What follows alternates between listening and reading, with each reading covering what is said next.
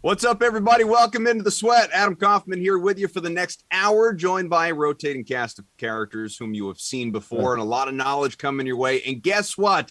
Football. Yeah, real football. NFL. I mean, I guess it doesn't count toward the standings, but football is coming back tonight. So we have that to look forward to with the Hall of Fame game as well. Some Madden simulations, all sorts of good stuff you're used to seeing here on the Dream Stream. But we begin with baseball, and let's welcome in our well, there's a lot of attitude here. Steve Buchanan, who just continues to dominate as he does when it comes to his self-named segment, Put Up Your Bukes. Gary and Thorne, Nick Fryer, all DK contributors. Guys, it's great to see you, and I guess this is going to be short-lived for you, Nick, here, because you went up against Bukes last week, and the series, it didn't go your way. Yeah, and look, I know that I was supposed to impart some words of wisdom or whatever on Gary, but he doesn't need to hear anything from me. He's a great analyst, and I cannot wait to watch these two go at it more. But I will say you're welcome to everyone else for getting the absolute best out of Steve over the last few times we did this segment. I had to put his feet to the fryer for a little bit, but I got him to remind everyone why the segment is named after him. And as a nobody, I'll take that. Bukes, you seem awfully comfortable. Oh, sorry. I was just doing my nails. Did Nick start his parting words yet? Yeah, no, he started. He didn't really offer Gary any words of wisdom, but I guess by the same token, what wisdom can you really impart when, you lost? So we're going to lose Nick here for a little while. We'll bring him back later in the show. Garion, it is now your turn to take on the defending champ. Again, the guy with just a lot of swagger. How you feeling about it? Oh, my God, guys. I've been losing sleep. You guys know how much I love this segment, how much I care about it. Really just eating away at me. If I don't do well, I might just not be able to come back on the show ever. I'm going to be honest with you guys. Ooh. Bukes' curiosity's peaked here. All right. Well, 1st to 11 is how this works. Bukes took down Nick 12-9. So, Steve, start us off. What are you looking for this week? Who's your pitcher? Yeah, so automatic 1-0 to start right here with Sonny Gray going against the Pittsburgh Pirates. It's actually really interesting when you look at this slate tonight. I think there's like 4 favorites at a minus 200 money line or above. But then when you look for a DFS option, you're like, well, where are all these big favorites? Because I can't pick one. So Sonny Gray isn't probably the slam dunk option, but amongst the guys that are on this slate tonight, he's probably the best you're going to get. The Pirates are not a team as you usually target against 4 strikeouts, only a 22.3% K percentage against righties, which is not great. But again, there's not a ton of strikeout upside on this slate. What I do like is the poor numbers across the board, facing right-handed pitching, 290 WOBA, 135 isolated power, and an 81 WRC+. Plus, this is already the second time that Gray is taking on these Pirates. Only allowed 1 run through 4 2/3 innings, had struck out 5, did give up 7 hits, which wasn't great, but I did like the 2.31 FIP he had in that game, so not a lot of options to choose from. Sonny Gray is probably that guy tonight. Garen, you have a better option? I mean, can I concede and just save my energy for a different topic? Just give him the 1-0 start. Pitcher tonight is a minefield. It is disgusting. And through virtue of getting to pick first, Steve got Sonny Gray. So I'll say, for the sake of argument, Touki Toussaint is kind of an interesting name, like on a dollar-for-dollar basis. He's just $7,400. Got blown up in his last outing. But if you kind of group together his 3 starts he's made at the major league level this season, it's 17 innings. He's got a 3.02 xFIP. He's got a 28% strikeout rate. And he also has a 52% ground ball rate, which is pretty important because he tends to get hit hard when he's hit, but he negates barrels by keeping the ball on the ground. So I think Toussaint is not nearly the play that Sonny Gray is if you're looking for just like a guy to use in a cash game setting. But Toussaint has some value, and the Cardinals just stopped hitting when the calendar turned to June. They only have an 87 WRC plus against right-handed pitching so far this season. So as an SP2, I think Tuki's in a really nice spot tonight. Okay, well, since you guys are generally aligned for the first one, Bukes, let's go right back to you here. We need an infielder. So is Toussaint like your official play there, Gary? I mean, I have to pick someone not named Sonny Gray, right? So yeah, Toussaint is my official play. Okay, so first win, check. All right, I just wanted to make note of that real quick. Okay, now, do you want to? I know it's named after you, but do you need to pick first every time? Is that a crutch you need, or can you win without that? It's just something I'm wondering. I mean, I generally pick first because when you have the name on the segment, you get to pick first. Like, you get to make the rules. So the rules are that I get to pick first. Okay. Gary, he's on the masthead, man. I mean, what are we supposed to do? Right. Hey, Yes. just asking questions. I understand. See, like Nick was dumb and didn't ask any questions, just went with it, and now he, is using fire to keep warm in his house. Let's talk about Jose Abreu at first base tonight. He's my top infielder. It hasn't been a great second half for Jose Abreu. This is somebody who 18 games through that span, it's only hitting 190. But here's the beauty about Jose Abreu. Even though he's only hitting 190 and has only 12 hits in the second half, 7 of them have gone for extra bases. So at least when he's actually dropping the ball in for a hit, they're usually going for extra bases. He has a 303 isolated power against lefties, and that's beautiful because tonight he's going to be facing Daniel Lynch, who has just been an absolute gas can on the mound, 6.95 ERA with a 4.12 FIP. Doesn't strike out many guys. His command can be lackluster. So I think this is just a great spot for Jose Abreu, who looks like he's kind of sort of maybe getting out of that slump. It's starting to come around. So I'm going to take Jose Abreu in this spot. Don't think the ownership is going to be too crazy high on him tonight because of how lackluster he's been at the plate. But I think Jose Abreu is starting to turn it around, and you can't pass up that power he has against lefties. Gary, and as you look at infielder, I also want you to have it in the back of your mind. And I know Buchs has already given himself the 1-0 advantage, but you can agree. You guys can agree. Oh. So that first one, if you want to be on the same page and just call that a wash, you are allowed to do that. Where's the fun there? Where's the fun? I didn't say it's fun. I'm just saying you're allowed to do it. Yeah, Kaufman, you're never on this show. Like, don't come in here and start calling your shot, okay? I'm not calling my shot. These are the rules. I consulted with the people in the truck. This is the situation. For as much as my identity as a human is tied to me winning this segment, I mean, God, guys, I want it so bad. Let's talk about some other players to help people out. If I have to pick an infielder, I feel less bad about this because I took Toussaint, but let's just go with Vladdy, $6,200. He's only $600 more than Jose Abreu. Right-on-right situation tonight against Tristan McKenzie. He has a 198 WRC plus when hitting off of right-handed pitching so far this season. And McKenzie, good strikeout arm, but he doesn't really know where the ball is going. And that tends to leave a lot of grooved pitches, and that's why he's given up 2.76 home runs per 9 to right-handed batters so far this season. If I can take Vladdy, I'm just going to take Vladdy. Got to try to score that point any way I can. All right, a clear differential there after Buchs petrified of losing the pitcher. So let's go outfielder. Who you got, Steve?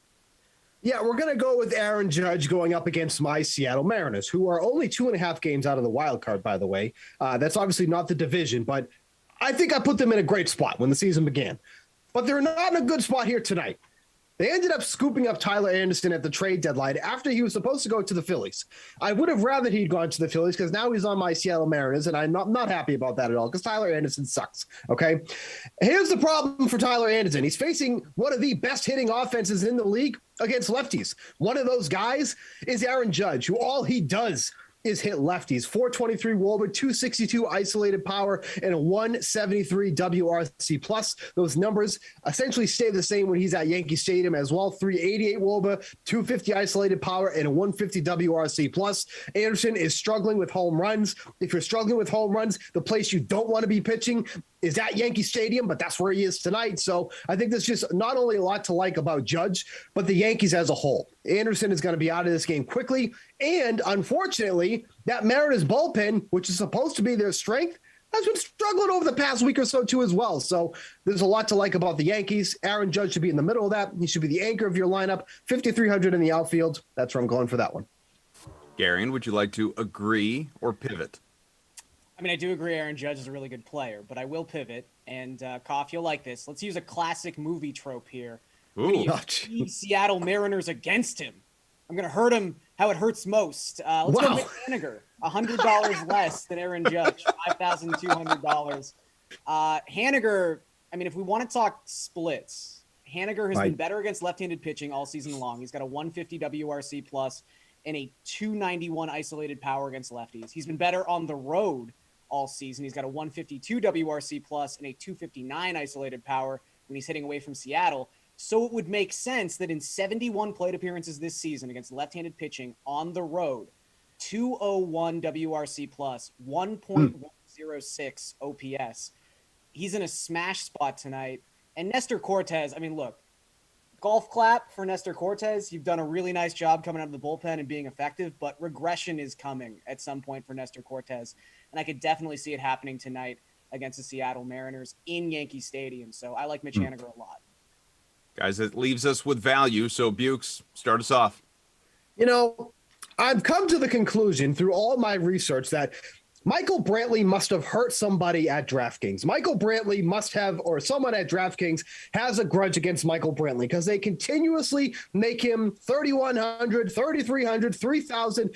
And you know what? I hope that grudge continues because I will continue to play Michael Brantley every single night that he is in this range. For somebody that's hitting second in the Astros batting lineup, he should not be 3,100. Tonight he gets Griffin Jax, who has just been, we're talking about Daniel Lynch being back. Griffin Jax has not done much well at all either.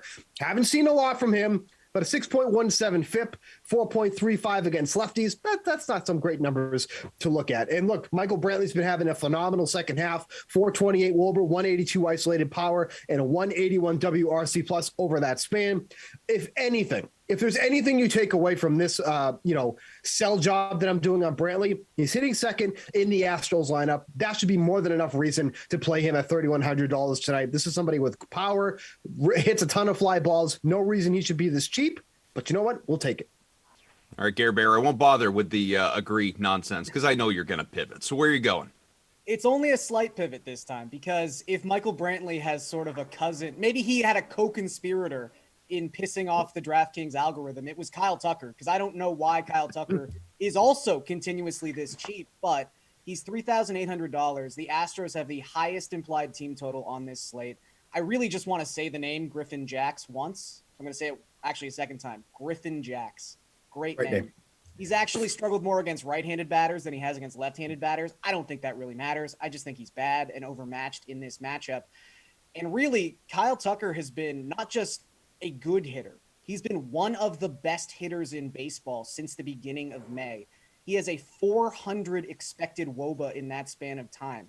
The other 9 players with a mark over 400 are Vladimir Guerrero Jr., Shohei Ohtani, Fernando Tatis, Ronald Acuna, Max Muncy, Bryce Harper, Aaron Judge, Juan Soto, and Freddie Freeman. That's the kind of player Kyle Tucker is. And yet, for whatever reason, he's always under $4,000. So keep taking advantage of it. I get no problem with Brantley either, but I think Kyle Tucker might actually be the better hitter.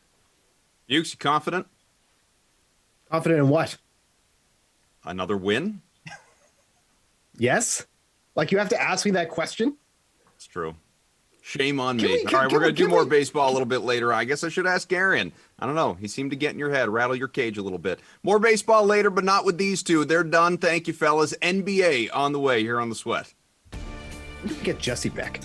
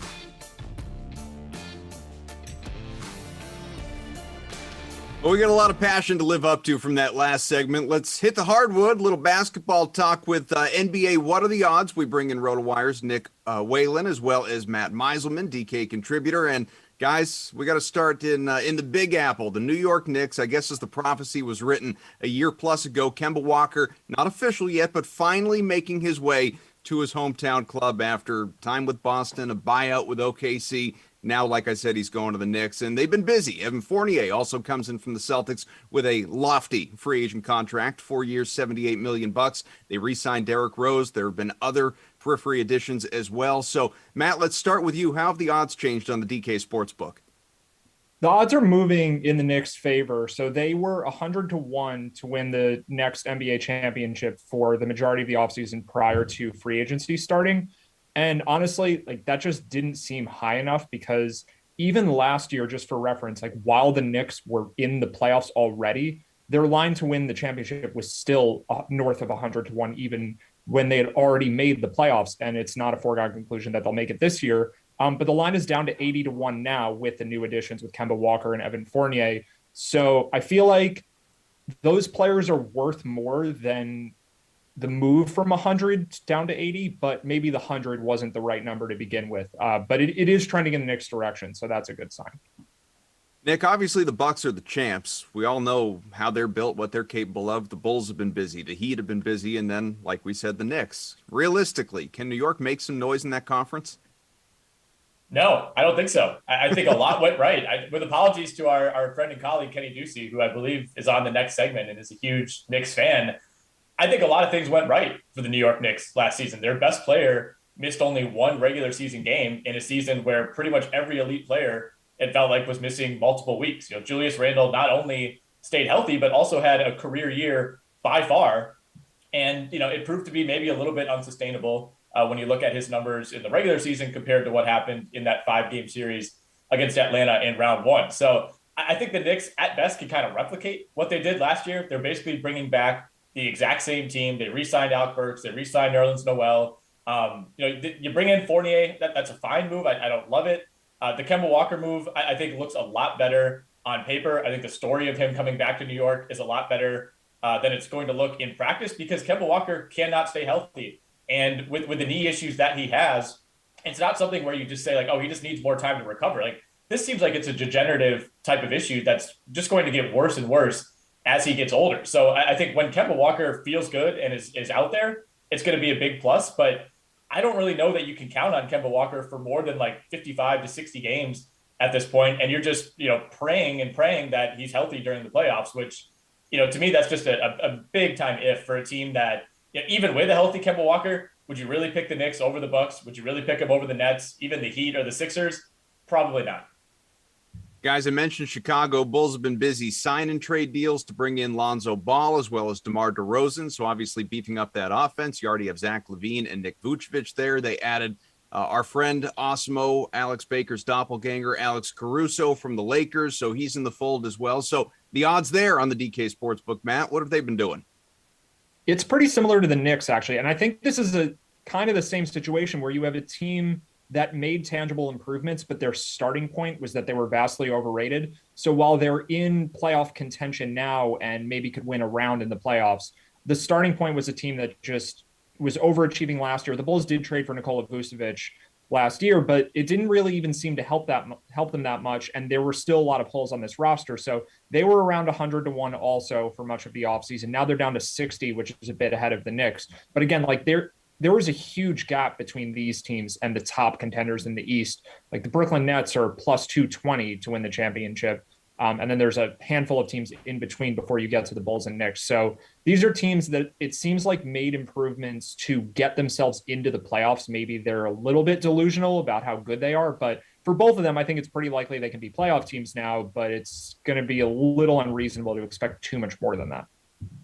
Nick, do you like these moves? I do. I think on paper, if the goal is to just get like somewhere between the 4th and the 6th seed in the Eastern Conference, then the Bulls have absolutely locked themselves into that range. And to be fair, it's not like they could have gone out and got LeBron James or Luka Doncic or Damian Lillard. Like these were the moves that were on the table for them. And I think they put together the best team that they could, given the circumstances. But the way that the NBA is constructed right now, where you have a defending champion with arguably the best player in the world in Milwaukee, you have a super team in Brooklyn, you have a borderline aging super team in LA. Like there's a lot of years over the last 20 to 30 NBA seasons where this Bulls team would arguably be the best team in the NBA, but the amount of talent that you have stacked elsewhere kind of knocks this team down a little bit. And even though you like all the pieces individually, like Lonzo Ball, Zach LaVine, DeMar DeRozan, Nikola Vucevic, having Patrick Williams, Alex Caruso, Kobe White, those guys coming off your bench, like that all sounds pretty good. But again, when you compare it to what the elite teams have in the NBA, then you kind of realize like, this is maybe a team that could push for 50 wins in the regular season if everything breaks right. But, again, you're not going to pick them over the Nets. You're not going to pick them over the Bucks. I think they're firmly in that, probably the bottom of that second tier with Philly, Miami, Atlanta, They're probably third or fourth in that group. Guys, most teams in the NBA are concerned with building long term and, obviously having a title window. The Lakers, who won a championship just in 2020, well, their concern is winning right this second. In fact, the NBA's AARP, this club is it's the all 30 and over team, more or less.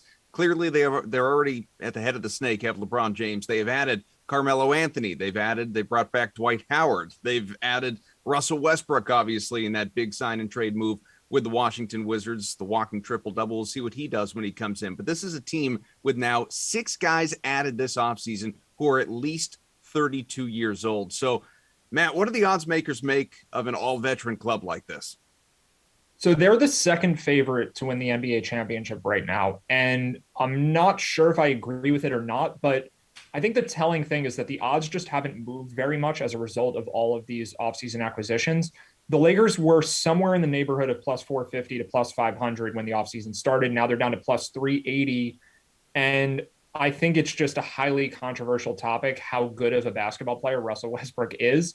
I am a little bit impressed that the Lakers were able to get so many veteran players that are still somewhat decent to join the team around these guys and play for pay cuts. I think Kendrick Nunn in particular, who isn't like the rest of that group, is much younger, taking less money than he probably otherwise could have gotten. The Lakers did well after this trade because the concern with the Westbrook deal isn't, to me at least, isn't so much that he's not good. It's that now you have 3 highly expensive players and you just have no salary room to fit anyone else. But I think the Lakers did okay, and the odds are giving them a little bit of credit. I think that this is also another situation where you had a team that was a bit overvalued. Bettors actually weren't betting on it, so it's a little curious why the Lakers' odds were so low here, considering they didn't do that well in the playoffs last year. But they are the second favorite behind the Nets. I think maybe that's justified, but I don't think they're that far ahead of the next group. What do you say, Nick? Is this the team to beat in the West? I think it is, and it's not necessarily because of what they've done. It's that I don't know that there's another team in the West that got dramatically better. And I think if LeBron and AD are fully healthy, they probably beat the Phoenix Suns in round 1 of last year's playoffs, and we feel completely differently about both of these teams heading into this season. Some of the other borderline contenders in the West, the Clippers obviously are going to be dealing with an absence of Kawhi Leonard for perhaps the entire regular season. Denver missing a key player in Jamal Murray. If the Lakers stay healthy, I think they're absolutely the team to beat. The problem is when you build a team around a bunch of guys who are 35 plus, you're going to have to deal likely with more wear and tear than the average group. So I don't love the Russell Westbrook move at all. In fact, I really dislike it. I think you'd be hard pressed to find another superstar or even a star in this league. Like if you look at the top 30 players, you'd be hard pressed to find a worse fit next to LeBron James than Russell Westbrook. So I think the Lakers set themselves back by acquiring Russell Westbrook, but I think they made up a lot of ground with all the role players that they acquired. I think they knocked it out of the park in terms of bringing in Wayne Ellington, bringing in Kendrick Nunn, bringing in Malik Monk on a minimum deal, even Kent Bazemore, Trevor Ariza, Dwight Howard. Like these aren't the most exciting names in the world, but they're all going to play big roles, and I think they're all great fits. The question is Westbrook just going to go rogue and kind of destroy all that? And I think that's certainly a possibility. Matt, hasn't been long since the Warriors were obviously really, really, really good and winning championships left and right. Now they're trying to return to their former glory. Klay Thompson, obviously, still dealing with injuries, hoping to bounce back and have him on the floor again. But this team, after re-upping Steph Curry to his second career $200 million deal, which is just unthinkable, Otto Porter Jr. comes in at the minimum. What are the people on the DK Sportsbook viewing this team at right now? So this is the team gaining a lot of traction. I think it's the Bucks and the Suns, for obvious reasons, are popular bets to make it and win the finals next year just because they did it already. But the next team after that is Golden State. And I think there's just a lot of buzz around Klay Thompson returning. He's just a player that bettors or basketball fans in general just love to watch and love to root for. And the Warriors weren't good last year, but Steph Curry wasn't particularly healthy throughout the season. And there's this idea that Klay coming back will just kind of fix all their issues. I think that there's some merit to that. Like this should be a really good team, but you have the Lakers there. You have the Clippers who, once they get Kawhi back, will be just as much of a threat in the playoffs as they were last year. Their team is basically exactly the same. So maybe they won't be as good in the regular season, but assuming they make the playoffs, like to me, that's the same chance of making the finals as last year. So the idea that the Warriors are now better than the Clippers that seems a little much, but it's clearly what bettors think. Like even at this lower line where the Warriors are down to plus 800, you have the Clippers at 2,200, the Suns at 1,600. So the Warriors are half the odds of the reigning Western Conference champions. There's still a lot of popularity for the Warriors bets. So bettors definitely are happy to see Klay Thompson coming back. And even though Golden State didn't do too much, maybe there's an expectation that James Wiseman will take a step forward this year, but there's definitely some optimism for this team. Nick, we got to move on, but I don't want to insult you. So how about a quick take on the outlook for the Warriors? I like it. I think I like them a lot better than the Clippers. Obviously, Klay Thompson needs to stay healthy. I don't think there's been quite enough talk about the fact that he's missed 2 straight years with like the 2 most serious injuries possible. So it's not a guarantee that he comes back and looks like himself and plays 75 games. And, with Kawhi, if there's one player who, you don't necessarily trust to come back at any point this year or come back and just be himself, I think it's Kawhi Leonard. I mean, he's missed a ton of time over the last few years. I like the Warriors compared to the Clippers straight up. And I think the Otto Porter addition at the minimum is huge for Golden State because that takes a ton of pressure off of the 2 first-round guys, Kuminga and Moody. If they're not quite ready, now you have someone else to fall back on. Very good. Thank you, fellas. Always appreciate it. Football is on the way. In fact, it's on the way to the field tonight, but we'll look at week 1 salaries when we come back.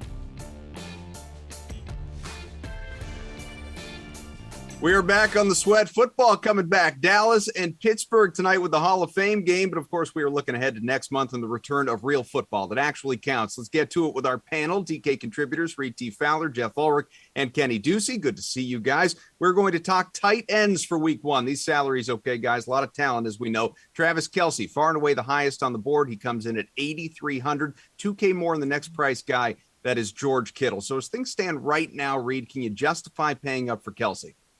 I can, especially if you want to stack him with a guy like Patrick Mahomes. I think not a lot of people are going to do that. It's 32% of your salary cap cough. And I think that gives you leverage off the field of what they're going to do. Of course, you can pay down, but it's a Ricky Bobby approach. You either go at the top or you're going very, very down low cheap. So I don't mind it. I like Kelce.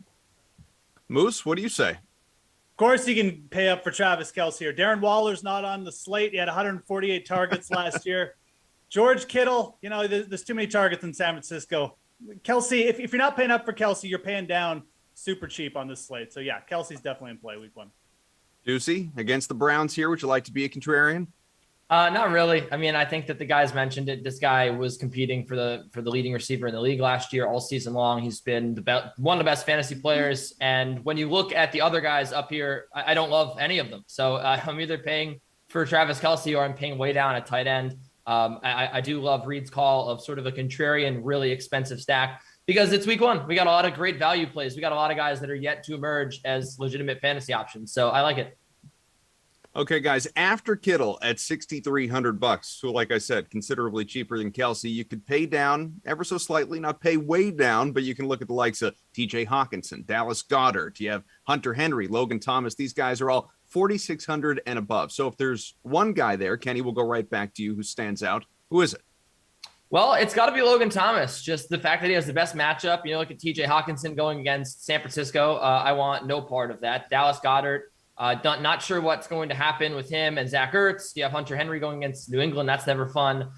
This whole range is sort of kind of weird. So I like Logan Thomas. He's got the matchup against the Chargers. The Chargers, of course, memorably last year had one of the worst defenses in the league, blew so many leads for Justin Herbert. And what did Los Angeles go out and do this offseason? They went and added to the offensive line. That is all they did They added a few pieces on defense. They drafted a great corner in Asante Samuel Jr., but I don't think that's going to stop them or stop Logan Thomas, rather. I think he's going to have a great game. He was an integral part of this Washington offense last year. It pains me to have any sort of faith in Ryan Fitzpatrick, but you know what? He can complete 3 passes to the other team, and he can complete about 6 to Logan Thomas, and I can be happy both ways. So I like playing him. Moose, how about a guy from that group who stands out to you as the best week 1 option? For week 1, it's Logan Thomas for me as well. I prefer Hawkinson over Thomas in season longs slightly, but I mean, again, Kenny alluded to it. The 49ers allowed the fewest receptions to the tight end position last season. It's got to be Thomas. Curtis Samuel already banged up, may not even play week 1. Who knows? I would love Goddard in that matchup if Zach Ertz wasn't there. Unfortunately, Zach Ertz is still in Philly, so it's Thomas for me from that group. Reed, do you have another option? Yeah, I'll give a case for TJ Hawkinson. I know the defense is really strong, San Francisco. They're getting a lot of guys back from injury, but who's the number 1 there? There is no true number 1, and his game does fit what Jared Goff likes to do, which is check down. Look, they might be out of this. Detroit's defense is terrible. So you might see TJ Hawkinson get like 8 catches, especially like in the 4th quarter when it's garbage time. So I definitely like the Logan Thomas call. I like Terry McLaurin in that spot a little bit more, Kenny, but at the same time, TJ Hawkinson is the clear-cut number 1 target in Detroit, and there's really no one else. Reed, selfishly, I'm most interested in what all of you have to say to this next one, because we have Kyle Pitts here, who, of course, comes in. He was the highest drafted tight end in the draft. He was regarded as the best pass catcher in the draft. He's really, in many ways, more of a receiver than a tight end. He's going up in week 1 for Atlanta against just a team that was miserable last year defensively, especially against that position in Philadelphia. So what do you think as far as right out of the gate rostering Pitts, or is it more of a wait and see with the rookie?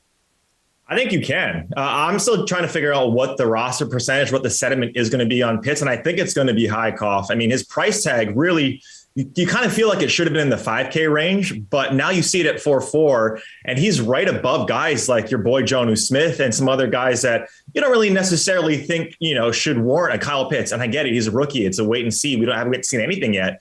But I don't think Russell Gage is going to be the number 2 guy here. I think it's going to be Kyle Pitts. I think the target share, if you can get him at a 18% target share outside of Calvin Ridley, I think that's screaming value at $4,400. I'd play him in cash and GPPs. I don't mind it at all.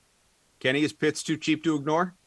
I'm ignoring him. Look, here's the thing. You have to be really, really special to stand out, especially week 1 as a rookie receiver, rookie running back. We've seen this so many times, so many people getting excited about CeeDee Lamb, Jerry Jeudy last year, Christian McCaffrey when he was a rookie, Josh Jacobs when he was a rookie. It sometimes takes a year to settle into the NFL. I'm fading Kyle Pitts' high price in season-long leagues, drafting him very high. And I don't really think that I can pay this much money when there's plenty of guys around this price that are great, as we'll talk about. That you don't need to spend $4,400 on a tight end if you're not going to take Travis Kelce. You can go all the way down to like in the $2,000 range. I like some options. Kyle Pitts has Russell Gage to compete with. He's got Calvin Ridley to compete with. It's the opposite of what Reed was talking about with TJ Hawkinson. There's plenty of competition for targets, and we're just not sure what Kyle Pitts' role in this offense is going to be yet. He could be a Hall of Famer one day, but that doesn't mean that he's going to have like the best rookie season ever. So, Jeff, Kenny isn't rostering Pitts until 2022. How do you feel about him in week 1? How much more special do you want Kyle Pitts to be?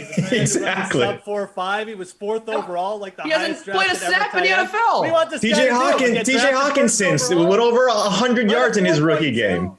Like, what is he going to do, Kenny, to get on the Kenny list here? He's 4,400. There's 150 targets with no Julio Jones up for grabs. This guy is pretty much a lock to see like over 6 targets, which, again, I mean, when you add in the talent there, I mean, he might be on pace for a bigger target share than some of these guys over him. I think at 4,400, he's too cheap. And then when you add in the matchup, even with the rookie thing, and yeah, is he going to factor in right away? When you add in the matchup, I think he's way too cheap to ignore. Look, for tournaments, is he going to be too popular? Do you might want to fade him from an ownership perspective?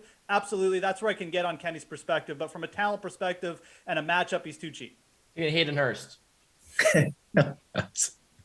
Oh my God. He's no Chris Herndon. We forget about that, right, Koff? I forget about Chris Herndon all the time.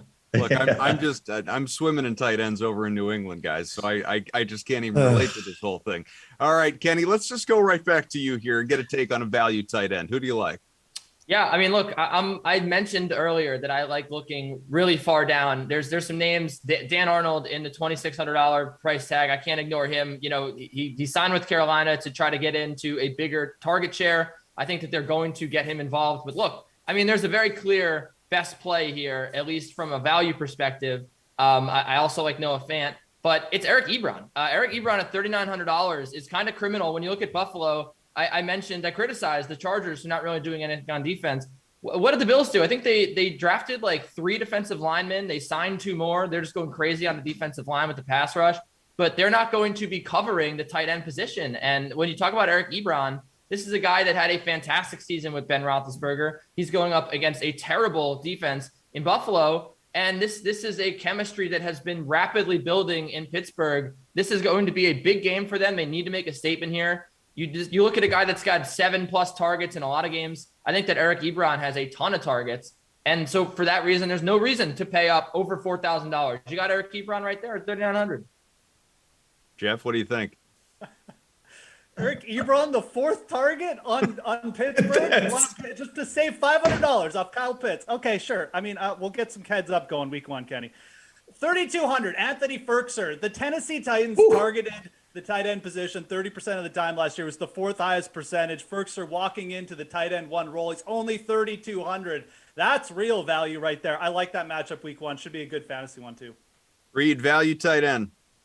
I think Kenny and I are matching in shirt, but not in sentiment and things that we like at the tight end position. I mean, your argument for Kyle Pitts was target share with Russell Gage.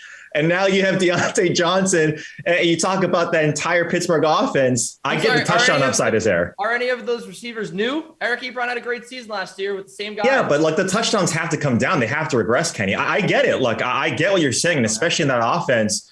You know, I understand where the logic is, but we're talking about value. That's not value to me. Eric Ebron at $400 less than someone that we can theoretically say that could get 20%. I just don't see that from tight end. That's what you need. You need the volume. If it's not that, and we're going bargain barrel, if we're going bargain shopping, I don't think it's that guy. I think it's someone like Tyler Conklin. Like they've said he is the quote unquote number 2, but he's supposed to take over that Kyle Rudolph role. Irv Smith is talented. We know he's extremely athletic, but I like going after these type of games too, where you have a lot of talent on both sides of the ball in Minnesota and Cincinnati. The over-under is about 48.5. It's probably going to get up to 49. Attack those tight ends that aren't getting a lot of love in these high-scoring games, because in GPPs, right, I'm not playing Conklin in cash at all. But at his price tag, I think he's someone to get you like 4 or 5 targets if you want to go that route. But at the same time, like I said, I think Kyle Pitts is someone that I do like. But if you want to go bargain shopping, I think Conklin is someone that you could consider. I actually liked Kenny's Dan Arnold call, so I just wanted to end on a positive note there. Oh. I think 2,600 is a good call, Kenny. Well, you're only ending that question. We're not ending the segment. Not just yet. This is where we get fancy. We show the graphics that we have available. We're going to put them right on the screen, and each of you get to name your guy for week 1, your slate-approved pick. Moose, let's go right back to you. No, I'll stick with Anthony Ferkser. I'll die on that hill. He's 3,200. I think this guy's very underrated, just in terms of the offense he's in as well. Kenny? I'm going to go with Logan Thomas. You know, this is a guy that averaged double-digit targets over the last 4 games of the season last year. When you talk about the matchup with, again, a very soft linebacking core, a soft secondary, Logan Thomas should be the number 1 option, maybe the number 2 option, if you like, for Ryan Fitzpatrick. Should be a big game for Washington, big statement win week 1, and they're going to have another great season. Reed, who's the must-play? Who's the slate-approved pick for week 1 at tight end? I was going to go easy, Koff, and go with Kelsey, but I have to go on the Kyle. I have to go with Pitts, right? Like, I got to die on that hill as well, especially if we're arguing with Kenny. We're getting close to week 1, so I got to go Kyle Pitts. Why not? All right, very good, fellas. It does feel like football's back. I love it. Thank God. All good having these debates once again. It's good to see all 3 of you. We'll do it again sometime soon. But baseball, it is coming back here on The Sweat, and so are we right after this.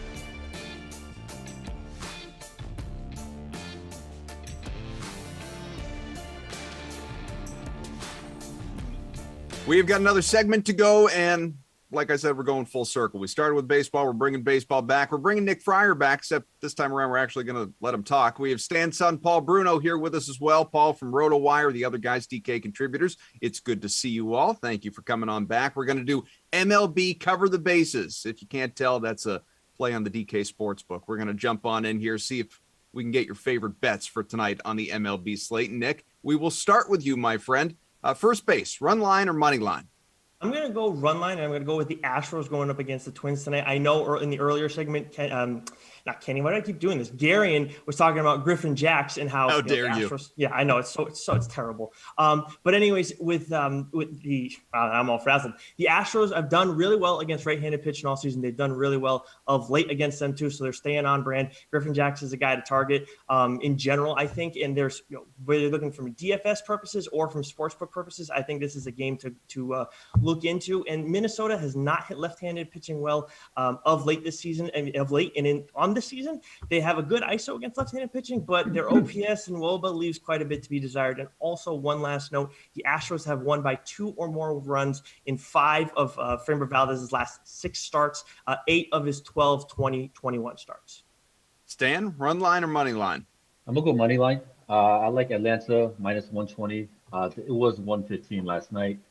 Kyle Buehler, I don't even know how to pronounce his name. He's a lefty. He only has 29 innings of major league experience, but ton of swing and miss to his game. Swinging strike rate is 13.8%. He's also done a really good job at keeping the ball in the ballpark. He is one bugaboo is that he does give up some walks. So there's some risk there, but St. Louis, they are 22nd in ISO against left-handed pitching, so the matchup isn't really a daunting one. On offense, Atlanta, they're second in ISO against left-handed pitching. Now, there's no Ronald Acuna in the lineup, but, they're still a potent lineup. Wade LeBlanc's a lefty. He's definitely gettable. FIP is 4.99. K per 9 is 5.93. So I like both sides of the ball for Atlanta here. Whether it's Bowler or Buehler, we know this guy is Bruno. Paul, what do you think? Run line or money line?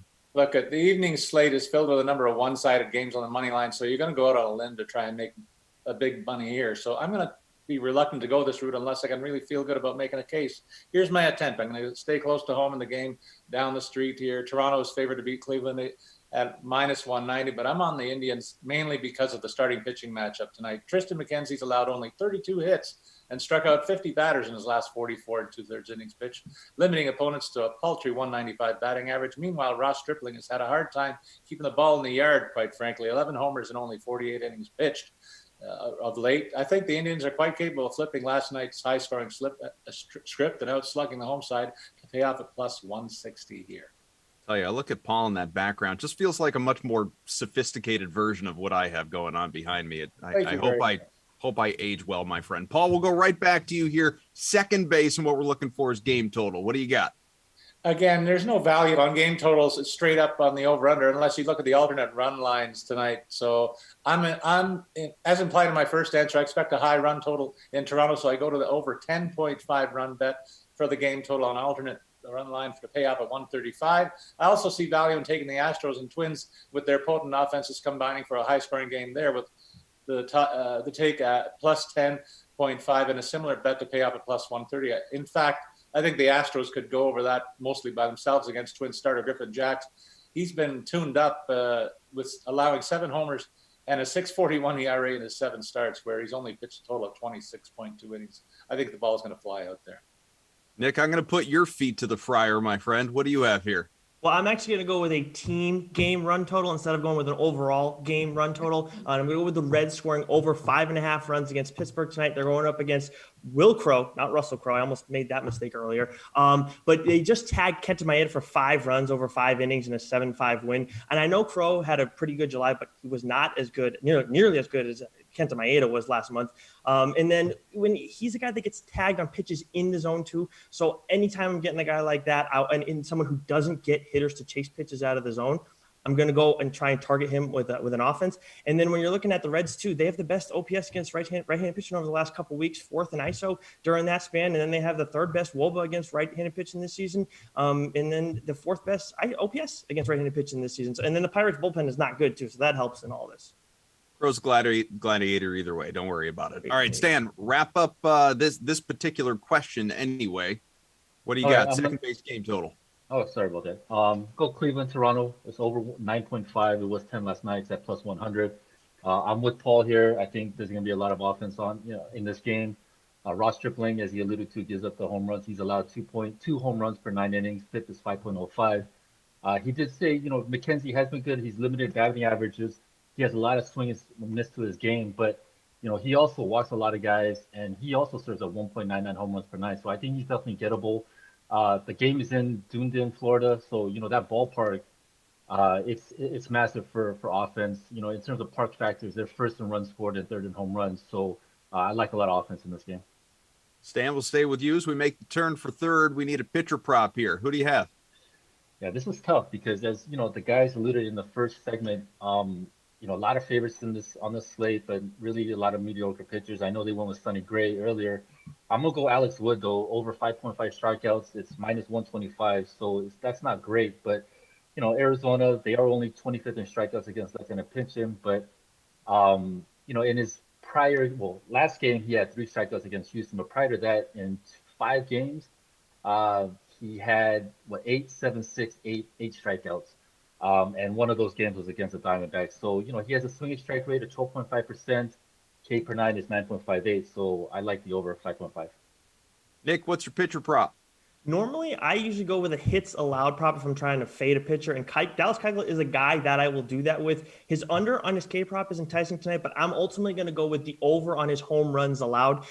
He's given up 3 home runs in his last 2 outings. And then the Royals have been doing very well against left-handed pitching over the last couple of weeks.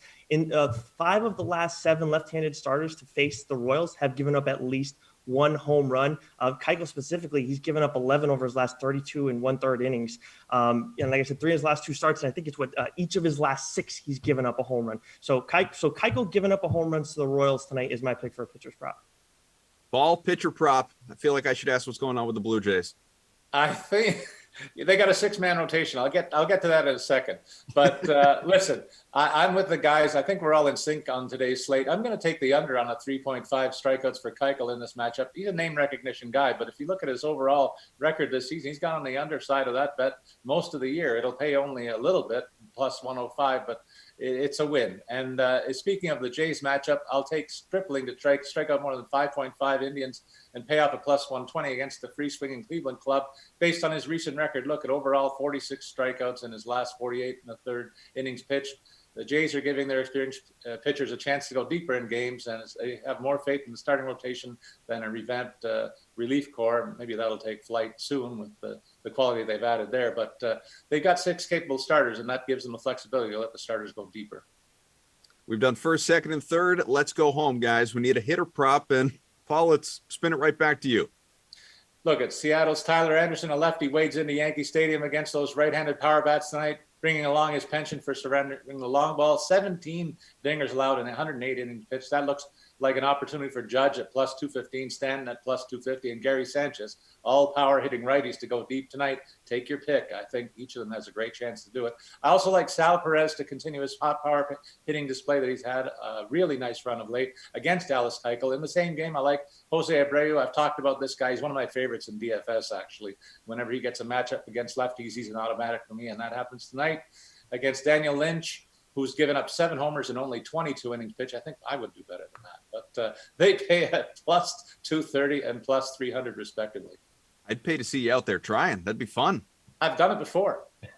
There you go. Stan, what do you say? Hit a prop. Yeah, I'm going to stay in this Cleveland-Toronto game. Basically, any of the power righties against Tristan McKenzie. Against righties, he's allowed 2.76 home runs per 9. As I said earlier, he does have a lot of control issues, and the ballpark is a great one. Vlad's only at plus 180, but you got Teoscar and Bichette at plus 300, Semien at plus 270, Springer at 200. So, yeah, give me any of the righties against McKenzie tonight. Nick, you got the first word. Now you get the last. What about a hitter prop? I'm going to go with Jesse Winker getting over 1.5 total bases tonight. I already talked about Will Crow before and how he gets tagged on pitches in the zone. And if I got a righty going up against Jesse Winker, I'm always going to be interested in the action on him for that given night. And of course, the Pirates bullpen is not good. Winker is among the 29 hitters with an OPS over 999 against right-handed pitchers. since the All-Star break. He had a pair of doubles in his first 2 games of the month. I know he went 0 for last night, but still a strong start to this month. And against the Pirates this season, he has 13 total bases and 13 plate appearances on 7 hits. So doubles are very much in play for this guy against the Pirates and then of late as well. All right, guys, very good. Well, we appreciate it, all the insights, and hopefully you look like geniuses and we can praise you coming up tomorrow or next week, whenever you're next on. As far as what is happening a little bit later on today here on the Dream Stream, whether you're watching on YouTube, Twitch, or elsewhere, it is not the usual day of Madden Sims because football returns tonight. You have Dallas and Pittsburgh, the Hall of Fame game, real football, even though the wins and losses, that just doesn't matter at this stage. But real football, the first of the NFL season, is coming back tonight. We will have 4 Madden Sims coming your way over the next several hours, beginning at noon, only moments from now, Eastern time, 12, 2, 4, and 6. Those games today. I'll be with you at 2 o'clock with Brandon Cristal. Looking forward to it. Enjoy all that is coming your way, and thanks for watching us here on The Sweat.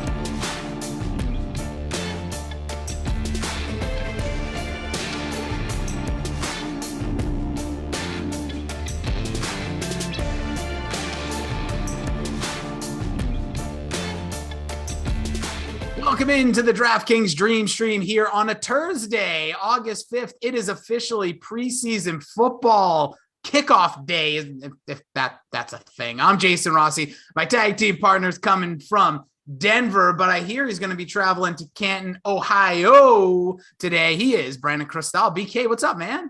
Hey, buddy, it's been a while. In fact, it's been so long. Last time I talked to you, you had a lot of hair. Then you had no hair.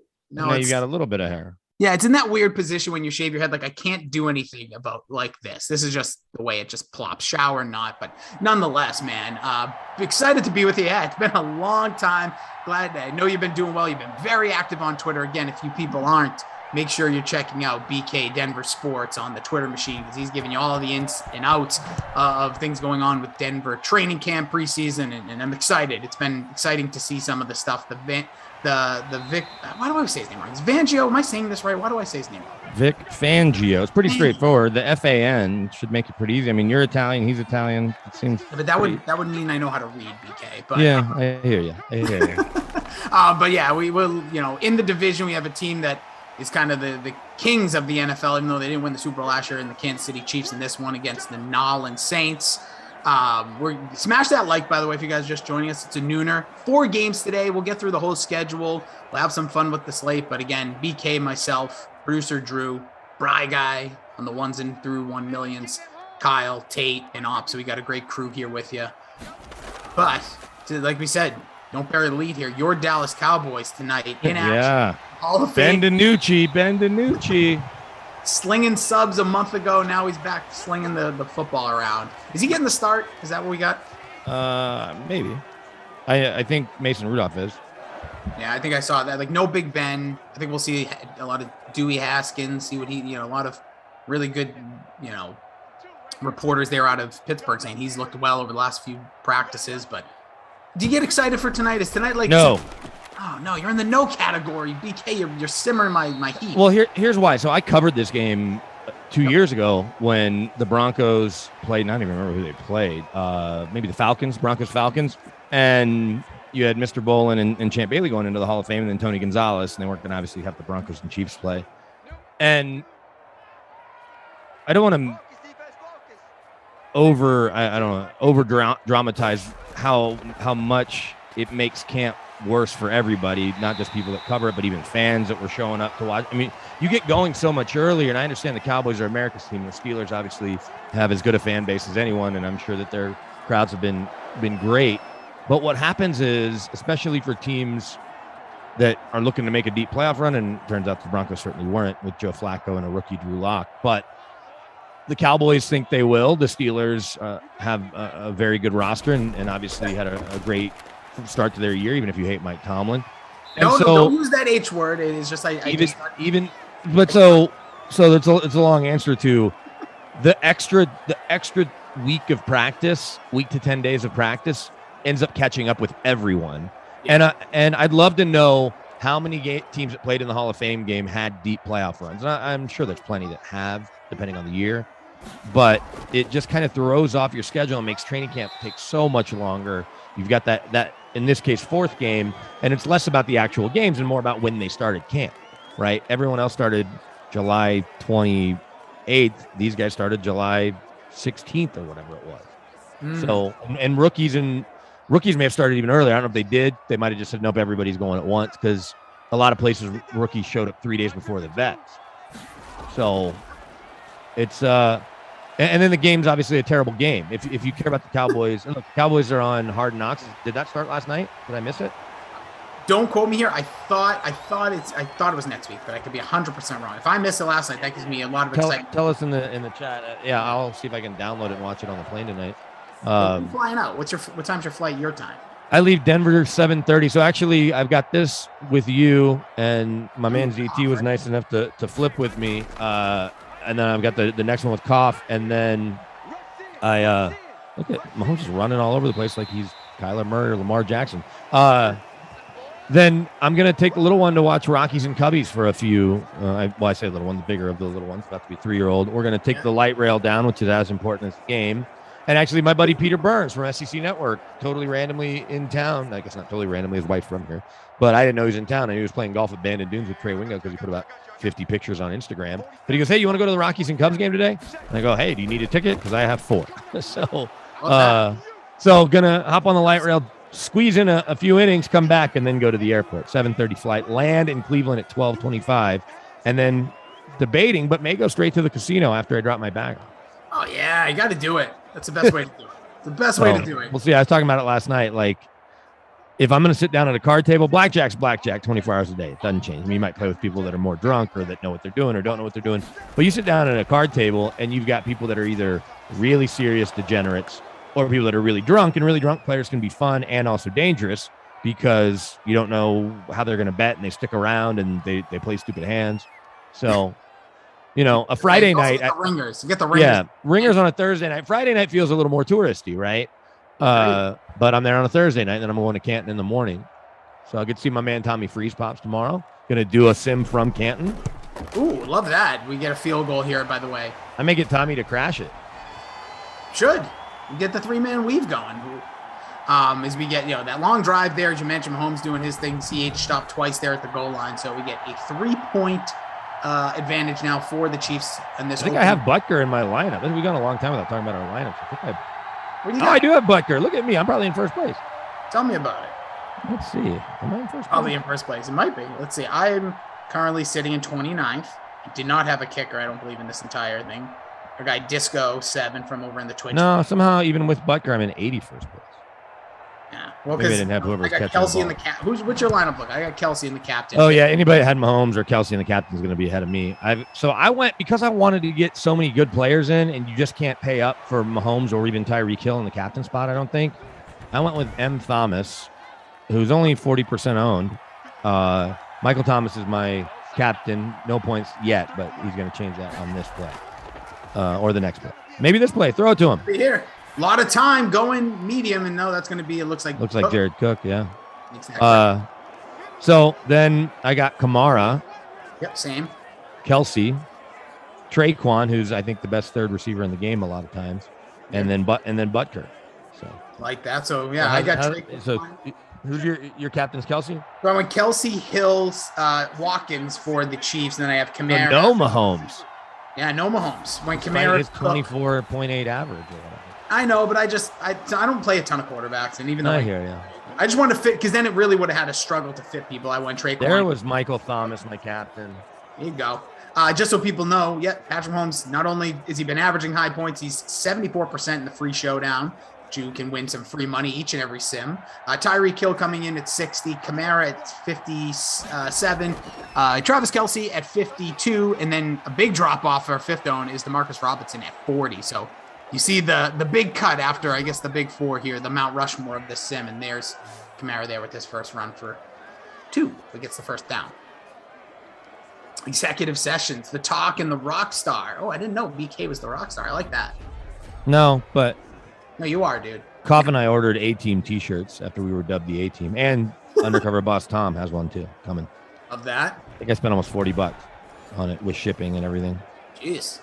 Well, I wanted to get a softer tee. They went with regular tee. I don't know what they went with, but I wanted to go softer tee. So. Yeah, you got to get. I always pay up for that material. I'm actually wearing a pro wrestling T-shirt that I did do that. Speaking of pro wrestling, and we can't go too far off the rails, but I did see Alex Marvez was out for Sirius XM, and Alex Marvez covered the NFL forever, covered the Broncos a million years ago.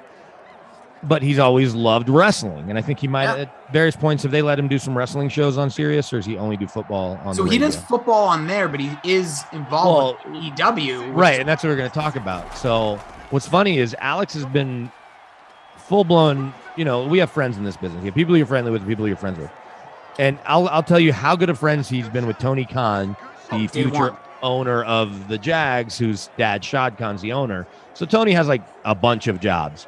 Tony loves wrestling as much as Alex loves wrestling, and somewhere along the way, a combine and owners meetings, they got together, you know, and their friendship was forged over the love of wrestling. And so years ago, I remember being either at the I guess I was at the owners meetings. I was somewhere Alex wasn't, and I was like, "Man, Tony, you and Alex really are great friends." And he goes, "No, he's not my friend. He's my brother." I was like, "Okay, whoa, all right, cool, great." And I don't know if he has any brothers, so, but. Fast forward now, we'll call it a half dozen years later at least. Tony Khan, who loves wrestling. I guess he started out. Did he buy the league or start the league? He funded. Yeah, he is the financial backer, owner, CEO of All Elite Wrestling. But it's a new entity, right? 2019. So he starts a wrestling entity, and he gets his pal Alex Marvez involved, and Alex is like the ring. He's the ring interviewer, he's like the mean Gene Okerlund. Yeah, he's like a mean Gene Okerlund. Yeah, he's like a mean Gene-ish. That's a good way to put it. Yeah, the backstage interviewer that gets the guys going.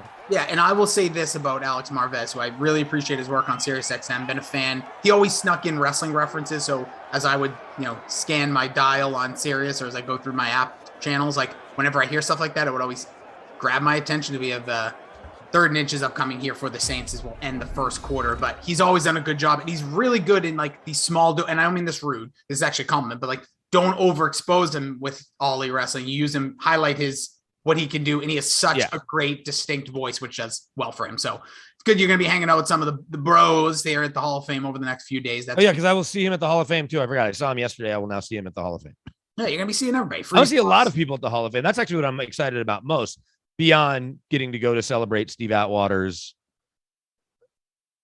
induction and everything else. Johnson, let's be honest. It's all about Calvin Johnson. Forget Peyton Manning. It's all about Calvin Johnson for me. Not Steve Atwater, who invited my wife and I. It's all about. That wasn't important. Calvin. That was, you already had your day with him. Drew Pearson will be there, which will be cool. As somebody who grew up going to Drew Pearson's Sports Locker, which was a sporting goods store in Dallas. How funny is that? Yeah, and Drew is obviously a great personality, as we've seen, whether it be taunting fans at the draft or whatever it may be. He's got a grandson who plays at CU and he was very outspoken when Mel Tucker left to go to Michigan State. So we had him on the radio here in Denver. So I'm looking forward to talking to him and then just catching up with some guys that I'm either friendly with or that I just know in passing that I'm a fan of, or that I'm legitimately friends with at the Hall of Fame, that are, we would have never thought about when we were kids, being friends with actual Pro Football Hall of Famers, but very cool. It's the business that we're in. And in fact, so I was talking to one of them about this helmet that I bought. I bought this replica helmet. In fact, I should go get it at halftime. Please. Because I was like, I don't want to deal with getting over to the Hall of Fame store and finding somebody related to a Hall of Famer so I can get half off, which you can do, and I did it last time. I was like, it just feels like a lot of work. So let me see what I can get online. I found one. Wait a minute. Drew Brees. What? Drew Brees on a boot. That fooled everybody. Option, and he keeps it. So Drew Brees, then he does some sachet. Don't forget, we're about weeks away. This is the swan song for him in Madden being a playable option, and Drew Brees, there he goes. Look at Alvin Kamara. That's unbelievable. You'll love to see it. That actually reminds me a little bit of the guy going in, Peyton Manning. You remember that? Obviously, you would know. I was at the game. That boot where he just had the ball in the air. What a play! When you see, I don't know how slow he was at that time, but man, it felt like it took forever. But Drew Brees gets in that opening touchdown of the game. 6:55 left, second quarter. Chiefs trailing the New Orleans Saints 7-3 after the Drew Brees rushing touchdown. That's your word, BK. No, it's 51-48. That was a game where Tony Romo threw 500 yards and 5 touchdowns and then an interception to Danny Trevathan. And people wanted to bag on Romo. It's like, if Romo wasn't there, the score would have been 51-10. Oh, my God, that was amazing. It was 51-48. It was a great game until he threw that pick that set up the Matt Prater game winner. I wasn't supposed to be at that game. One of my best friends from growing up in Dallas, who's lived in New York pretty much since he graduated business school, was getting married in New York. So I had a flight to New York, and then my grandmother passed away. And, she was in her mid to late 90s, so it wasn't, sad because funerals are sad, but she had lived a great life. So I ended up having to change my flight, go to Dallas, and the Broncos were playing that weekend. So I ended up not only getting a credential, I got tickets for my cousins to go to the game, and they hadn't been to Jerry World, and it was obviously a great game. And one of my cousin's husband, he's a Broncos fan. My other cousin, who I grew up with, is a huge Cowboys fan. So they got to be there at Jerry World and see a great game. But that fake, because Peyton hadn't run the ball. I think D. Ware's talked about it, or Peyton's talked about it in 6 or 8 years. He hadn't done one of a quarterback keeper like that, a bootleg like that. And so that was, Drew Brees looked just like that. Nobody thought he'd run it there. So I'll get this helmet. So it's funny. So I ordered this helmet. It's like $140, and I've had to pay for expedited shipping. So who knows if I saved any money or not. Yep. But it is a replica, right?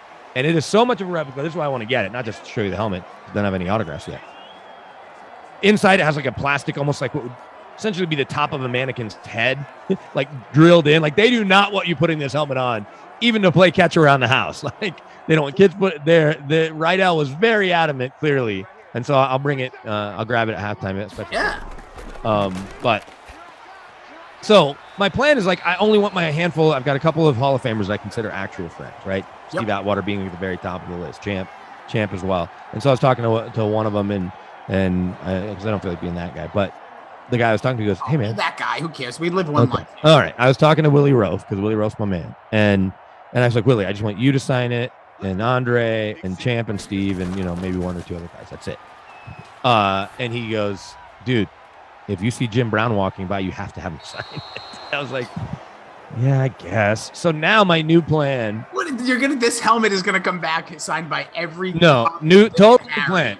Total new plan. I want my friend's Hall of Fame helmet separate because Willie told me when he's at the luncheon and the State of the Hall thing, he's going to be at the Hall of Fame and he's buying a helmet for his cousin who's turning 50 that he's going to get signed by everybody. I am going to also ask him to buy me a helmet. I'll quickly pay him back, via Venmo or whatever. And then I'll have a whole second helmet. 'Cause I'm bringing a much bigger bag because I just didn't know how much gear I'd buy, and I have to fit a helmet in it anyway. Yep. Oh, and this one's like the white. I'll bring it down. It's a white one, but they also have like a cool gold one that I saw behind Andrew Siciliano's head when he was broadcasting from his house. So I'm gonna see if I can get Willie to get me a gold one, and then I'll. This is gonna be awesome. You're gonna be bag guy. You're gonna be helmet guy walking around. Yeah, I don't want to be the guy walking around. Mine's gonna sit there next to Willie's, and so as Willie's getting his sign, that'll be signed. Because one of my friends, it's easy. It's like, hey, Andre, sign this. No big deal. But I don't want to be chasing Emmitt Smith down, who I don't know at all, or Troy Aikman, who I know in passing, just to get him to sign my helmet. But it's like once you put Jim Brown on it, like I don't need Jack Youngblood's autograph.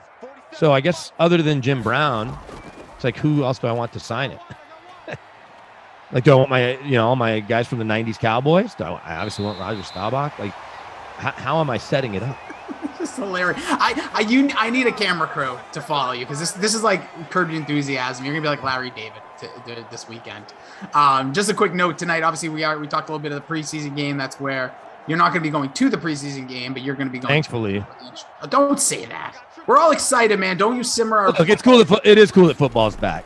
I gave you the reasons why this is not cool. Football will be on TV tonight. I will not be able to watch much of it. I guess I'll watch the first half. I can watch it on my phone or my iPad or something. Yeah. Southwest does not have Fox. They have Fox News and they have FX, but they have ABC, NBC, and CBS out of New York. But not they have Fox. FXX. Only the first FX. They don't have the second one. No sequel. Anyways, Blue Apple says, so are you guys sticking to defense and kickers for tonight's game? Stacking, not sticking.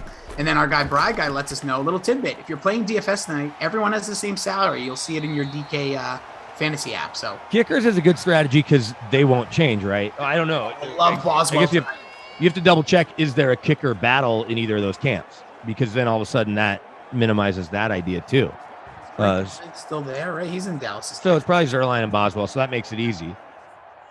But you never know. They might just roll, if somebody has a sore hammy or something. Well, and you have no idea what the quarterback snap count's going to be. Will Haskins play a lot? Haskins feels like almost a must play, right? I feel he's my guy. He's my guy tonight. And so who's behind DiNucci? Gilbert, right? Yeah, it's still Garrett Gilbert. So you probably have to play both those guys. You should absolutely play 0 starters because almost none of them are going to dress. And then you have to figure out like where are their camp battles at like backup running back, backup wide receiver, like 5th, 6th wide receiver, 3rd, 4th, 5th tight end. Oh, touchdown there. There's the man. There's Tyreek. The freak. The end zone. He's having himself an early start. Great game. Already that will get him to over 63. He had 5 for 63 going into that pass. So gets a touchdown. Well on his way to a bonus with 2:36 left here in the first half. Again, he is the second highest owned in the contest. What's your level of excitement about our announcer fantasy league that Connie's starting? Because the amount of messages have been way too much for me. Oh yeah, I listen. This is all I'm going to say. I'm excited about everything in life. I try to. Wait, there's not a Millie Maker for tonight? No, not a Millie Maker tonight. Also, not a kicker list. No, but there is a 50,000 to first $10 entry. 50 grand. You can win 50 grand based on this silly game tonight. Gosh, you have to love DraftKings and football. I'm getting in there. I'm putting I might get in there too. Well, $10 isn't your mortgage. Oh, you don't know about my. Oh, but if you win the 50 grand, baby. That should cover a month or two of your mortgage. I would. Yeah, the estate here, the Rossi estate, very much. Especially with all the electricity. Yeah, every single player is 11,400 to captain, and then once you do that, They are all 7,600 to play. There you go. Oh, and the average per player is 77.20. Well done, DraftKings computer people that I don't know what their job is called. Computer generated peoples. Also, Brad Guy lets us know. Oh, Josh Dobbs. You want to play that card? Cooper Rush. Oh, I forgot about Cooper Rush. You really forget Dallas. They all played last year. We've seen them. I don't think they're gonna. It's got to be a Dwayne Haskins show tonight, right? I think so. I think they want to find out what they have there. If he could, I think Mason Rudolph probably plays a quarter, a quarter at most, right? Yeah. Because you want to know, you know what? I think I'm wrong. You're probably right. Probably maybe one series. Because then Haskins probably plays. Maybe he plays a total of. He'll play the whole half, and then you play the whole second. Well, no, they might have Haskins come out to start the second half. Well, yeah, we'll see. It's, again, 10-7 here, talking a little bit of tonight's preseason kickoff, because as Brad Guy says, there's an NFL or a college football game every week until February, starting today. So not only till February, till mid-February, because the Super Bowl falls Valentine's weekend. I'm so excited. Right? Yeah, I know it's President's Day weekend, I believe. It's super late. No, it's not President's Day weekend. President's Day is like pushed back or something here. What? No, you're right. Like extra late. I think you're right. It's not. They need to push it back again. That's so the Super Bowl is February 13th. Yep. As late as it can possibly be, and then President's Day is the 21st. Dude, can we be real here now? You obviously get paid the millions and millions you get paid to cover the sport for an affiliate. And then you also help, do stuff here at DraftKings. But let's just talk about your average Joes and maybe some of y'all in the chat that have a wife or girlfriend. Obviously Super Bowl's kind of a gathering point, but that's a major date weekend. So make sure you get all your plans done for Valentine's on the 12th, because that is going to be, there's people in this chat that you're starting a new relationship or a first year of marriage. And it's like, I really want to go out on Sunday. It's like, it's the Super Bowl. Oh yeah. Nobody will be at that restaurant. You'll be able to get into some restaurants for sure. That is a great point. If you could care less about the teams, I don't know what that Super Bowl would look like if you hate the Steelers and Cowboys. And let's say that's anybody that is on this chat is watching this Super Bowl. Anyone that's in the stream on YouTube, Twitch, or otherwise is watching the Super Bowl. If you're in on virtual noon Eastern, 10 in the Mountain Time, 9 out West. If you're in on this and you filled out a lineup and you're listening to us jabber on and on, you're watching the Super Bowl. So this does not apply to any of you. But if you've got friends or family that just don't care, then they could have a really nice Valentine's Eve. There you go. I'm telling you, just getting to that real exclusive restaurant. No one will be there. Mahomes. I'm just looking at these names like, who are these guys? By the way, you know who farther down the list? Oh, dude, we talking about tonight? By the way, I forgot the sprinklers in Dallas. Yep. Big things doing there. Listen. So does the sprinkler get on the field, or because he, we overvalue him because of how much he played, but he's certainly behind Jarwin and Schultz, right? Don't you ever talk about that there's no way he's not the third tight end at highest. Wait, Greg Zuerlein's out tonight? That's the indication. Yes. I don't know. That's drafting. They have two kickers. They have Sloman in Pittsburgh too. This is much harder than. Real quick in this game, I'm trying to win 50K. 7 grabs, 78 yards, and a touchdown so far for Tyreek Hill. He is playing, obviously. Should have paid up for that guy. Yes, already at 20.8 in the flex. The Cowboys, Zuerlein's out. Let's see if it'll tell us. I don't know if they have a second kicker here, at least on the DraftKings. I haven't seen it. Well, they need to add the second kicker in, right? I think it's locked. I don't think that there's that much. Oh, almost intercepted there from the New Orleans defense. So a 2nd and 10 here under. Couple tight ends way down on the list.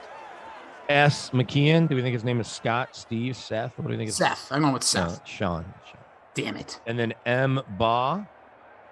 Oh, Sammy Baugh's great-grandson. Sammy Baugh's great-grandson. Apparently, I just drafted him. His name is Marcus Baugh. It just sounds like a pro. Here's a catch for Kelsey. 36 seconds remain. 1 timeout for Kansas City at least. I think I'm going to have to make a call to my man Brad Sham. Get the inside. Get the inside scoop.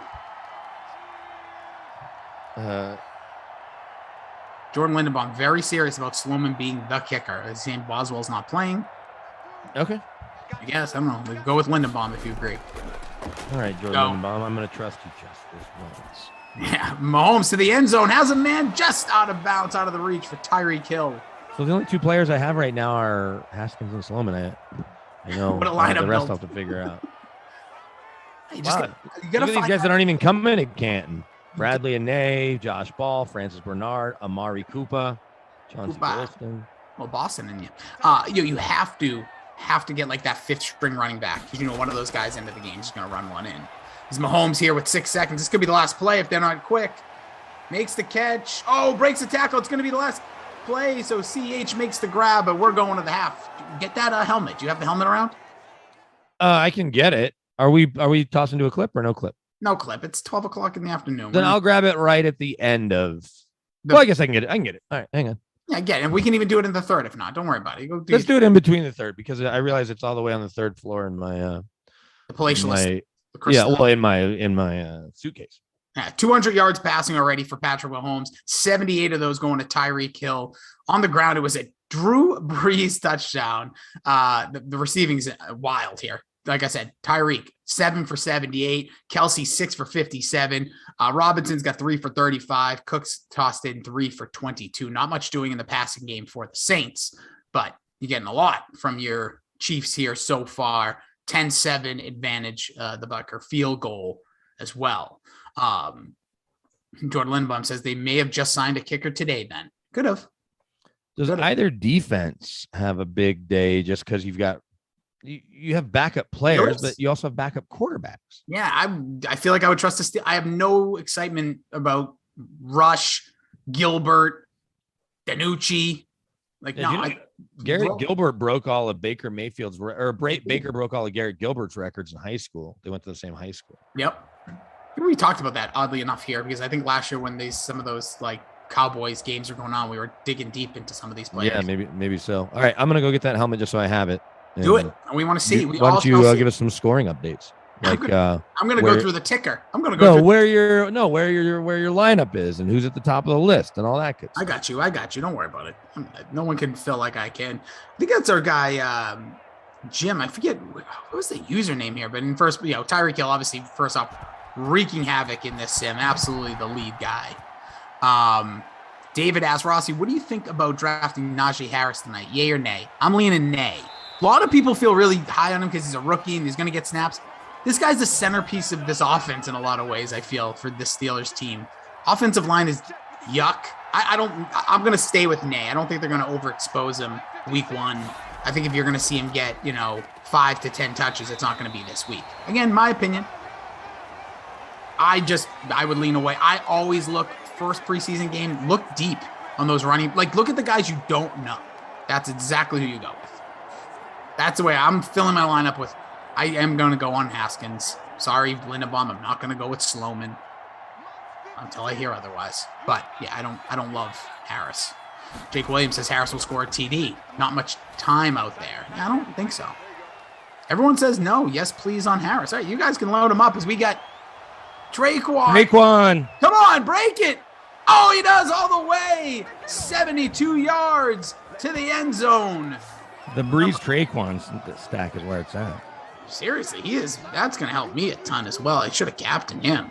Kelsey kind of holding me back from really breaking this one, but it's going to shake up the leaderboard. Again, we have Kyle and Tate and Ops making sure this thing is smooth sailing. Great Ops team. We got Drew and Bry Guy, our production, and our staff making sure this thing stays afloat. Traquan, 36% owned, 4.4 in the captain, the free showdown. So it's going to help you out a lot. My computer has switched to where, because I have a Mac, just a little trackpad thing, laptop. Yep. It thinks everything I'm doing is right clicking. Oh. So backwards, like it thinks you're a lefty or something. Maybe, but I don't know if I push down here. No, it's like open new tab, open new page. Like it's not letting me. Yeah.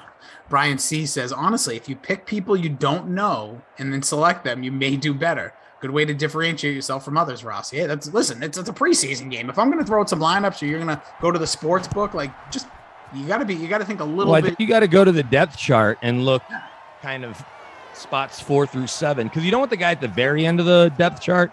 Cause running back, I do. Come on. Maybe running back, but otherwise. Yeah. Give me way down there on the running back. Give me some kid I've never heard of. Didn't even play college. Showed up. There's a catch again. Tyreek Hill inching closer to the bonus. I'm gonna have to call Apple support just because it's so stupid. Hey, Apple. It's like open a new tab. I'm like, no, just double click. Could use Sammy Watkins here to help me come out of here with these guys. Kamara kind of the bust so far in this one. MC Sub says, with backup running backs that Pittsburgh has, I don't see Harris on the field much. We got 4 NFL RBs with either a starter or a backup last year. See, I agree with you.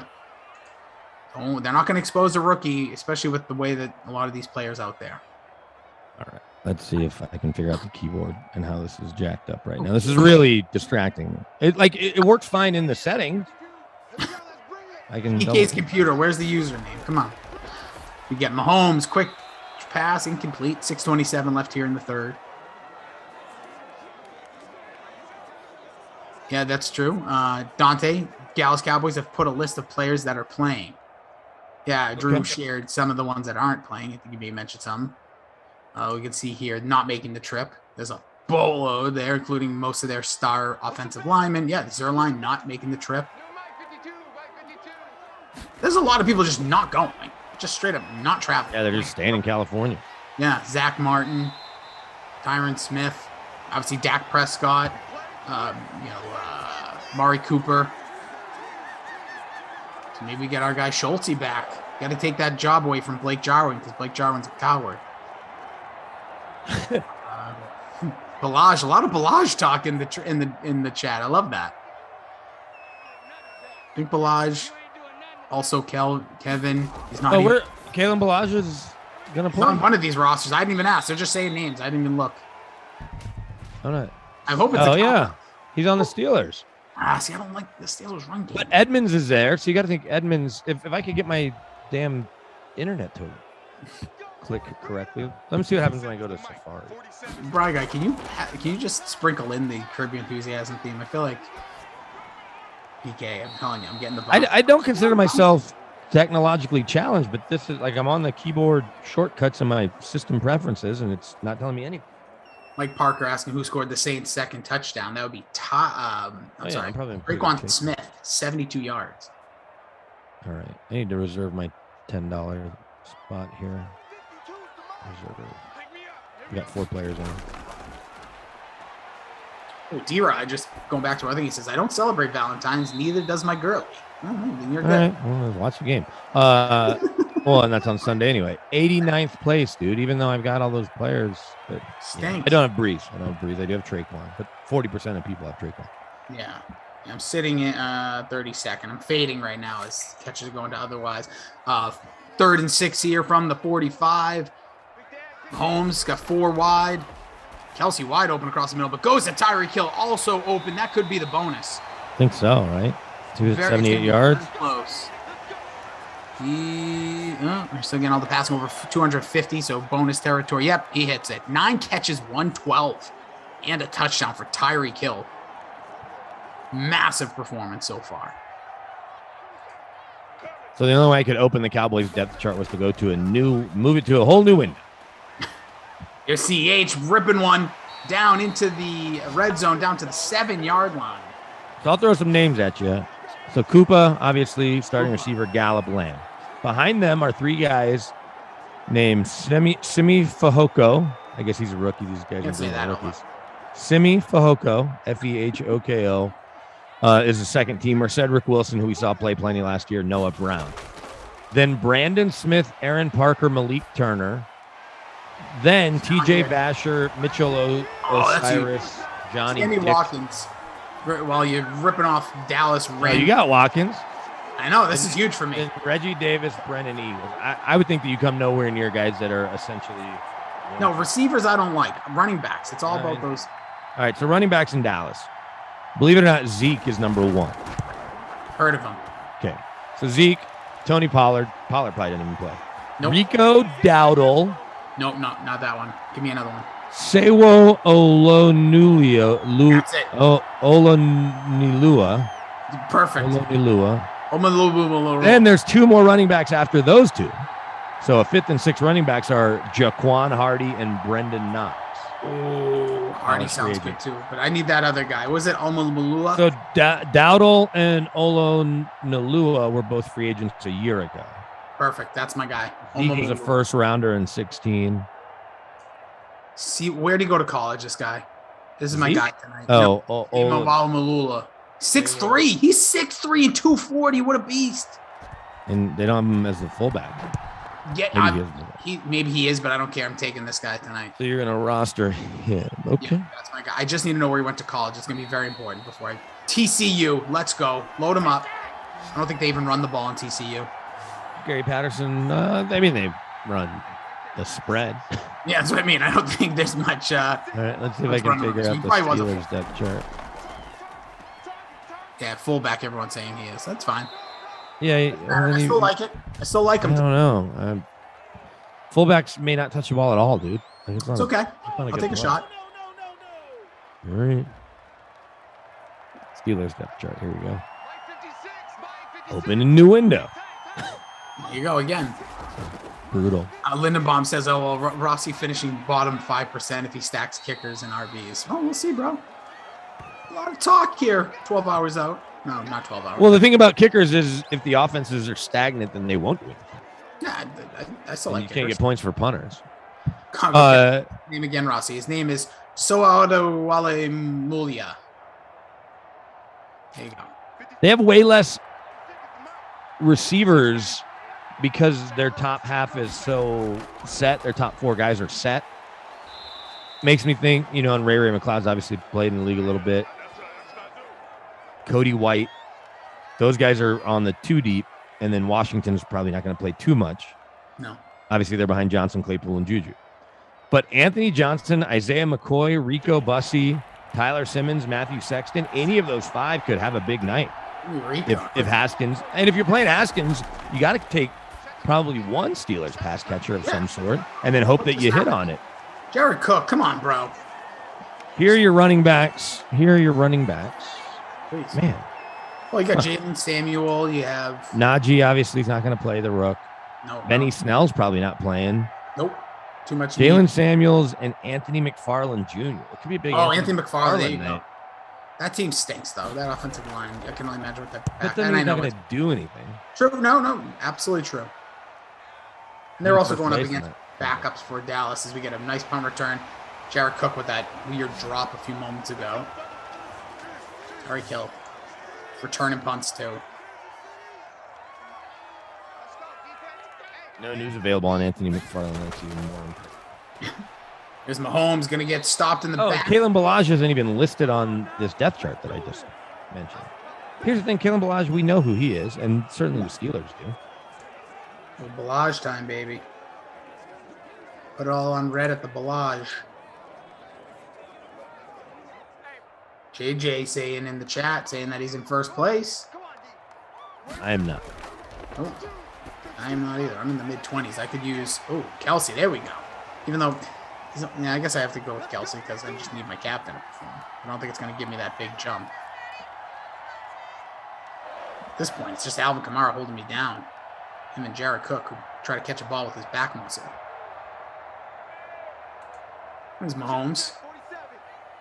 Leading by 3, 135 and counting left at the 43-yard line. Mahomes looks around. Deep pass, it's caught. Tyreek Hill again. There's a flag on the play. Is that coming back? Holding, it is. I need to remember to draft because I don't want to lose my $10. Yeah, put it in there. I know. You can always adjust. Yeah, I will. I want to do a little actual research and talk to some. Yeah, Lindenbaum says he's tempted to play Samuels. See, another pass down the middle, incomplete. But they know exactly who Jalen Samuels is, so the only reason they'd be playing him would be out of roster depth need. No, there's got to be like rookies that are on. There's no way. I agree with you. I don't see any of those guys. Like they don't need to learn anything about Jalen Samuels. They would only need him because they physically need him to play. Yeah.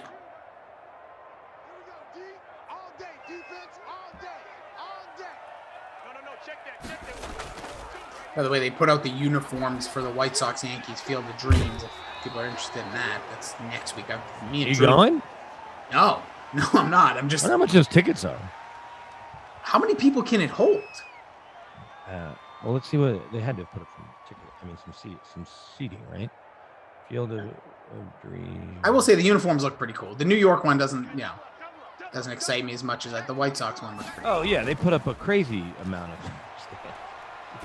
Makes sense. It's a highlighted event. Well, actually, doesn't somebody play there? Yeah, it's White Sox and Yankees next week. No, doesn't. Yes, yeah. I think so. I think there's. Oh, what is it? I looked this up when they announced the game. Whenever the first time they did it 3 years ago or something. Field of Dreams Stadium.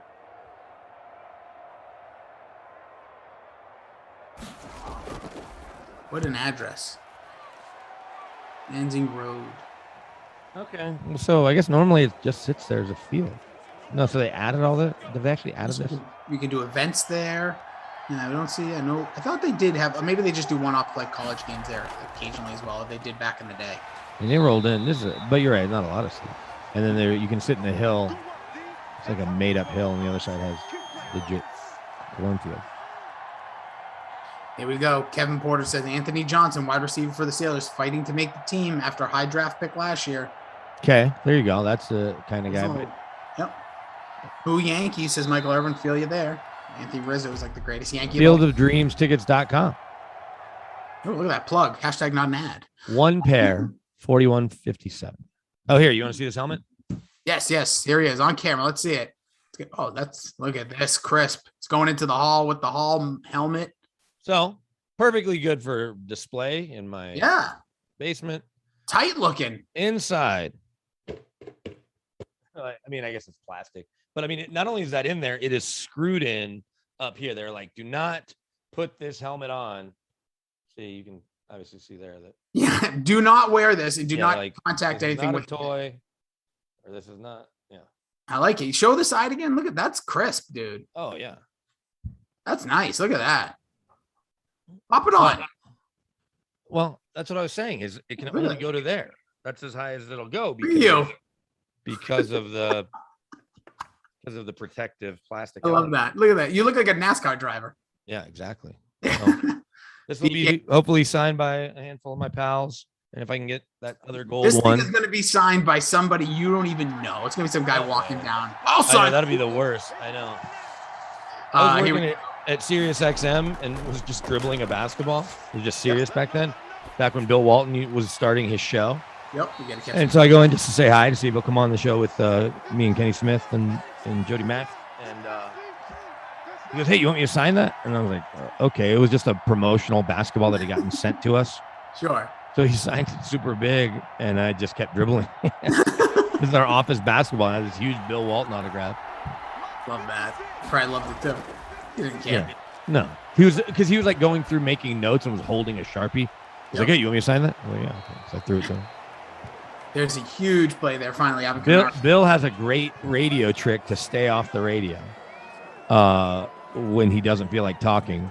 If you ask him, hey, can you do it on a cell phone? He will absolutely say no and say it's not fair to the listeners. What a guy.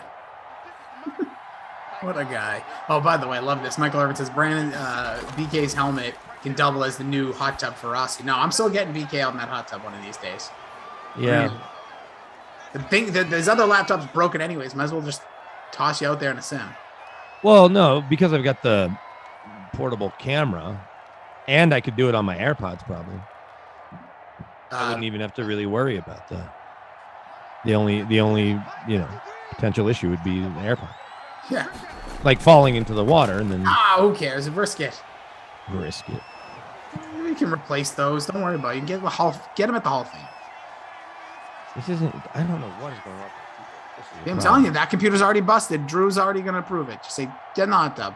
Drew's going to approve it. He doesn't care. He just wants to listen. It's for the entertainment.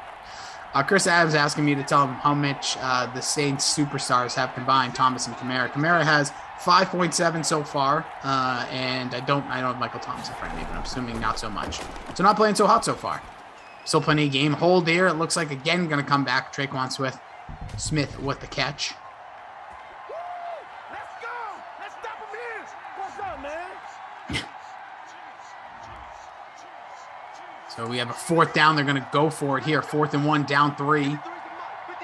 Big cojones play here. Drew Brees has time. delivers, caught. Traquan Smith again with the catch to the outside down to the 37.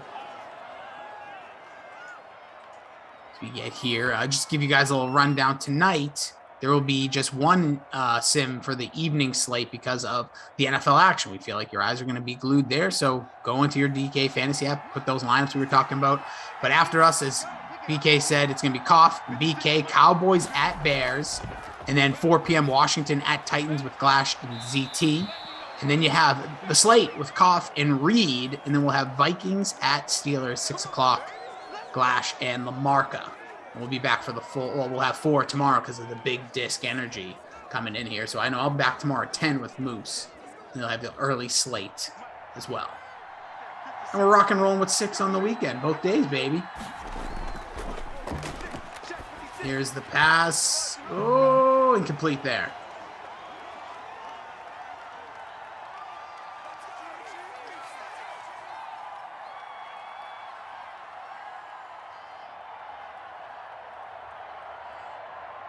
So as I'm trying to figure out what the heck is going on, there's a million links that'll tell me how to use right click, but none that'll tell me how to unuse.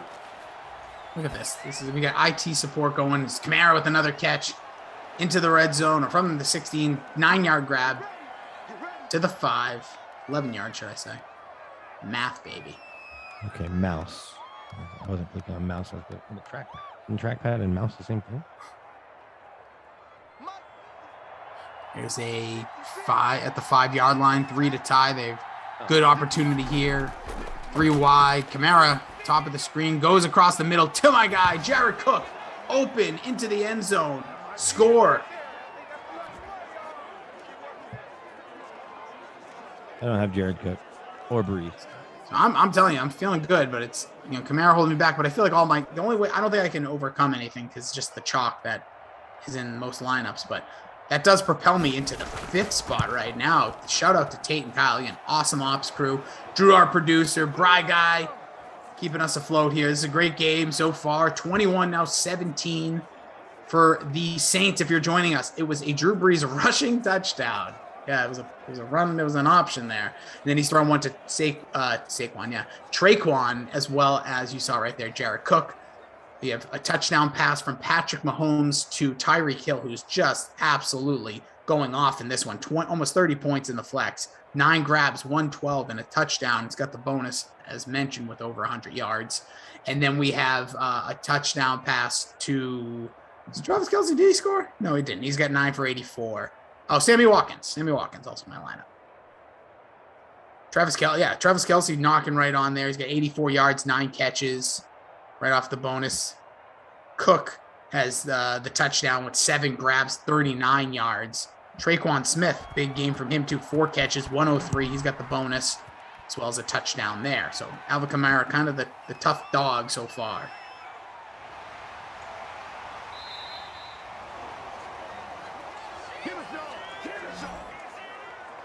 This is sorry, I'm not trying to not participate. I'm just really aggravated. It's all right. I work with Ducey sometimes. No problem. Sean Preston says, hey, Rossi, would you give my coworker a shout out? His name is Nelson. Hi, Nelson. If that is true. Oh, deep ball. It's caught. No, I was hopeful there. That's Tyreek Hill, of course. Down the field. He's got to be close to 200 yards. Maybe that's a little dramatic of me, but he's going to be maybe close to 150. Also, some day baseball today if you want to lock in some lineups there. Oh, yeah. You know what? I need to make sure my Red Sox pitchers are in. Yep. Or out. Yeah, Martin Perez against Detroit. I don't know about that one. I don't have anybody pitching either. Tyreek makes a move, makes 2. Oh, that's a couple moves there. That's a pass technically. So Tyreek Hill, that's going to be, I believe, his 11th catch of the day. Holy smokes. It would have been good to captain Tyreek is all I'm saying. Sure would have. Let's see. Is this helping or hurting me? That's the only thing because I'm not captain. I've dropped 4 spots in this drive. I have him, and I also don't have Mahomes. Was in the shotgun here, 4 left. Maybe Kelce, your captain, will catch this. Oh, I would love that. Right there at the top of the screen. Just linebackers near him. Oh, he's open. Goes to him. Nope. It's warming tackle. Man, good D.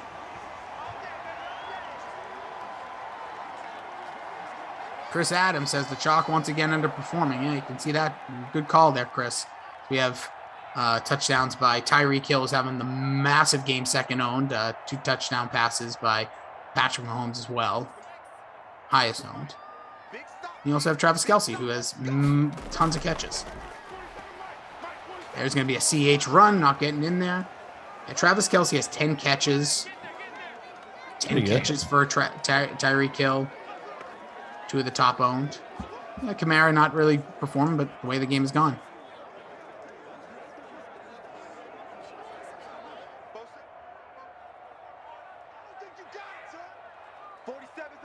Here's Mahomes again, the shotgun, second and goal. Quick snap, throw, touchdown. Oh, yeah. Sammy Watkins, second grab of the day. Watkins going to have now, 4 catches, 2 touchdowns. Like those odds.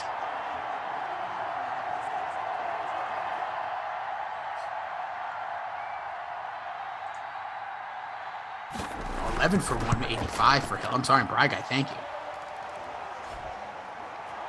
There he is. Sammy Watkins, second score. This game is there's just fireworks everywhere. Somebody was talking about fireworks in the chat earlier. I don't remember what the reference was, but we're getting them here in this noon sim, which usually can be highly critical, but 24-21 with 2:57 left, and the way the scoring is gone, I don't think we're done yet. It's BK Rossi with you. BK going to be heading to Canton for the weekend festivities. Going to come back. I cannot wait to see what that helmet comes back as. Will BK get the signatures of specifically who he wants, or will some random like who's a Hall of Famer you just didn't like as a player? You don't mind them as a person. Didn't like. Oh, like team or somebody that's like in the hall, like just as a player, not like as a person. Like clearly it's something personal. I don't know. I mean, there's more people I don't like personally that I wouldn't. Oh, like who? Who we got? I'm gonna make sure there's 9. Give me one name. It's fine. I just think. Give me one name you don't like. BK. Well, I'm not. Look, nobody likes him, so I'm not in a hurry to have Warren Sapp sign. There it is. All right, I'm gonna talk to. But no one likes Warren Sapp. That's why he hasn't gotten a job after he got fired by. I was gonna say I don't think Warren Sapp really likes Warren Sapp, but yeah, good luck to him. Always was a lightning rod. Yeah, he's just intentionally unlikable. So I don't need Warren Sapp to sign it. Yeah, I want people to sign this one. Sammy Watkins. Bro. But there aren't too many players that are in the Hall of Fame that are like, oh, I hated the way that guy played. Yeah, I just like the team you like, they went up against. Like, well, Mike Thomas with the catch there. You know, I grew up a Cowboys fan, but like if Michael Strahan signed my some helmet, Eagles players. Who's the last Eagles Hall of Famer? Great question. I was talking about I feel like they've had like a pretty good drought. Jaws isn't in the Hall of Fame. Cunningham, not in the Hall of Fame. I mean, Reggie White, obviously, but beyond Reggie, T.O., I guess, but he was also a Cowboy. And who's I don't need T.O. to sign it. Eagle? Like, who's an actual Eagle? B-Doc, but I love him because he not only did he finish his career here, he stayed here for another 6-8 years, and I'd always see him around. Again, he's Wolverine. Come on. Also, Queenie mentioned something in the chat saying chances people didn't play both Watkins and Hill together. Well, get to know it. It's my lineup. Even though I'm only in 10th. Breeze has been good all day. Is he going to be good enough here? Is Kamara. By the way, it's definitely Kamara. I've played this for 3 other announcers, him saying his own name. Yeah, I know, but I know. I'm raging against that. I don't want to hear it. So if he started calling you Russo, you'd be like, well, that's what he calls That doesn't even look. There's no you monster. I'm just saying. You can call me whatever he wants. I just don't know if you know his actual name, why you would intentionally not say it. No, like he said, it's Kamara, right?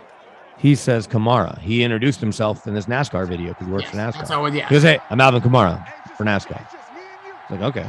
Like, that's what I always use the example. Nolan Arenado would say it was Arenado or Arenado he didn't mind it. But then he had to do the airport announcement for the airport train here one year. And it's like, this is Nolan Arenado of the Colorado Rockies. So then all the announcers started calling him Arenado because that's how he said his name. You're right. Russo doesn't sound like Rossi. I guess if it was like Rossi. No, if everyone called you Rossi or Rosie. I'm like, what? Rosie? Or a lot of people just add an E at the end of my name for no reason. Is there a chance that just restarting my computer will make it go back to normal? Yeah, just throw it out the window. Well, that seems like it weirdly works sometimes. 1:16 left, down by a field goal, in field goal range, Lutz range, should I say. There's a connection there. It's We're getting some free football unless my man Michael Thomas can live up to his captain's billing by me. Oh, I can't even get out of these darn programs. It's not letting me.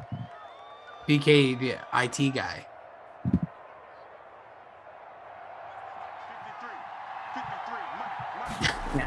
I'm going to read what Drew wrote in a second. Here's Breeze looking, has a receiver open. It's Michael Thomas again.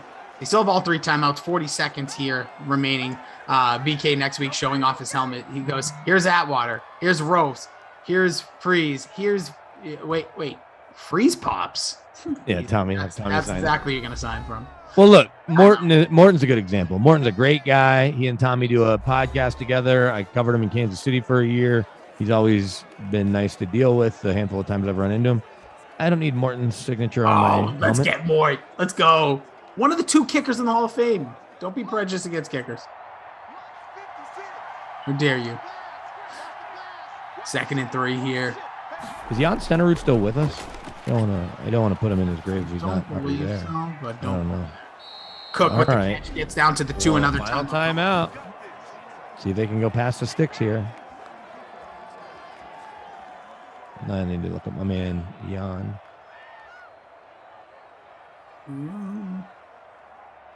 Oh, yeah, he's still with us. Yep, still alive. 78. God bless him. 78 6'2". years. 6'2". That's a big What kicker. a beast. All right, here's a big play at the 2-yard line. 1st and goal. Still 1 timeout remaining. Breeze in the pistol. Looking, searching. Has a man. The back of the end zone. It's caught. Traquan Smith with his 2nd touchdown of the day. That's going to help. If I would have just captained Hill and or Traquan together.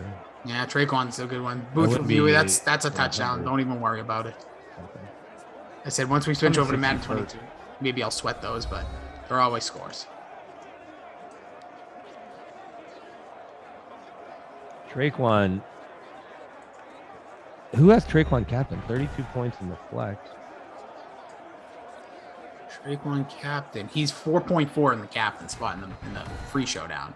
But can he win the Krusty Krystal player of the game over Tyreek because of the expectation? It's your call. Think about it. 6 catches, 119, 2 touchdowns.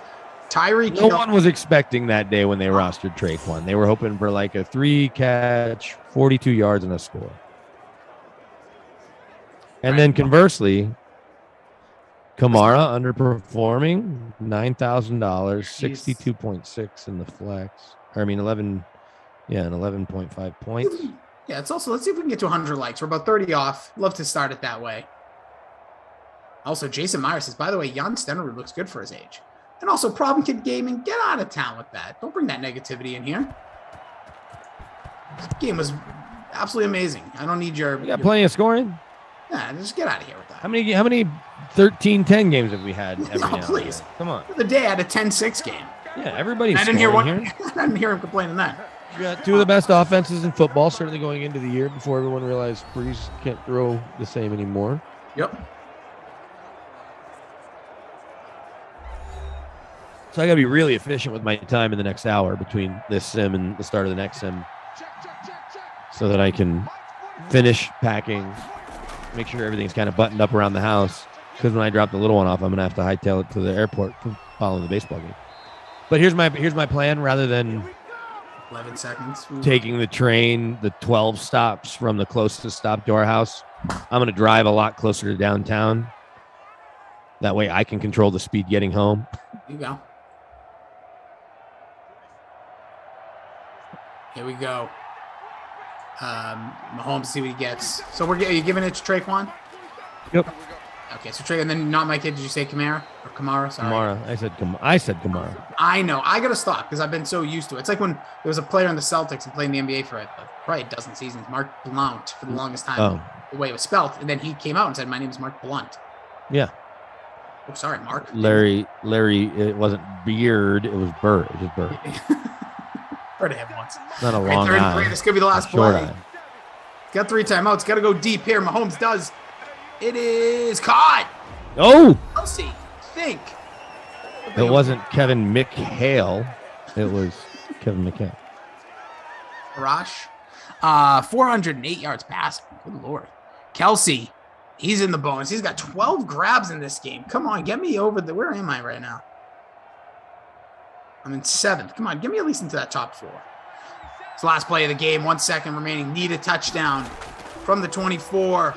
Mahomes, quick draw, throws it up. It's incomplete. Why wouldn't he throw it to the end zone? That was terrible. Mahomes he is had 1 so second. overrated.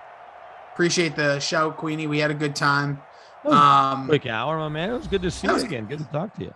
Back at you. I already look forward to our next time together, and I want to see what comes from. Realize looking at this silly helmet, it's a display piece. It's not a. It has a screw on the back of it. Don't we all? We're all just part of a simulation. This is a replica helmet for display only. It is not designed or intended for use as a protective helmet. Do not wear this helmet. Right here. He did it. We saw him, everybody. We saw him. He broke the rule. All right. Again, Patrick Mahomes, 413 yards passing, 3 touchdowns. Good day, except for that pass there. Who was that to, Patrick? He threw it to you. Coming up again, BK, Cough, 2 p.m. That's Cowboys, Bears. Then you're going to get Washington at Titans, Glash, ZT. That's going to wrap up your early slate. And speaking of which, the slate will be on with Kaufman and Reed. Then we have the Vikings, Steelers, for your 6 p.m. Then that's it for today. Just 4 sims total for the football tonight. Enjoy it. BK will be heading to Canton, but after really, it seems like an exciting day for you. So again, follow him at BK Denver Sports. I can be found at Jason D. Ross. You can check out my podcast, The Pop Culture Pile Driver. We just dropped a hot new episode about cover songs, if you so choose. And also check out Shell Shocked, speaking about podcasts. Yeah, we had Drew Lock on this week. Ooh, baby. No, we'll catch up next week. I don't want to keep this. Okay. Enjoy the next hour for everybody. Here is, in case you missed it and you are going to play some bets tonight, you want to get some good insights. Here is a replay of The Sweat, which you should be tuning into every day at 11. He's BK. I'm Rossi. We'll see you guys back here in an hour. Cheers. Be a good person. It's free. Bye now. What's up, everybody? Welcome into The Sweat. Adam Kaufman here with you for the next hour, joined by a rotating cast of characters whom you have seen before, and a lot of knowledge coming your way. And guess what? Football. Yeah, real football. NFL. I mean, I guess it doesn't count toward the standings, but football is coming back tonight. So we have that to look forward to with the Hall of Fame game as well. Some Madden simulations, all sorts of good stuff you're used to seeing here on the Dream Stream. But we begin with baseball, and let's welcome in our well, there's a lot of attitude here. Steve Buchanan, who just continues to dominate as he does when it comes to his self-named segment, Put Up Your Buchs. Gary and Thorne, Nick Fryer, all DK contributors. Guys, it's great to see you, and I guess this is going to be short-lived for you, Nick, here, because you went up against Buchs last week, and the series, it didn't go your way. Yeah, and look, I know that I was supposed to impart some words of wisdom or whatever on Gary, but he doesn't need to hear anything from me. He's a great analyst, and I cannot wait to watch these two go at it more. But I will say you're welcome to everyone else for getting the absolute best out of Steve over the last few times we did this segment. I had to put his feet to the fryer for a little bit, but I got him to remind everyone why the segment is named after him. And as a nobody, I'll take that. Buchs, you seem awfully comfortable. Oh, sorry. I was just doing my nails. Did Nick start his parting words yet? Yeah, no, he started. He didn't really offer Gary any words of wisdom, but I guess by the same token, what wisdom can you really impart when, you lost? So we're going to lose Nick here for a little while. We'll bring him back later in the show. Garion, it is now your turn to take on the defending champ. Again, the guy with just a lot of swagger. How you feeling about it? Oh, my God, guys. I've been losing sleep. You guys know how much I love this segment, how much I care about it. Really just eating away at me. If I don't do well, I might just not be able to come back on the show ever. I'm going to be honest with you guys. Oh. Buchs' curiosity's peaked here. All right. Well, 1st to 11 is how this works. Buchs took down Nick 12-9. So, Steve, start us off. What are you looking for this week? Who's your pitcher? So automatic 1-0 to start right here with Sonny Gray going against the Pittsburgh Pirates. It's actually really interesting when you look at this slate tonight. I think there's 4 favorites at a -200 money line or above. But then when you look for a DFS option, you're like, well, where are all these big favorites? Because I can't pick one. So Sonny Gray isn't probably the slam dunk option, but amongst the guys that are on this slate tonight, he's probably the best you're going to get. The Pirates are not a team that you usually target against 4 strikeouts, only a 22.3% K percentage against righties, which is not great. But again, there's not a ton of strikeout upside on this slate. slate. What I do like is the poor numbers across the board, facing right-handed pitching, 290 WOBA, 135 isolated power, and an 81 WRC+. Plus, this is already the second time that Gray is taking on these Pirates. Only allowed 1 run through 4 2/3 innings, had struck out 5, did give up 7 hits, which wasn't great, but I did like the 2.31 FIP he had in that game. So not a lot of options to choose from. Sonny Gray is probably that guy tonight. Aaron, you have a better option? I mean, can I concede and just save my energy for a different topic? Just give him the 1-0 start. Pitcher tonight is a minefield. It is disgusting. And through virtue of getting to pick first, Steve got Sonny Gray. So I'll say, for the sake of argument, Touki Toussaint is kind of an interesting name, like on a dollar for dollar basis. He's just $7,400.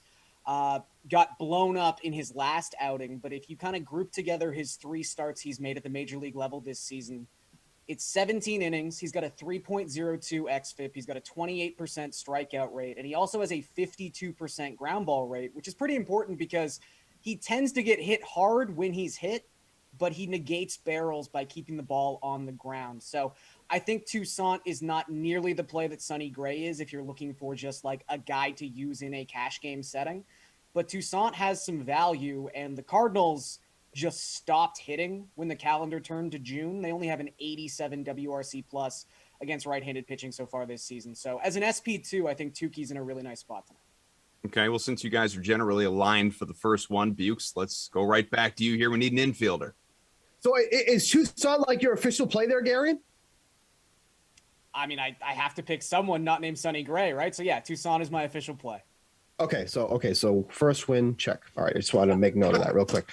Okay, now, do you want to? I know it's named after you, but like, do you need to pick first every time? Is that a crutch you need, or can you win without that? It's just something I'm wondering. I mean, I generally pick first because when you have the name on the segment, you get to pick first. Like, you get to make the rules. So the rules are that I get to pick first. Okay. Aaron, he's on the masthead, man. I mean, what are we supposed to do? Right. Hey, yes. Just asking questions.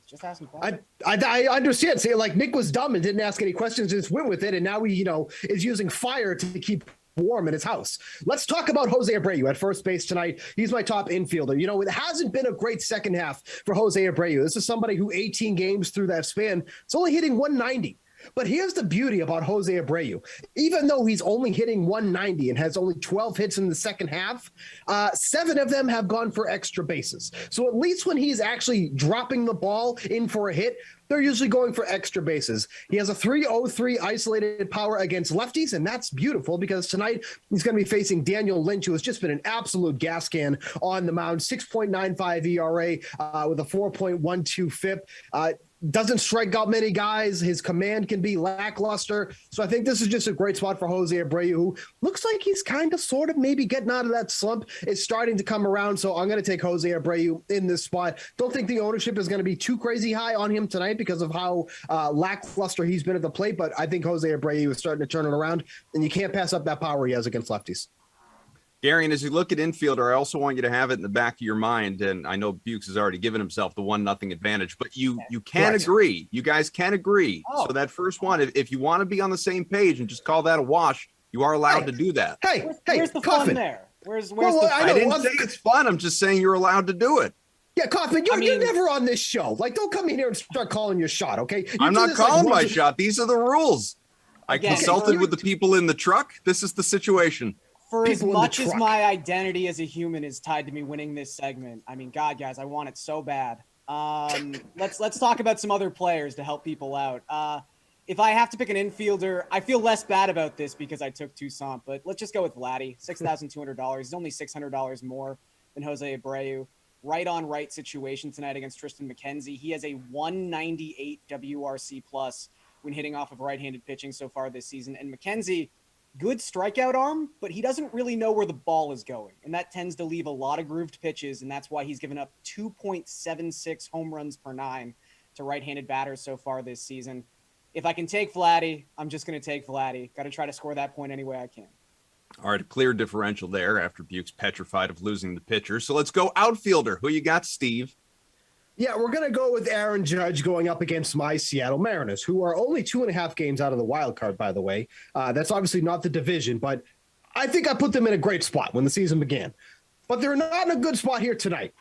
They ended up scooping up Tyler Anderson at the trade deadline after he was supposed to go to the Phillies. I would have rather he'd gone to the Phillies because now he's on my Seattle Mariners, and I'm not happy about that at all because Tyler Anderson sucks, okay? Here's the problem for Tyler Anderson. He's facing one of the best hitting offenses in the league against lefties. One of those guys is Aaron Judge, who all he does is hit lefties. 423 WOBA, 262 isolated power, and a 173 WRC plus. Those numbers essentially stay the same when he's at Yankee Stadium as well. 388 WOBA, 250 isolated power, and a 150 WRC plus. Anderson is struggling with home runs. If you're struggling with home runs, the place you don't want to be pitching is at Yankee Stadium, but that's where he is tonight. So I think there's just not only a lot to like about Judge, but the Yankees as a whole. Anderson is going to be out of this game quickly. And unfortunately, that Mariners bullpen, which is supposed to be their strength, has been struggling over the past week or so too as well. So there's a lot to like about the Yankees. Aaron Judge should be in the middle of that. He should be the anchor of your lineup. 5,300 in the outfield. That's where I'm going for that one.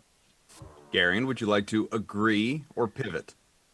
I mean, I do agree Aaron Judge is a really good player, but I will pivot. And, Koff, you'll like this. Let's use a classic movie trope here. Ooh. Seattle Mariners against him. I'm going to hurt him how it hurts most. Let's go Mitch Haniger. $100 less than Aaron Judge. $5,200.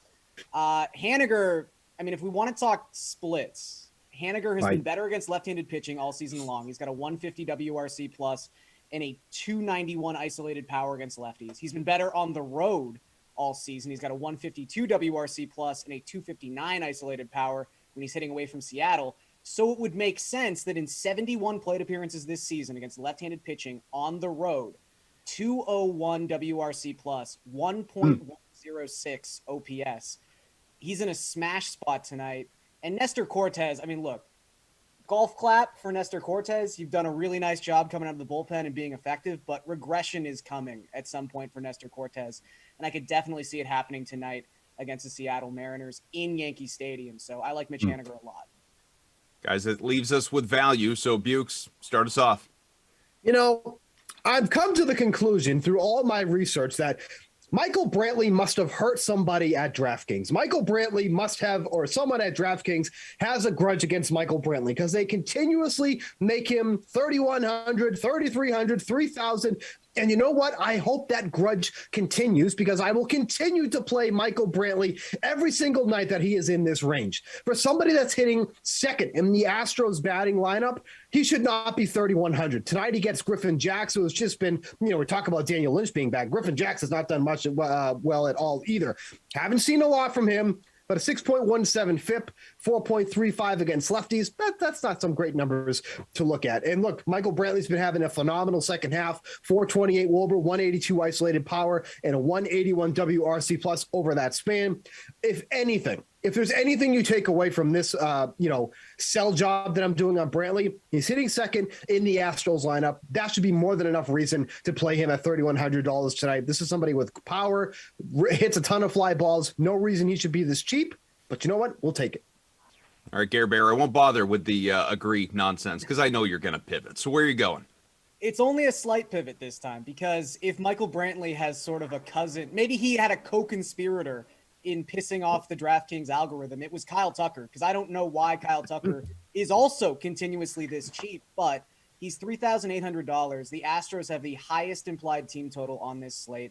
I really just want to say the name Griffin Jax once. I'm going to say it actually a second time. Griffin Jax. Great name. He's actually struggled more against right-handed batters than he has against left-handed batters. I don't think that really matters. I just think he's bad and overmatched in this matchup. And really, Kyle Tucker has been not just a good hitter. He's been one of the best hitters in baseball since the beginning of May. He has a 400 expected WOBA in that span of time. The other 9 players with a mark over 400 are Vladimir Guerrero Jr., Shohei Ohtani, Fernando Tatis, Ronald Acuna, Max Muncy, Bryce Harper, Aaron Judge, Juan Soto, and Freddie Freeman. That's the kind of player Kyle Tucker is. And yet, for whatever reason, he's always under $4,000. So keep taking advantage of it. I got no problem with Brantley either, but I think Kyle Tucker might actually be the better hitter. Bukes, you confident? Confident in what? Another win? Yes. Like you have to ask me that question? It's true. Shame on me. All right, we're going to do more baseball a little bit later. I guess I should ask Aaron. I don't know. He seemed to get in your head, rattle your cage a little bit. More baseball later, but not with these two. They're done. Thank you, fellas. NBA on the way here on The Sweat. Get Jesse back.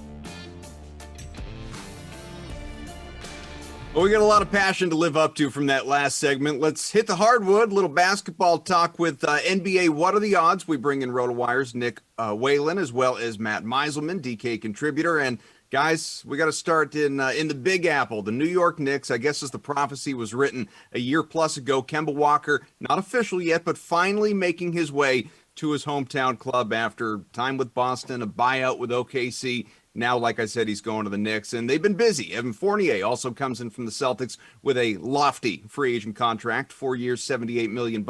They re-signed Derrick Rose. There have been other periphery additions as well. So, Matt, let's start with you. How have the odds changed on the DK Sportsbook?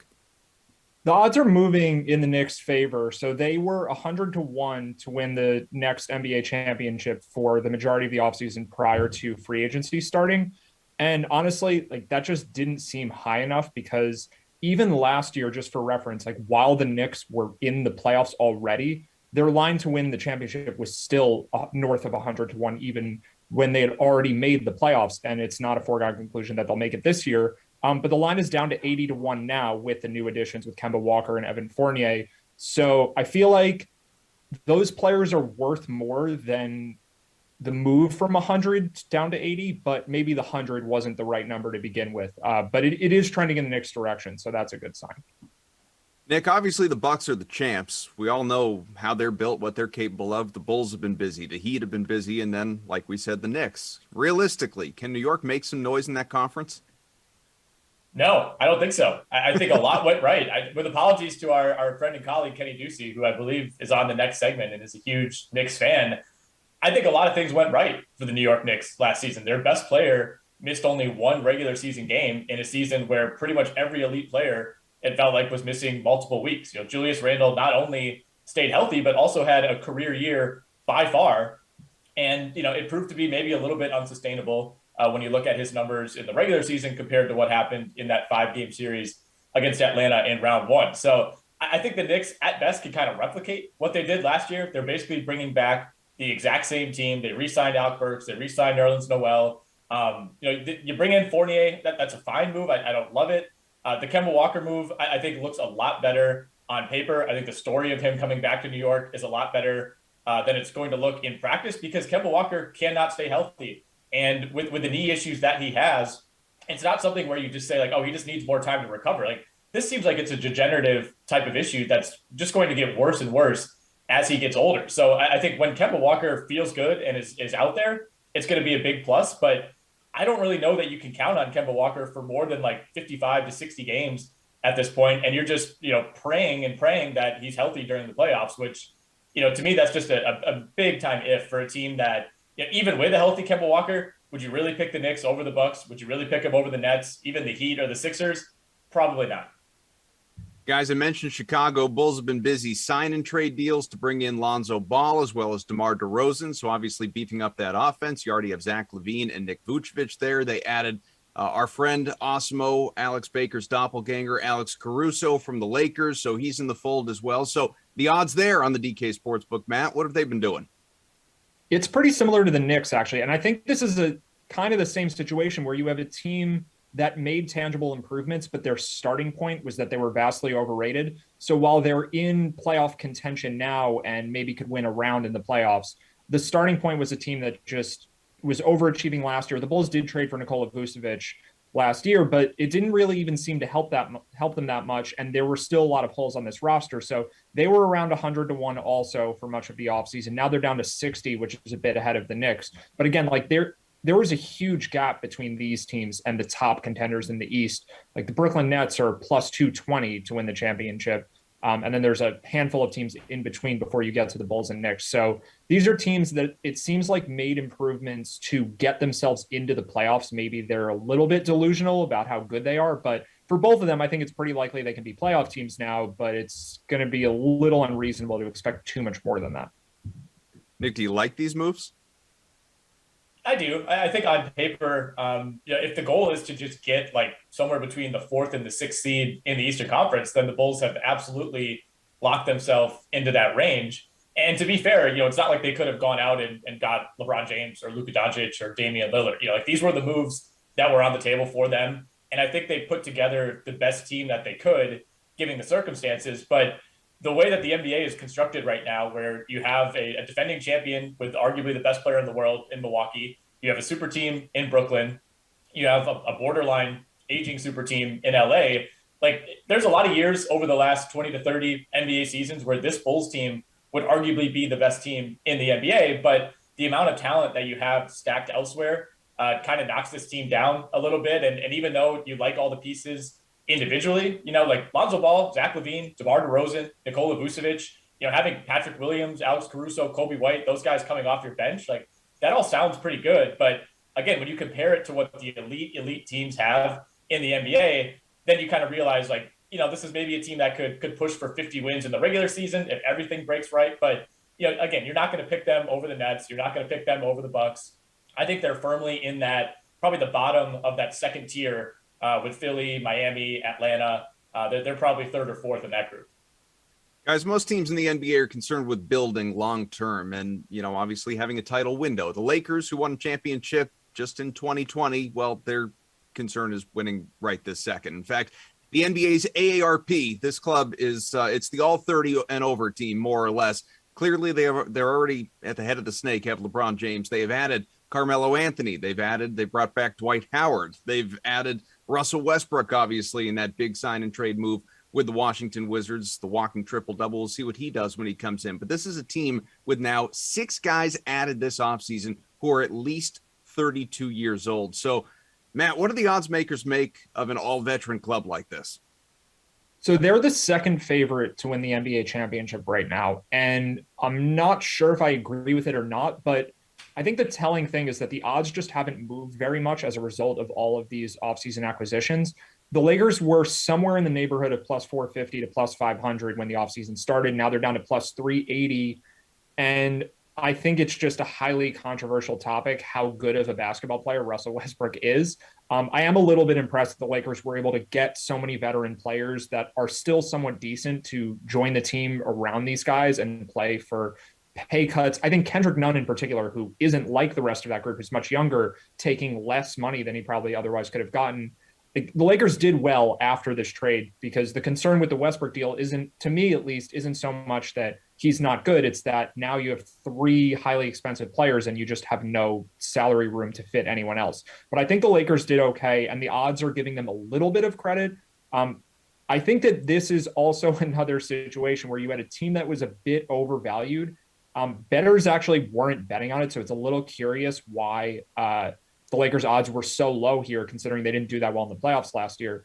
But they are the second favorite behind the Nets. I think maybe that's justified, but I don't think they're that far ahead of the next group. What do you say, Nick? Is this the team to beat in the West?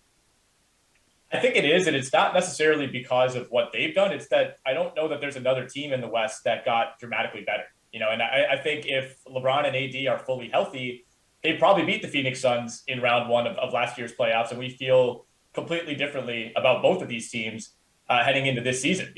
Some of the other borderline contenders in the West, the Clippers obviously are going to be dealing with an absence of Kawhi Leonard for perhaps the entire regular season. Denver missing a key player in Jamal Murray. If the Lakers stay healthy, I think they're absolutely the team to beat. The problem is when you build a team around a bunch of guys who are 35 plus, you're going to have to deal likely with more wear and tear than the average group. So I don't love the Russell Westbrook move at all. In fact, I really dislike it. I think you'd be hard pressed to find another superstar or even a star in this league. Like if you look at the top 30 players, you'd be hard pressed to find a worse fit next to LeBron James than Russell Westbrook. So I think the Lakers set themselves back by acquiring Russell Westbrook, but I think they made up a lot of ground with all the role players that they acquired. I think they knocked it out of the park in terms of bringing in Wayne Ellington, bringing in Kendrick Nunn, bringing in Malik Monk on a minimum deal, even Kent Bazemore, Trevor Ariza, Dwight Howard. Like these aren't the most exciting names in the world, but they're all going to play big roles, and I think they're all great fits. The question is Westbrook just going to go rogue and kind of destroy all that? And I think that's certainly a possibility. Matt, hasn't been long since the Warriors were obviously really, really, really good and winning championships left and right. Now they're trying to return to their former glory. Klay Thompson, obviously, still dealing with injuries, hoping to bounce back and have him on the floor again. But this team, after re-upping Steph Curry to his second career $200 million deal, which is just unthinkable, Otto Porter Jr. comes in at the minimum. What are the people on the DK Sportsbook viewing this team at right now? So this is the team gaining a lot of traction. I think it's the Bucks and the Suns, for obvious reasons, are popular bets to make it and win the finals next year just because they did it already. But the next team after that is Golden State. And I think there's just a lot of buzz around Klay Thompson returning. He's just a player that bettors or basketball fans in general just love to watch and love to root for. And the Warriors weren't good last year, but Steph Curry wasn't particularly healthy throughout the season. And there's this idea that Klay coming back will just kind of fix all their issues. I think that there's some merit to that. Like this should be a really good team, but you have the Lakers there. You have the Clippers who, once they get Kawhi back, will be just as much of a threat in the playoffs as they were last year. Their team is basically exactly the same. So maybe they won't be as good in the regular season, but if assuming they make the playoffs, like to me, that's the same chance of making the finals as last year. So the idea that the Warriors are now better than the Clippers, that seems a little much, but it's clearly what bettors think. Like even at this lower line where the Warriors are down to plus 800, you have the Clippers at 2,200, the Suns at 1,600. So the Warriors are half the odds of the reigning Western Conference champions. There's still a lot of popularity for the Warriors bets. So bettors definitely are happy to see Klay Thompson coming back. And even though Golden State didn't do too much, maybe there's an expectation that James Wiseman will take a step forward this year, but there's definitely some optimism for this team. Nick, we got to move on, but I don't want to insult you. So how about a quick take on the outlook for the Warriors? I like it. I think I like them a lot better than the Clippers. Obviously, Klay Thompson needs to stay healthy. I don't think there's been quite enough talk about the fact that he's missed 2 straight years with like the 2 most serious injuries possible. So it's not a guarantee that he comes back and looks like himself and plays 75 games. And with Kawhi, if there's one player who you don't necessarily trust to come back at any point this year or come back and just be himself, I think it's Kawhi Leonard. I mean, he's missed a ton of time over the last few years. I like the Warriors compared to the Clippers straight up. And I think the Otto Porter addition at the minimum is huge for Golden State because that takes a ton of pressure off of the 2 first-round guys, Kuminga and Moody. If they're not quite ready, now you have someone else to fall back on. Very good. Thank you, fellas. Always appreciate it. Football is on the way. In fact, it's on the way to the field tonight, but we'll look at week 1 salaries when we come back.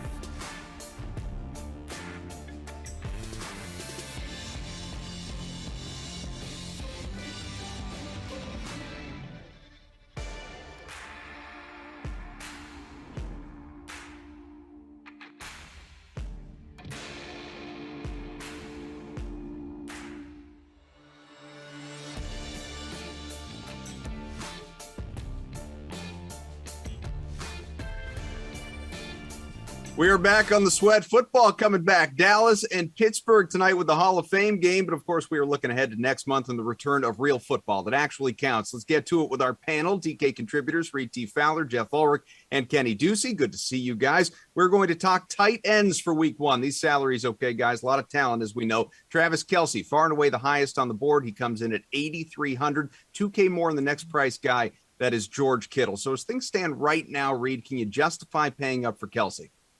I can, especially if you want to stack him with a guy like Patrick Mahomes. I think not a lot of people are going to do that. It's 32% of your salary cap cost. And I think that gives you leverage off the field of what they're going to do. Of course, you can pay down, but it's a Ricky Bobby approach. You either go at the top or you're going very, very down low cheap. So I don't mind it. I like Kelce.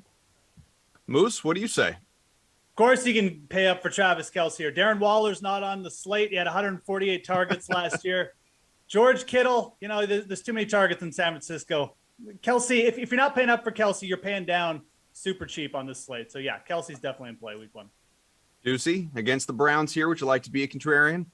Not really. I mean, I think that the guys mentioned it. This guy was competing for the leading receiver in the league last year, all season long. He's been one of the best fantasy players. And when you look at the other guys up here, I don't love any of them. So I'm either paying for Travis Kelce or I'm paying way down at tight end. I do love Reed's call of sort of a contrarian, really expensive stack because it's week one. We got a lot of great value plays. We got a lot of guys that are yet to emerge as legitimate fantasy options. So I like it.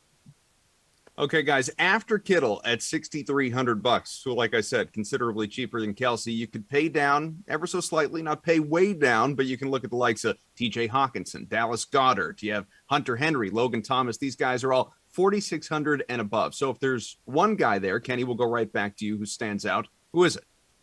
Well, it's got to be Logan Thomas. Just the fact that he has the best matchup. You know, look at TJ Hawkinson going against San Francisco. I want no part of that. Dallas Goedert. Not sure what's going to happen with him and Zach Ertz. You have Hunter Henry going against New England. That's never fun. This whole range is sort of kind of weird. So I like Logan Thomas. He's got the matchup against the Chargers. The Chargers, of course, memorably last year had one of the worst defenses in the league, blew so many leads for Justin Herbert. And what did Los Angeles go out and do this offseason? They went and added to the offensive line. That is all they did. They added a few pieces on defense. They drafted a great corner in Asante Samuel Jr., but I don't think that's going to stop them or stop Logan Thomas, rather. I think he's going to have a great game. He was an integral part of this Washington offense last year. It pains me to have any sort of faith in Ryan Fitzpatrick, but you know what? He can complete 3 passes to the other team, and he can complete about 6 to Logan Thomas, and I can be happy both ways. So I like playing him. Moose, how about a guy from that group who stands out to you as the best week one option? For week one, it's Logan Thomas for me as well. I prefer Hawkinson over Thomas in season longs slightly, but I mean, again, Kenny alluded to it. The 49ers allowed the fewest receptions to the tight end position last season.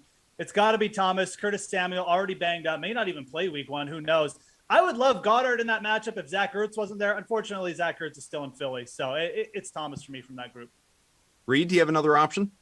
Yeah, I'll give a case for TJ Hawkinson. I know the defense is really strong, San Francisco. They're getting a lot of guys back from injury, but who's the number one there? There is no true number one, and his game does fit what Jared Goff likes to do, which is check down. Look, they might be out of this. Detroit's defense is terrible. So you might see TJ Hawkinson get like 8 catches, especially like in the fourth quarter when it's garbage time. So I definitely like the Logan Thomas call. I like Terry McLaurin in that spot a little bit more, Kenny, but at the same time, TJ Hawkinson is the clear-cut number one target in Detroit, and there's really no one else.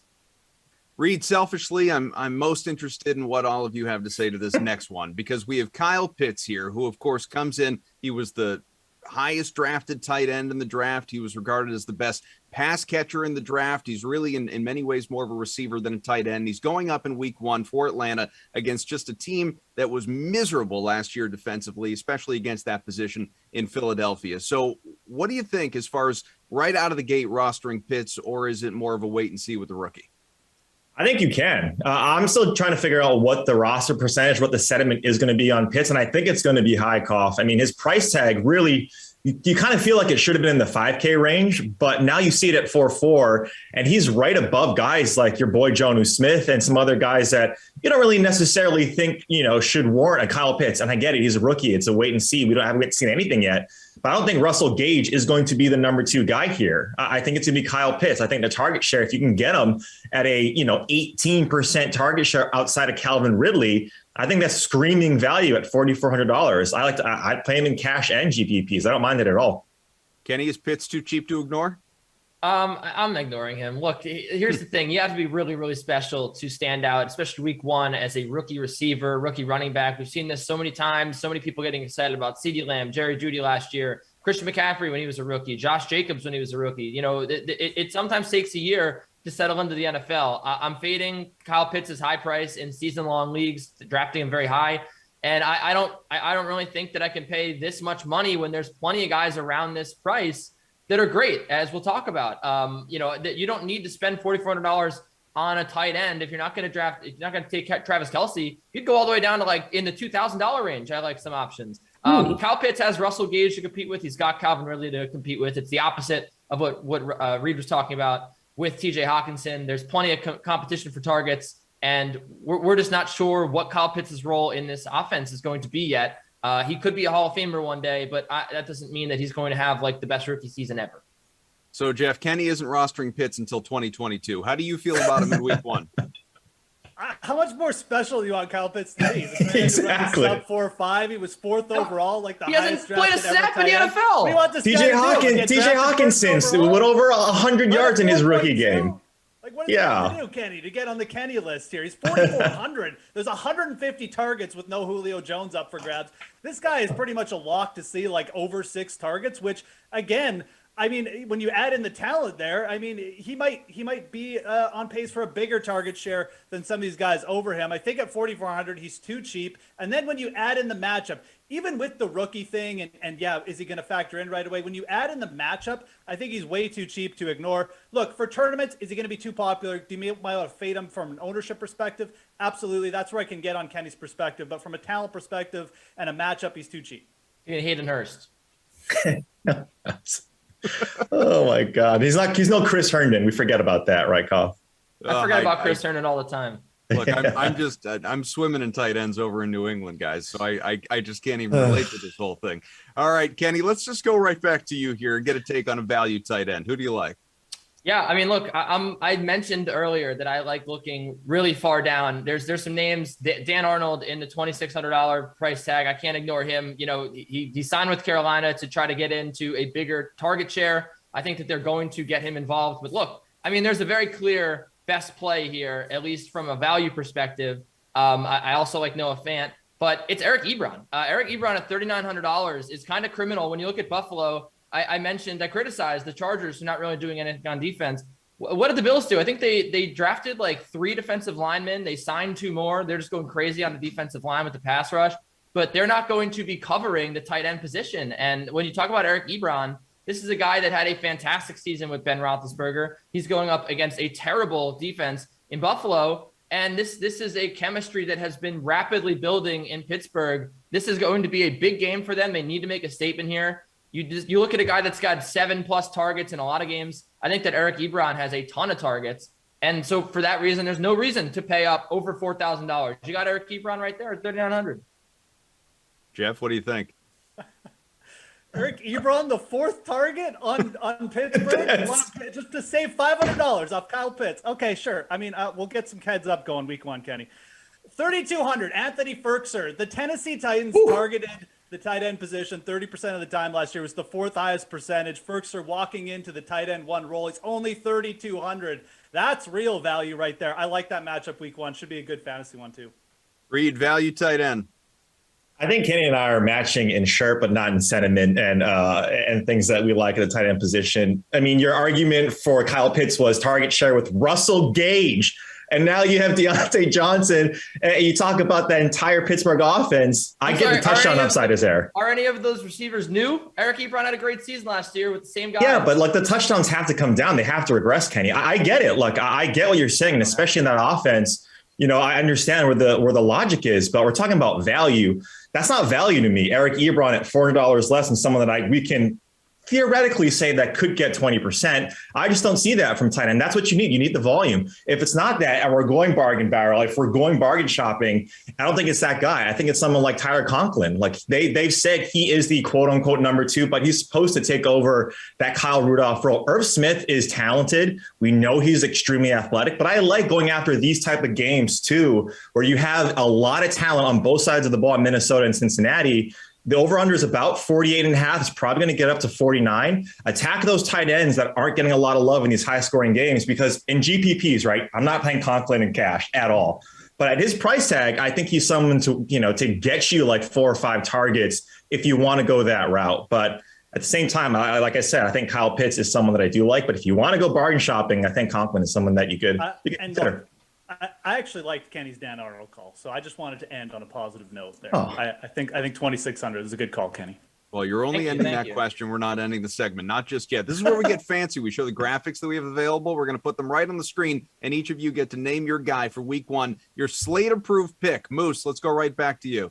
No, I'll stick with Anthony Ferguson. I'll die on that hill. He's 3,200. I think this guy's very underrated, just in terms of the offense he's in as well. Kenny?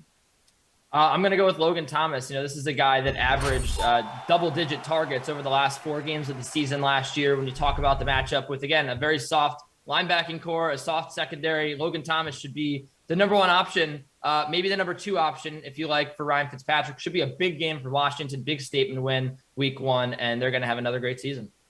Reed, who's the must-play? Who's the slate-approved pick for week 1 at tight end? I was going to go easy cough and go with Kelsey, but I have to go on the Kyle. I have to go with Pitts, right? Like I got to die on that hill as well, especially if we're arguing with Kenny. We're getting close to week 1, so I got to go Kyle Pitts. Why not? All right, very good, fellas. It does feel like football's back. I love it. Thank God. All good having these debates once again. It's good to see all 3 of you. We'll do it again sometime soon. But baseball, it is coming back here on the Sweat, and so are we. Right after this.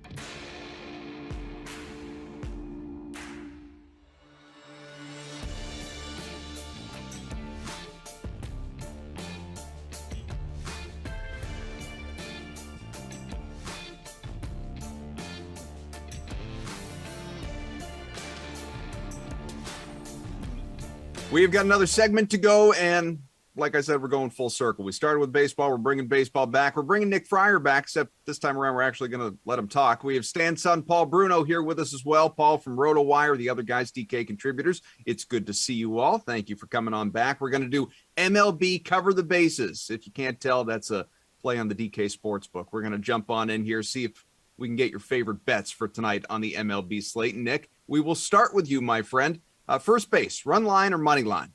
I'm going to go run line, and I'm going to go with the Astros going up against the Twins tonight. I know in the earlier segment, not Kenny, why do I keep doing this? Garion was talking about Griffin Jacks and how dare the Astros, you? Yeah, I know it's terrible. But anyways, with the I'm all frazzled. The Astros have done really well against right-handed pitching all season. They've done really well of late against them too, so they're staying on brand. Griffin Jacks is a guy to target in general, I think. And there's whether you're looking from DFS purposes or from sportsbook purposes, I think this is a game to look into. And Minnesota has not hit left-handed pitching well of late this season, and on this season. They have a good ISO against left-handed pitching, but their OPS and WOBA leaves quite a bit to be desired. And also, one last note, the Astros have won by 2 or more runs in 5 of Framber Valdez's last 6 starts, 8 of his 12, 20, 21 starts. Stan, run line or money line? I'm going to go money line. I like Atlanta minus 120. It was 115 last night. Kyle Buller, I don't even know how to pronounce his name. He's a lefty. He only has 29 innings of major league experience, but ton of swing and miss to his game. Swinging strike rate is 13.8%. He's also done a really good job at keeping the ball in the ballpark. You know, he is one bugaboo is that he does give up some walks. So there's some risk there, but St. Louis, they are 22nd in ISO against left-handed pitching, so the matchup isn't really a daunting one. On offense, Atlanta, they're second in ISO against left-handed pitching. Now, you know, there's no Ronald Acuna in the lineup, but, you know, they're still a potent lineup. Wade LeBlanc's the lefty. He's definitely gettable. FIP is 4.99. K per nine is 5.93. So I like both sides of the ball for Atlanta here. Whether it's Bowler or Bueller, we know this guy is Bruno. Paul, what do you think? Run line or money line? Look, the evening slate is filled with a number of one-sided games on the money line, so you're going to go out on a limb to try and make a big money here. So I'm going to be reluctant to go this route unless I can really feel good about making a case. Here's my attempt. I'm going to stay close to home in the game down the street here. Toronto is favored to beat Cleveland at minus 190, but I'm on the Indians mainly because of the starting pitching matchup tonight. Tristan McKenzie's allowed only 32 hits and struck out 50 batters in his last 44 and 2/3 innings pitched, limiting opponents to a paltry 195 batting average. Meanwhile, Ross Stripling has had a hard time keeping the ball in the yard, quite frankly. 11 homers and only 48 innings pitched of late. I think the Indians are quite capable of flipping last night's high-scoring script and out-slugging the home side to pay off at plus 160 here. Tell you, I look at Paul in that background. Just feels like a much more sophisticated version of what I have going on behind me. I hope I age well, my friend. Paul, we'll go right back to you here. Second base, and what we're looking for is game total. What do you got? Again, there's no value on game totals. It's straight up on the over/under unless you look at the alternate run lines tonight. So I'm as implied in my first answer. I expect a high run total in Toronto, so I go to the over 10.5 run bet for the game total on alternate run line to pay up at 135. I also see value in taking the Astros and Twins with their potent offenses combining for a high-scoring game there with the take at plus 10.5 and a similar bet to pay up at plus 130. In fact, I think the Astros could go over that mostly by themselves against Twins starter Griffin Jax.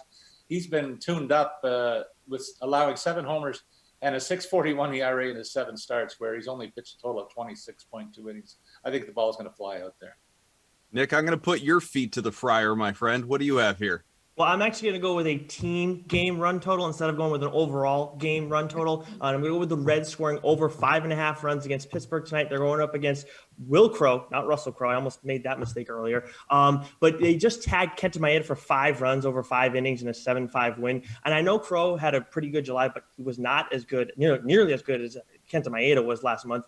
And then when he's a guy that gets tagged on pitches in the zone too. So anytime I'm getting a guy like that out and in someone who doesn't get hitters to chase pitches out of the zone, I'm going to go and try and target him with an offense. And then when you're looking at the Reds too, they have the best OPS against right-handed pitching over the last couple of weeks, 4th in ISO during that span. And then they have the 3rd best WOBA against right-handed pitching this season. And then the 4th best OPS against right-handed pitching this season. And then the Pirates bullpen is not good too. So that helps in all this. Crow's gladiator either way. Don't worry about it. All right, Stan, wrap up this particular question anyway. What do you got? Second base game total. Oh, sorry about that. Go Cleveland, Toronto. It's over 9.5. It was 10 last night. It's at plus 100. I'm with Paul here. I think there's going to be a lot of offense in this game. Ross Stripling, as he alluded to, gives up the home runs. He's allowed 2.2 home runs per 9 innings. FIP is 5.05. He did say, McKenzie has been good. He's limited batting averages. He has a lot of swing and miss to his game, but he also walks a lot of guys, and he also serves at 1.99 home runs per 9. So I think he's definitely gettable.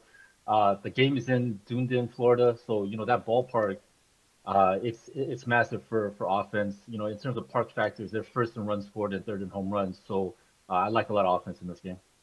Stan, we'll stay with you as we make the turn for third. We need a pitcher prop here. Who do you have?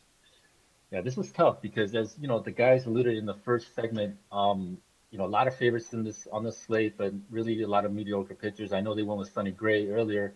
I'm gonna go Alex Wood though, over 5.5 strikeouts. It's minus 125, so that's not great. But Arizona, they are only 25th in strikeouts against left-handed pitching. But in his last game he had 3 strikeouts against Houston, but prior to that, in 5 games, he had 8, 7, 6, 8 strikeouts. And one of those games was against the Diamondbacks. So, he has a swinging strike rate of 12.5%. K per 9 is 9.58. So I like the over 5.5.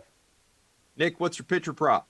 Normally, I usually go with a hits allowed prop if I'm trying to fade a pitcher. And Dallas Keuchel is a guy that I will do that with. His under on his K prop is enticing tonight, but I'm ultimately going to go with the over on his home runs allowed.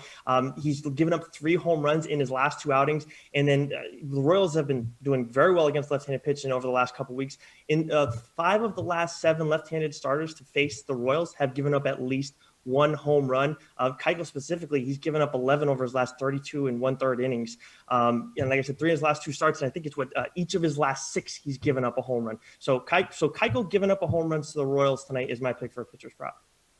Ball pitcher prop. I feel like I should ask what's going on with the Blue Jays. I think they got a 6-man rotation. I'll get to that in a second.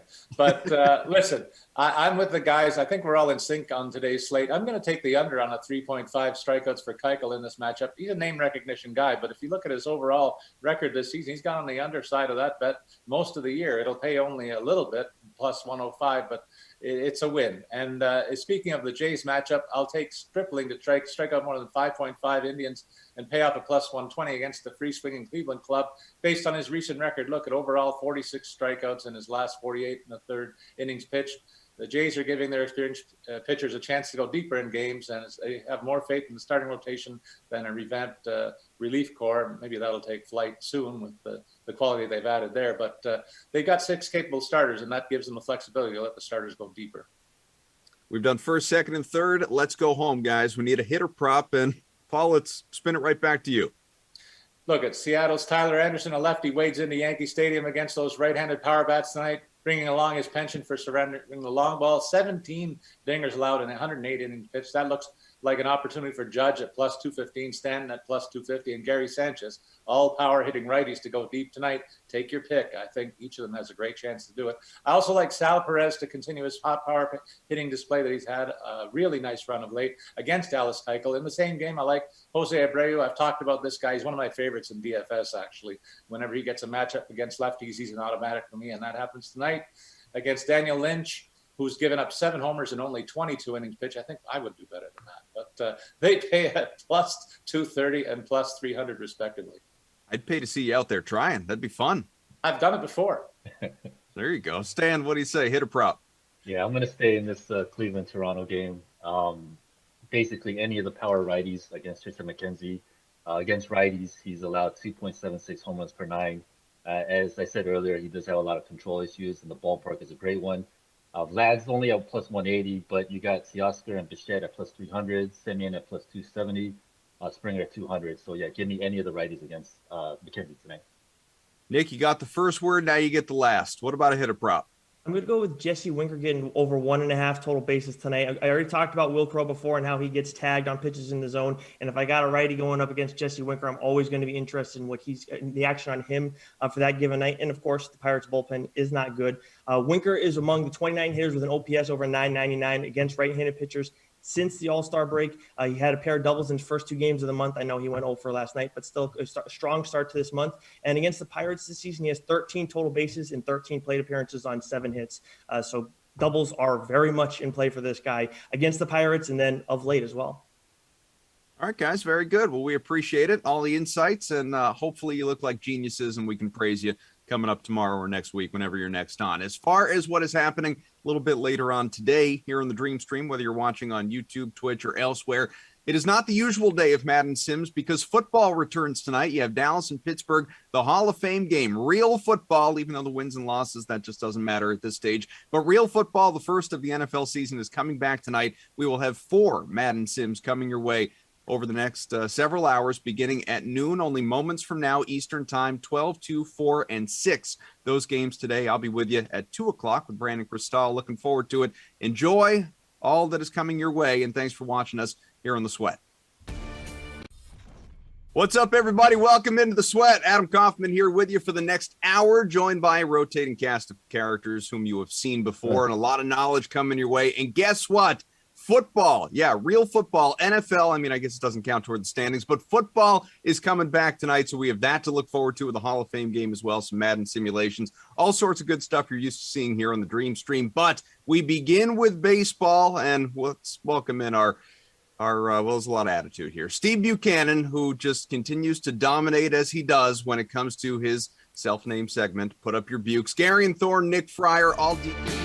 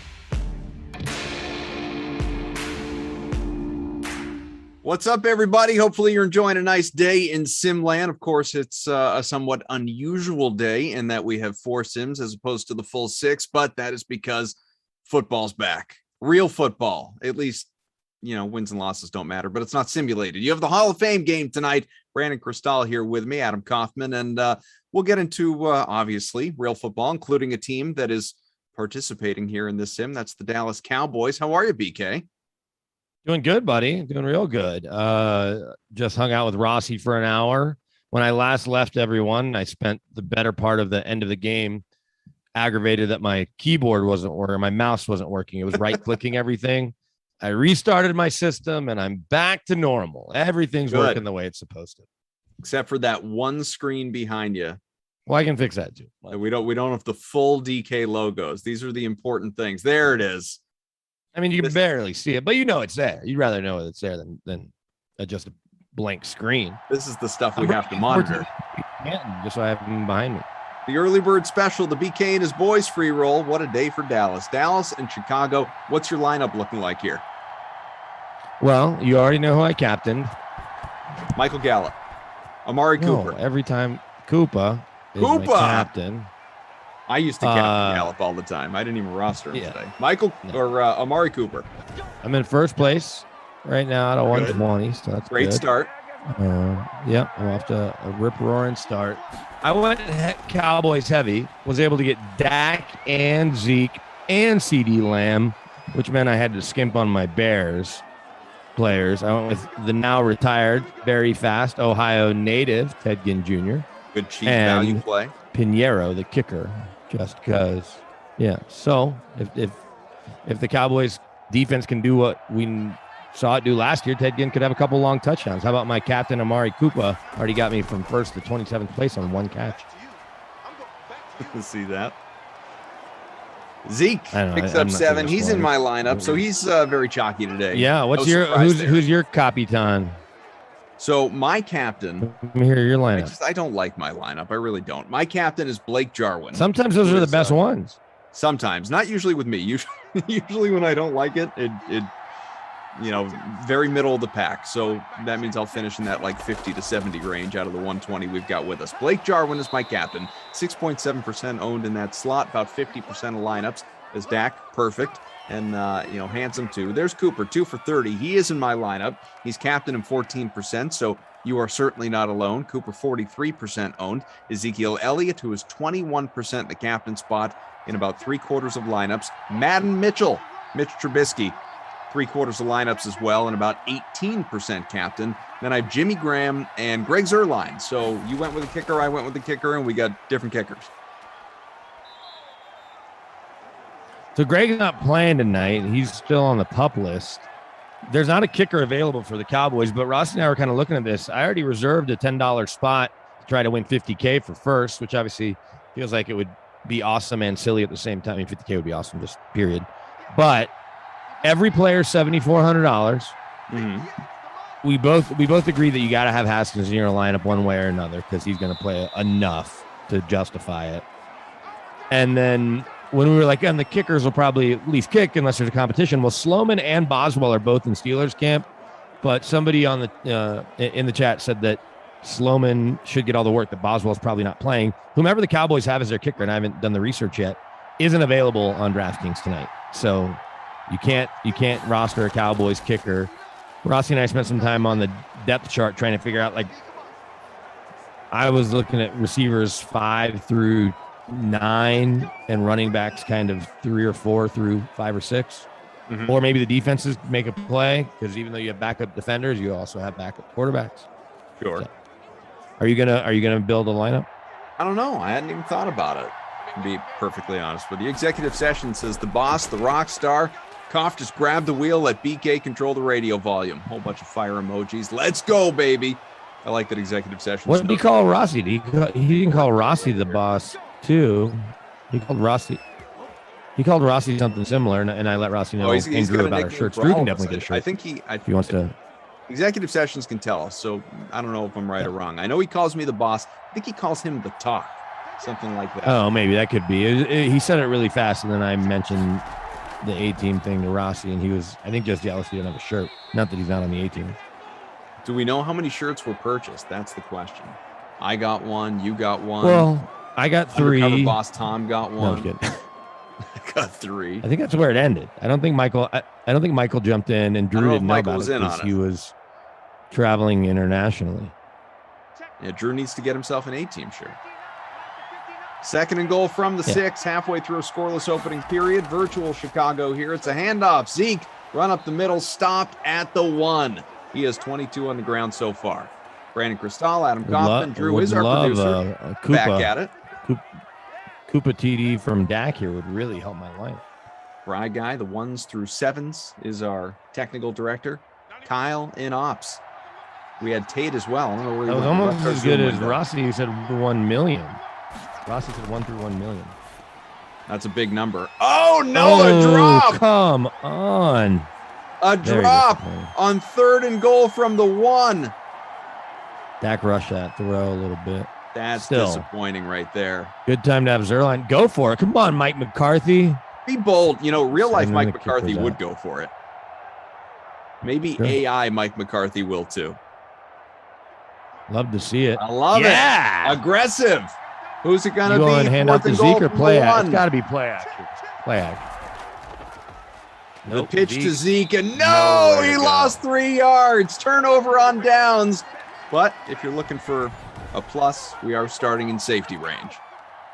I'll say this. You got to go play action there. Bootleg to the other side. Dak easily walks in or hits the tight end on the backside drag. Easy money. That's brutal. Uh-oh. Uh-oh. Safety. You can dance where you want to. You can leave your friends behind. Oh, man, Marcus Lawrence. You need to be more decisive, Mitch. You're Mitchell when you do things right. You're Mitch right now. And some people would like to switch out that M with a B. How about DeMarcus Lawrence? $19 million a year making plays on the computer, even if he doesn't in real life. You can't ask for everything from somebody. At least he's good on Madden. Right? Yes, man. 2-0. Dallas in front.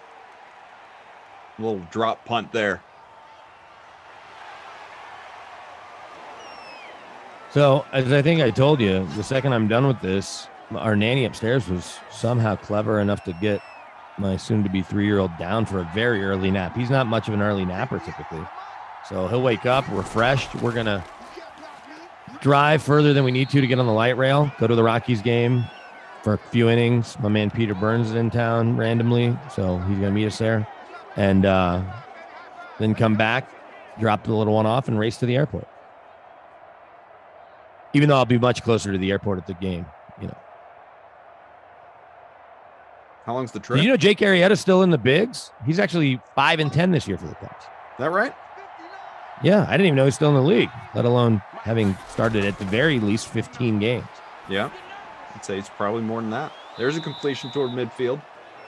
Dax. How crazy would it be, or how often this far into the season, I mean, we're into August now. Yep. Any starters that are full rotational starters, and clearly if Arrieta's 5-10, he's certainly been that, have gotten a decision in every game in August. Does that ever happen or does it happen?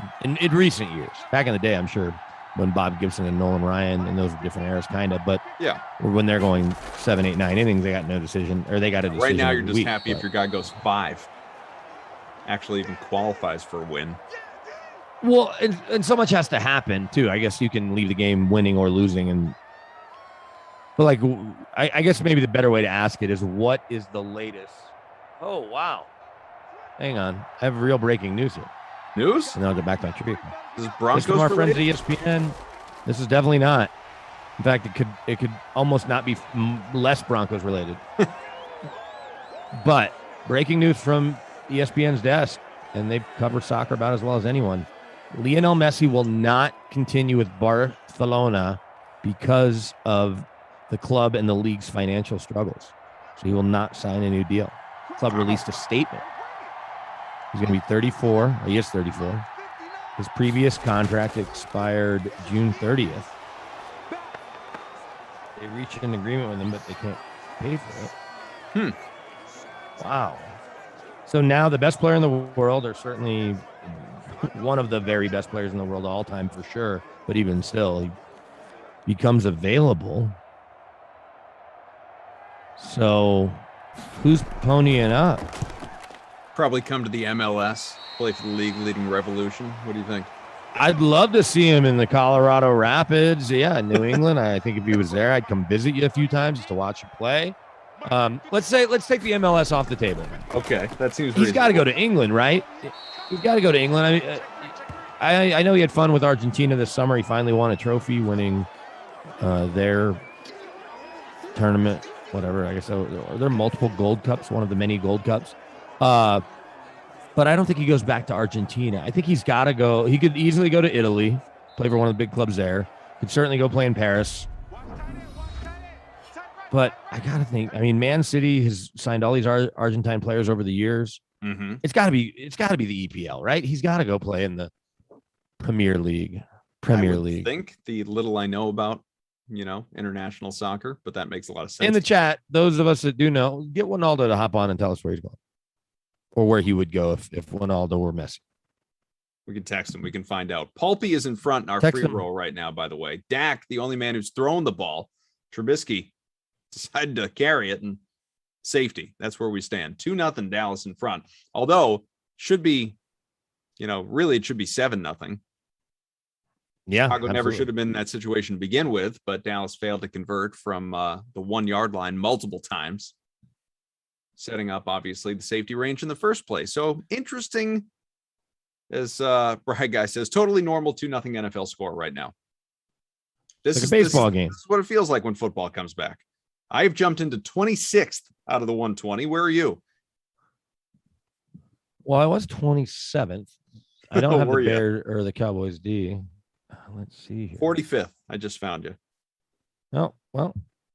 Jarwin has 3 catches for 34 yards. Cooper has 2 for 30, and that's it. So it turns out my captain is a big part of why I have had any success at all. Stats are updated. Thank you, Kyle and Copa K. I know you keep your boards for every single game. You're 3 deep.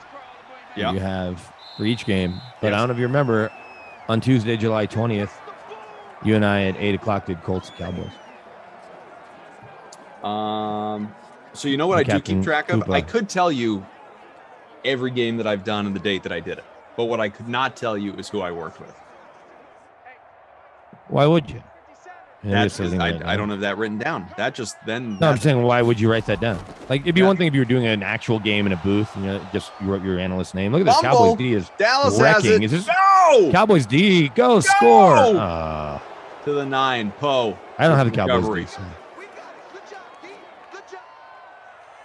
Yeah, no, I've got the and got I had the list, Bears baby. a day later. 2 days later, I had Bears at Chargers. So I've seen both these teams within the last few weeks. Get in! Touchdown! There's my captain, Blake Jarwin, baby. Or no, Dalton Schultz. Dalton Schultz. Schultz is 86. That I did not see coming. Dalton Schultz. I don't know Schultz either. I'm going to say most people don't. Dalton Schultz, who last year was more of a factor than those anticipated because obviously the injury to Blake Jarwin, and 8% owned in the larger contest. We'll check out his ownership here in our smaller one momentarily. Good for you guys. I should have captained Dalton Schultz instead of Koopa. Koopa. Do we think it was Koopa that had that drop? Did Koopa have that drop? He did. Man, that hurt. You and I also did Jets at Lions on July 25th. Why are you keeping track of your partners? Or do you just remember? I've got a photographic memory. Except for this stuff I can't remember, but I forget. Makes sense. But everything else that I commit to memory, it's photographic. 9-0 Dallas, early second quarter. BKA. It's like people do say that as an expression. People do say that like, oh, I have almost a photographic memory. It's like, well, that means you can remember stuff, but maybe you remember more stuff than most. You know who does have a photographic memory? Mary Lou Henner. Is that right? Former star of Taxi. Yeah, like to the point where you're like, oh, you remember? She may not. she may even remember the dates, but like, oh, you remember April 15th in 84, you went to lunch with Ted Danson? She's like, oh yeah, we went to the Ivy. I had eggs Benedict. He had, salad. Like, it's like that, I think.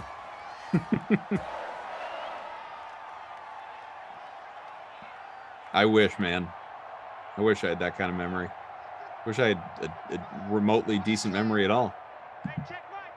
Terrible. Yeah, Jets at Lions. That was not a good game for us. I mean, I'm sure it was fine.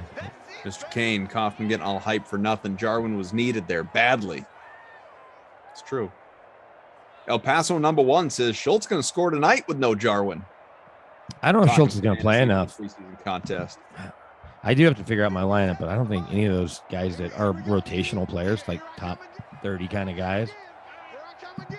That does beg the question, on for me at least, and you might have more insight into this than I obviously have, being on the Broncos beat and being there at practice and talking to players and executives and all that stuff. Given that we have one less preseason game this year, it's 3 obviously as opposed to the 4 we've come used to. For every team that's not the Cowboys and Steelers. Well, yeah, I guess that's true. But yeah, so I don't know, maybe tonight becomes a little less relevant, but bigger picture for other teams. Well, here's the thing. It depends on the coach. I'm just wondering what, like it used to be very formulaic. You knew, no matter who you rooted for, you knew more or less what the approach to each preseason game was going to be. Yeah. How often guys were going to play game 1, game 2, game 3, and then obviously nobody plays in game 4. What do you anticipate this shortened, although now normal preseason looking like? See, I think coaches are still working through that, right? Some coaches probably don't need to play. Like, how much do the Chiefs need to play Patrick Mahomes, right? Or Russell Wilson, or even Aaron Rodgers? All you can do is get hurt. It doesn't count. You're not worried about timing with their guys in a game versus what's going on here in Denver or maybe in New England where there's a true quarterback competition, or I don't know if New England has a true one, but Bill's got a little old school to him. Bill's got a little old school to him and probably wants to see guys play. The Broncos, the issue they have is not only figuring out how much to play Drew Lock and Teddy Bridgewater in the 3 games, but also how much to play the starting O-lines around them. Because the second you have them in there with backups, and in this case, Cam Fleming and Bobby Massey or Calvin Anderson are above average backups. I mean, Cam Fleming, I think, started in a Super Bowl for the Patriots. But still, you're then talking about backup O-linemen and backup D-linemen trying to secure job spots, right? Roster spots, jobs. And that potentially exposes guys and doesn't necessarily mean they get the best work. At the same time, coaches want to see guys in game situations when they're in a battle of some sort. Position battle, any position, corner, tackle, whatever. So I think that we'll still see that final preseason game, which is right around the 26th to the 29th, but no Thursday game now before Labor Day, played the way most teams have played it, where that's where the starters that are going to play will come out into the second half, right? Because teams like to practice going in at halftime, making quote unquote adjustments, and then coming out to start the second half. So I think that'll be how you see it. So it'll still kind of line up the same where there's not quarterback battles. And look, I was dismissing this game earlier because Rossi asked me if I was excited about it. I was like, absolutely not. But that's for 2 reasons. One, I remember 2 years ago how long it made the Broncos season. It just felt like forever. I don't feel like that for the Cowboys and the Steelers. But also, I don't care about these position battles. But DeMarcus Ware put this on Instagram. And he said a game isn't just a game when you're suiting up to lead. Oh, this is him as a leader. But if it's the first preseason game, tonight's Hall of Fame game, they all mean something. And then he gets into some Hall of Fame stuff because he's going to be in the Hall of Fame. But this is where I minimized it. And I didn't watch Hard Knocks, which I think they started last I'm night. sorry. Cole Kmet touchdown. There you go. Cole Kmet touchdown. I had him and Schultz as both my captains. Yeah, obviously. Co-captains. Almost. 2 guys that are combined owned about 13% of lineups. That's a long way to get to. I dismissed what this game means because you're not going to see anyone really. But it does matter. With only 3 preseason games and roster spots 45 through 53 up for grabs typically, plus the 10 to 12 to 16 practice squad spots up for grabs, the game does matter to those guys.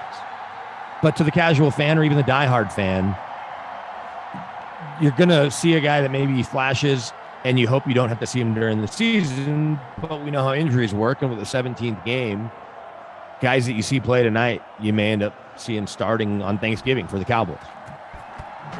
So, but at the same, like, it's not destination viewing. I'm going to fill out a lineup and win $50,000, but that's different. Are you excited? I'll have it on in the background. I'm not excited at the point where I'm going to be watching and intently following it.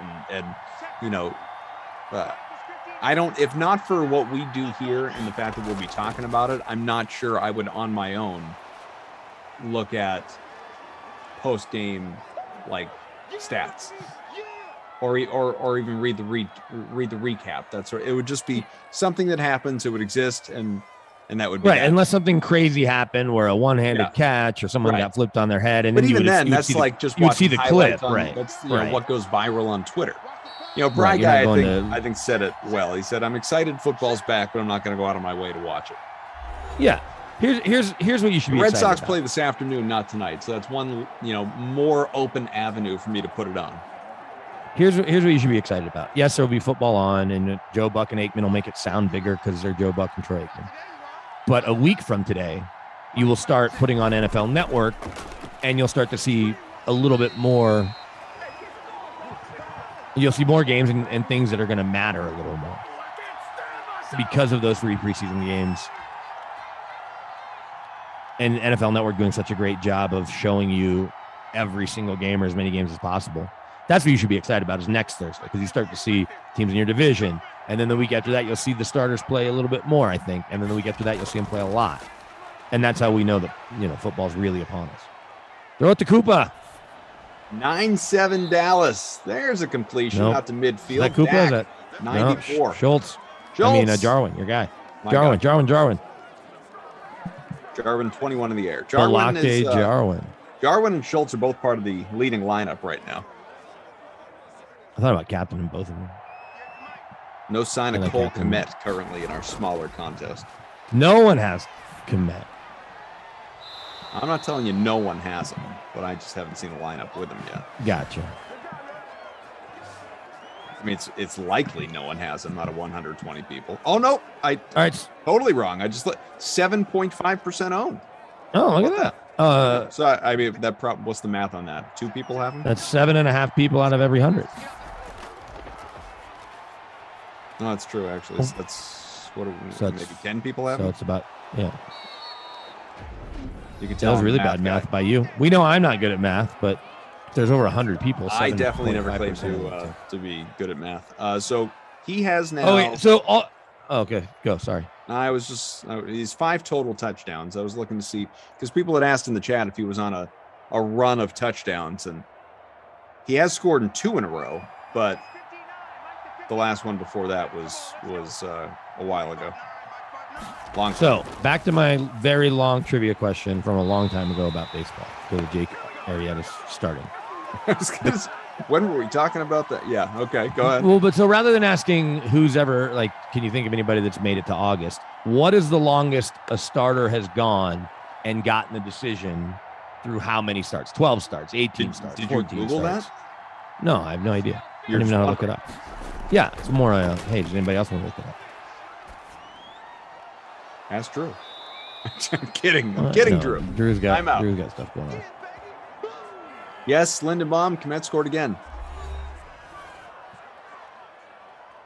And Dalton Schultz. Cole Kmet and Dalton Schultz, the touchdowns in this game. Just like everyone would have envisioned. I think Koopa's about to score here since I have him on my roster. Or Zeke. 3rd and 3 from the 10, final minute opening half. Dak should have been. Whoa! Picked. Should have been. Just hit Danny Trevathan right in the face.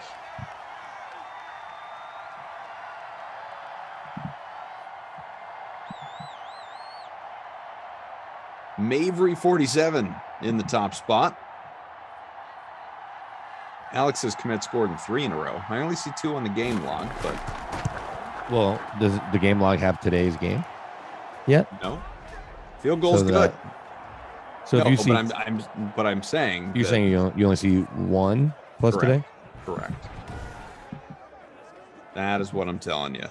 Because the way you said it made it sound like you were looking at the game log. I'm looking at the game log right now. And it would have just one. Just the one. Right. So the way you said it was looking at the game log. You said looking at the game log, he scored 2 in a row. And I guess that's still well, I'm including today because I remember it happening 5 minutes ago. That takes me to one of my favorite stories ever that I've never shared with you. Okay. Okay. Okay. I'm wondering what in the world that could have transitioned to. Go ahead. So I'm in Brooklyn visiting my buddy Peter. This is years ago. And we're watching the Cowboys are playing early. And we grew up in Dallas. We're in like a sports bar pool hall. Very empty pool hall. No one's playing pool. Early games, 1 o'clock games. There's probably a dozen people in there. There's like 6 booths in the bar area and then some high tops in the bar. So 10, 12, 15 people and no pool really. Maybe one person playing pool. So everyone's watching their own games, right? They got 8, 9 TVs. And the Bills and some crazy play happened where like the quarterback or running back runs into the line of scrimmage. The ball flies into the air, snatched out of the air, and then run back for a score, right? A crazy play. Everyone, no matter what game you're watching, we all turned and we're like, oh, holy cow, what a play. So that's the first, second quarter, early second quarter, first quarter. At halftime, they put in the highlights. Inevitably, the Giants or Jets were on the biggest screen. So at halftime, everyone's watching the highlights. And there's this dude that, as they show the Bills highlights, goes, ooh, I remember that one. We're like, from 8 minutes ago when the whole bar went nuts, all 12 of us. This guy's memory is insane. He remembers it from almost a whole quarter ago. It was, it wasn't the fan jumping out of the stands on Monday Night Football to catch a field goal or Brett Favre on Monday. Yeah, I know. It was like, so I can't swear every time I talk to my and by the way, Peter, that completely unrelated. Related to what you just said, but unrelated to our topic here. That dude jumping out of the stands to catch that ball, to catch that field goal. Unbelievable. Still unbelievable. I mean, it's one of the most impressive things I've ever seen in my entire life. And also one of the dumbest, but unbelievable that he timed that in such a way that he could catch that ball. Never mind the complete total disregard for like where in the world he'd land. Right. And I don't think he hurt himself that badly, right? He sprained an ankle maybe or something, or he was because that had to be a 15-foot drop easy. It was more than 10 feet. I can't swear it was 20. Oh my God! Yeah. I mean, we could look it up on YouTube, right? Absolutely. Wow, what a bad kick! His field goal caught in the back of the end zone. Bad kick from my man Pinheiro. That's not helping my roster at all. Tough. My lineup. But yeah. So at least once a month, if Peter and I talk, or once every 2 or 3 conversations, I'll get I remember that one from him.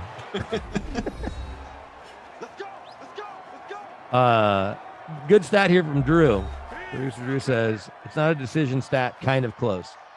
Bob Gibson, and it's no surprise that this is who would be the person on the top of this list. So this is from 2012, but he obviously hasn't pitched since then. Late great Bob Gibson. Yeah, I'm going to say it hasn't been broken. 78 straight starts with 6+ innings. Yeah, that's pretty good. Costas has a good story about getting a hit off Gibson in like a charity game. Yeah. And Gibson, he wasn't throwing gas, but he wasn't grooving him. Like he was pitching.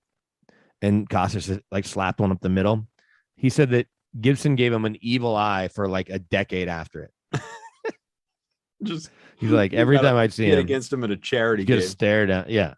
Bob Gibson's already in his 60s. I think was it Lou Piniella that was managing the Braves when they made a run at some point, and Gibson was the pitching coach, and he was like, there was a couple times where I thought about activating him because I knew he could go give me 1 inning, even though he's in like his 50s. That's awesome. Dak 150 passing at the break, by the way. So he's pacing toward a bonus and, of course, has the score. 5 for 69. Blake Jarwin, my captain, the only reason that I'm sitting in the top 20 right now. Robinson, 3 for 42, pardon me. Cooper, 3 for 37, a drop touchdown pass. Schultz and Kmet with vulture scores here in this one. Schultz and Kmet. We also have a safety, obviously, for those trying to figure out the math. Captain Blood is in front. with Cooper at captain, your guy, both QBs, Cooper. Jarwin, Zerline, and the Cowboys DST, which has a safety. And Cowboys D has been balling. Here's a question. Yes. 9-time All-Star Bob Gibson, 2-time World Series champ, was an NL MVP, 2-time Cy Young winner, won 9 Gold Gloves, was a strikeout leader one year. When he went into the Hall of Fame in 81, he was first ballot. Only 84% of people voted for him. Yeah. Who were the 16% of people that didn't think Gibby's career was good enough for the Hall of Fame? Well, I mean, who's the? It's like there's always, and that's an exaggerated one a-hole thing. that's Obviously, like, there's always I didn't think Jeter was a one Hall of person Famer. didn't put Ken Griffey Jr. on his ballot. Like, what more are you looking for? Yeah, how do you become more of a Hall of Fame? Might Next have year even they're more going to than get your one vote. person, I mean, too. there's a handful. Was Jeter the most recent unanimous? Because you don't get that, or Mariano maybe. I think was Mariano the first and only unanimous, or was Jeter also unanimous? I don't know. I feel Either like way. there's only been Drew's gonna first and only. The Hall of Fame that's what I voters. thought. Hall of Fame voters need to get over themselves. Yes. This is why people hate baseball and baseball voters and old baseball writers. The old heads, the traditionalists, the purists. What are they being pure about? The idea watch that the no game one way is more than most people. unanimous, no doubt about it, Hall of Famer. That Or is even if you are, you don't it's such a deserve to dumb get in on the argument. first ballot. That no one was that great. Jeter was 99.7 for a guy, and Drew did. It's just confirm going Rivera to, was first 3,100 strikeouts. A 2.91 ERA, 3,100 strikeouts, 251 wins. Like, what else did the guy need to do? He went no-hitter in 71. Then his knee started swelling, so he toughed it out for 4 more years. He was second only to Walter Johnson in career strikeouts when he retired. Do you know the best pitcher, though, to never win a Cy Young? Nolan Ryan. No. This guy had 500 wins. Gaylord Perry. I think he had 500. Gaylord Perry didn't have 500 wins. Cy Young. Was it actually Cy Young? Yep. Did not win the Cy Young Award despite going guess. 5'11 and 315. That's pretty good. 5'11 and 315. And I don't know where you can look this up, but this was Nolan always Ryan a never trivia. did win a Cy Young, did he? Right, but Cy Young was better than Nolan Ryan. He won 500 games. Well, fine. I I'm don't just know if saying, that- like Nolan Ryan is regarded Let's see. as one of the best of all time. Sure. You're not gonna have to convince me, dude. Never won a I got Cy to watch Young in him. his 30,000 years pitching Major League Baseball. All he did was lead the league in strikeouts 11 times, but he only went to 8 All-Star games. What about the other 26 years? 324 and 292. He's like the Eli Manning. Of 12-7, 4th and 3. 5,700 strikeouts. Yeah, it's ludicrous. And he got in with 98.79%. You see? Someone Flawed wanted to see him get to system. 6,000. Someone wanted to see him get to 6,000. Like, if he gets to 6,000, then he's first ballot in my vote, in my book. So speaking of the Hall of Fame, because I'm going tomorrow. We're going tonight. We're going tomorrow. And Hall of Fame game tonight. Not sure if Zeke gets there or not. I'm not going to predict any of these guys getting there one way or the other. But I mean, he's not trending that way. I had this conversation earlier because at Broncos camp, I was talking to the guys doing the midday show, and they were out there yesterday. They were talking about how there's 2 number 43s, right? There's a 43 fullback and a 43 playing corner, which is kind of a problem in the preseason because they could both be on kickoff team. Mm-hmm. But anyway, the Broncos have stopped retiring numbers, at least for now. They had retired Frank Tripucka, the franchise's first quarterback, 18, and then they unretired it when Peyton called his grandson and asked if it was cool or son or something, and then retired it. Believe it or not, number 7's retired in Denver, so no one else will wear 7, and then 44 for Floyd Little. So 3 numbers, that's it.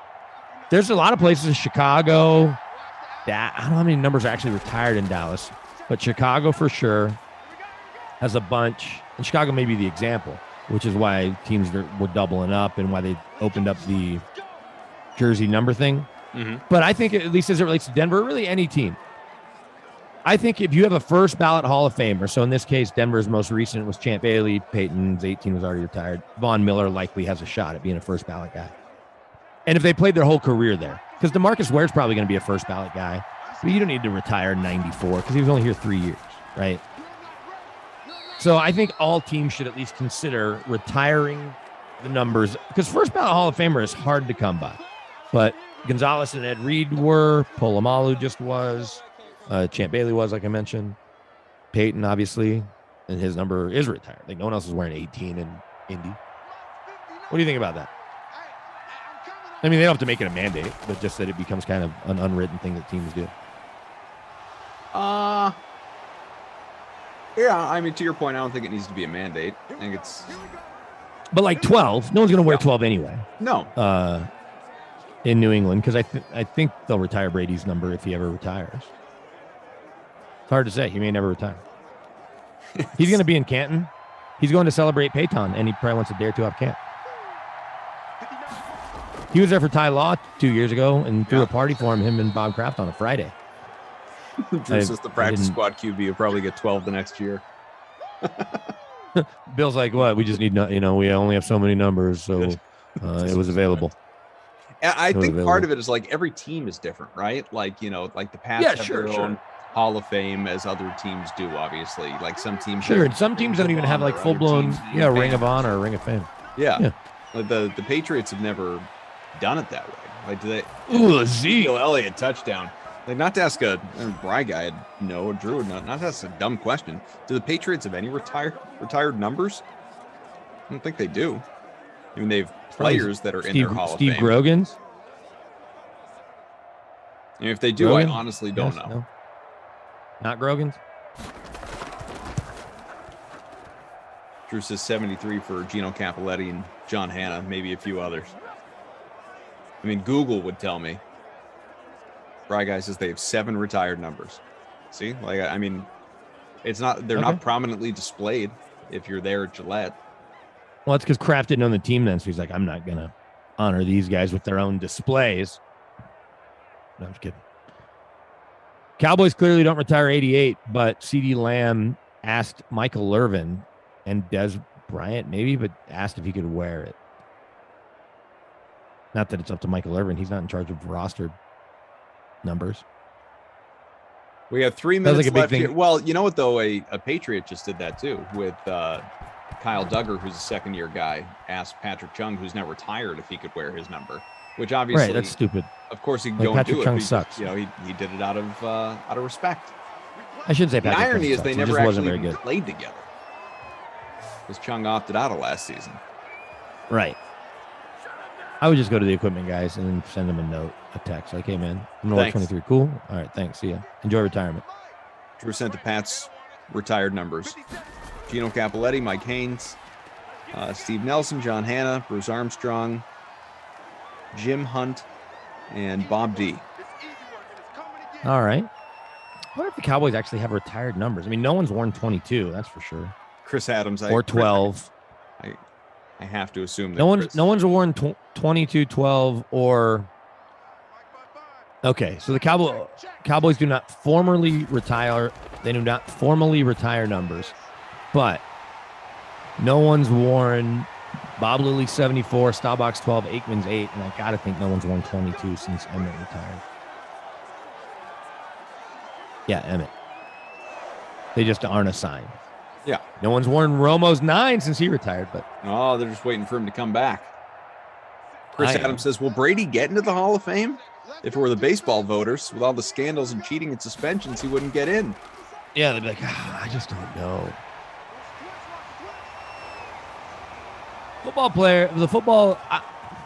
People are mad at the way the Football Hall of Fame voting goes, but not the voting itself. They're mad at the process and the fact that it feels limiting, because while you don't want to let everyone in, there's enough players that should be in that have a harder time getting in. Whether they're older, like around here, guys like Randy Gradishar, who had 200 tackles a year for the Orange Crush. Defense are Carl Mecklenburg, who went to multiple Pro Bowls and played all 7 positions in the 3-4 front for Wade Phillips and Dan Reeves. Like guys like that, or Drew Pearson, who took 100 years to get in. But even like the Tony Basellis of the world that have been waiting around, or Alan Faneca, who just got in this year, guys that would fall into that, Steve Atwater. right? That there wasn't an easier process. The voting process itself in the room going from 15 to 10 to 5, that's the voters just going through the rules that are set forth by the hall. Like, the argument is the way the hall admits people, not the voting process itself. Voting process, you got 48 people in the room now, 4 of which are Hall of Famers, including Tony Dungy, Bill Polian, Dan Fouts, and James Lofton. Every city, every NFL team has a media member that's a voter. And then there's a bunch of at-large voters like Peter King and Sal Palantonio. Mm-hmm. And they get in the room typically the Saturday before the Super Bowl, and they go from 15 and they make a case for everybody. They vote down to 10. Then they go over it again. They vote down to 5. Then they actually have to vote on the 5, and you have to get 80%. But almost nobody's gotten in that room, gotten down to 5 and not gotten in. Paul Tagliabue a couple of years ago didn't get in when he was the contributor nominee, but then he got in as part of the Centennial class. David asks who scored 19-7 through 3 quarters. Most recently, Ezekiel Elliott. Before that, a couple of cacaws, couple of vultures. Cole Kmet, Dalton Is that the sound vultures make? That's in Simland. It is 180 and a touchdown for Prescott, 92 passing for Madden Mitch, victim of a safety here in this game today. 89 for Zeke, so 11 away from the bonus with a touchdown. Again, Kmet, lone rush turning into a score. A fumble for Trubisky, but he does have 50 rushing yards. We'll check out the receivers for you as well. You sound like Owen Wilson in the movie Bottle Rocket. Oh, going, caw, caw. I'm calling my gang. You ever see Bottle Rocket? It was his and Wes Anderson's first movie. His, Luke, and Wes Anderson's first movie, I think. I think you're right. You seen that Bottle Rocket? Have you seen Bottle Rocket? I've not seen it. I've heard of it. I know it, but you got to watch that. Put that high on your list so we can stream it. Yeah, it's great. Listen, there's a new Van Damme movie on Netflix that I might watch later. Last Mercenary. Bloodsport 2? How dare you? Actually, looks kind of good. You can't remake that. You better remake Citizen Kane before you remake Bloodsport. Mavery is in front by about 4 points. I'm 11th. Where are you hanging out? I would love to go to the Kumite. I'm in 72nd. I don't want to forget about this year because of COVID. By the way, a little shy of the first. Managed to hold on to the ball, though, which feels like a victory in and of itself. I want to mention this. You and our production crew and ops and obviously the Sim fam, for anyone interested, somebody had asked me earlier, Koff, when are you posting your next baseball contest so I can win it? Hopefully today, if I remember. But unrelated to that, I have created a weekly NFL hashtag Koff Classic contest, which is in the DK Sim Fan Friends League lobby right now. 200 you sign up people for it now. Get in for the whole year. You can sign up now for week 1, and it will go in there every week, and you can join it every week. But 200 people. I'm aiming big because it's NFL, and damn it, it's what we're all here for. $1 to enter. Payout to the top 20. We've already got just created this thing yesterday. Didn't really promote it. We've got 59 out of 200. As we know, week 1 is. I'll get in it right now. Quite a ways away, but if still more than a month. But if anybody wants to jump in, is it $1? The $1 to enter. Okay. If anybody wants to jump in, reserve your spot, and worry about making a lineup in 5 weeks, then go right ahead. But we were talking about DFS for NFL's return to the preseason game tonight. Go ahead, Koff Classic NFL, $1 to enter. Reserve your spot, jump in. A fumble, and the Bears have it. So I can't reserve it for every week. No, but you can reserve it for week 1.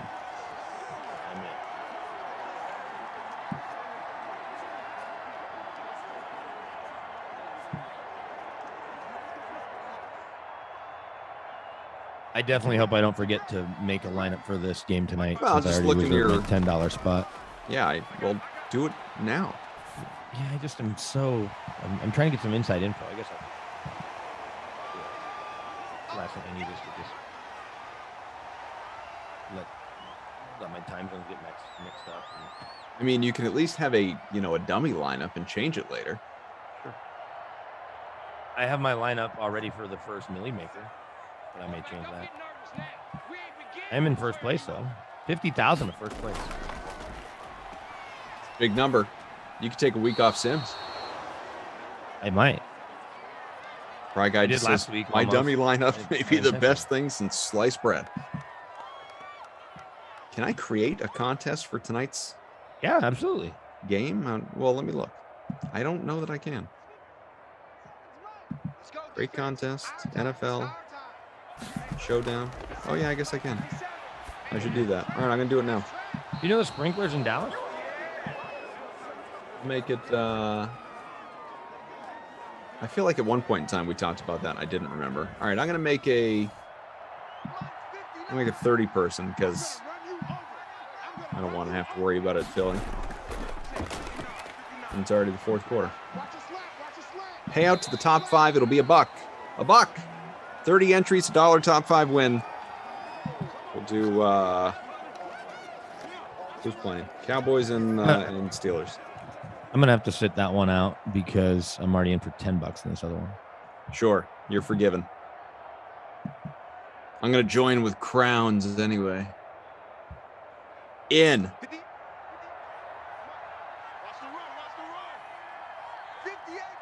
Brag guy. What a build. What a build. You have a little salary remaining, sir. 19-7 game, halfway through the fourth. Oh, I know what I'm going to do. This might be giving something away. Don't give away all your secrets, all your strategy. I'll say this without giving out names. Why not play more than one quarterback on the same team? Because there is an assurance that those guys will play, you know? Mm-hmm. Zeke 8 away from the bonus now. Viper, Koff, make 3. Plenty of fun to be had. Need to make 3 contests. I think one will do. Say we're all excited about it. All right, $10. See if I can win 50 grand. If I win 50 grand, I'll be stoked tomorrow when I'm on the same. Am I on with you tomorrow from the Hall of Fame? Tomorrow is Friday. I know I was the one telling you all the time. Here, I've got it right here. I'm on for no, you're with Glash. I'm on for the first Glash, two okay. tomorrow. Lions at Broncos. That's going to be a real game this year. And that was the extra game with the cross-conference stuff. Drew, I got everything I need from the schedule, by the way. So I'm good to He go was really there. worried. Bottle Rocket, you can rent. No, he can just lock it out again. You say you didn't know The, if are we expecting Ebron and Zerline to play tonight, or did you say No. neither of them? Zerline's on pup, dude. Zerline hasn't even practiced yet. All right, what about He's on the Ebron? pup list. Oh, and he, I think they're not playing him. I think guys who start may not even dress for warm-ups. Or if they do, they'll go through warm-ups and then they'll just have their shoulder pads off within seconds. not great. The Cowboys aren't even, there's like 20 guys that Cowboys aren't even traveling. Cool. Good for me. Where can I find that list? Right, I sent it. Roster these guys. Yeah, Koopa didn't even make the trip. Sort of like today in the sim. Cooper's not there either, huh? Nope. Cooper rushes. Don't want to roster him then. Take Amari out of consideration. Dak's not obviously playing. No, Dak is Here's a not. completion inside the 40, 33, 141 passing for Trubisky. After a little while, I guess if you just start with taking guys out who you know aren't going to play, after a little while, it shouldn't be too difficult. Yeah, but it's trying to figure out which running back is going to get a little more work. You know, third, fourth, fifth guy on the depth chart. Oh, Drew sent the deal. list. All right, good. Let's educate people. Cowboys announced the following players will not travel. Everybody listening? These guys are not available for you tonight for your lineups. Bradley Ane, Josh Ball, Francis Bernard, Amari Cooper, Chauncey Goldston, CJ Goodwin, Tristan Hill, Malik Hooker, Blake Jarwin, DeMarcus Lawrence, Jordan Lewis, Zach Martin, Dak Prescott, Tyron Smith, TJ Vasher, Greg Zuerlein. At least two of those names I probably mispronounced, but that is something you need to know. You nailed Zuerlein, though. Thank you.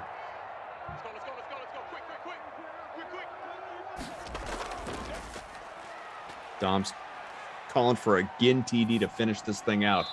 Oh, hit as he threw it. Ginn TD would help my line. Did Everson Griffin sign anyone? I'm not sure. The guy was in the Pro Bowl 2 years ago. Free agent.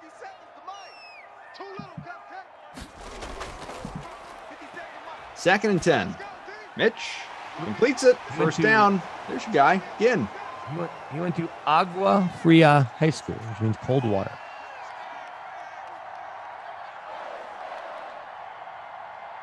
First and goal on the way from the 10.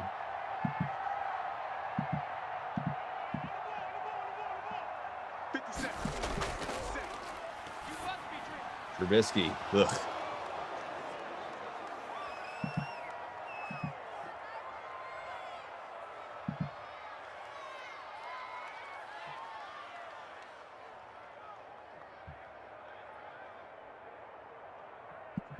Fill up those contests, folks. Brian says, where can we find that list? Calvin Watkins on Twitter.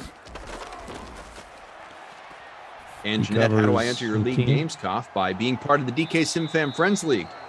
And Jeanette, I hope you are. 3rd and goal coming from the 7. Robinson, 8th catch. He's quietly had a nice day.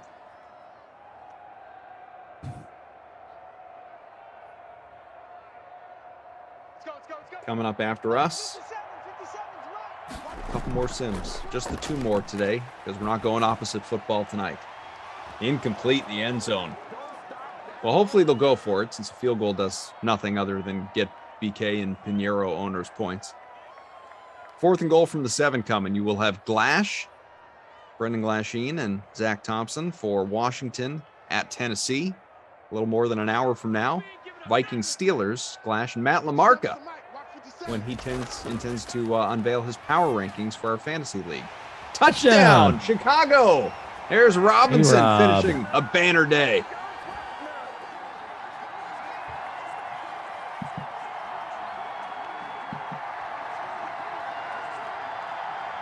Robinson about 40% of lineups in the larger contest. Make it 19-14 with 30 seconds to go.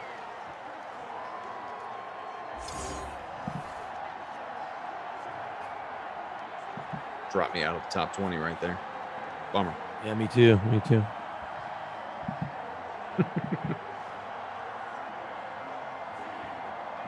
Michael says, talk a little CFL. That's starting tonight, too.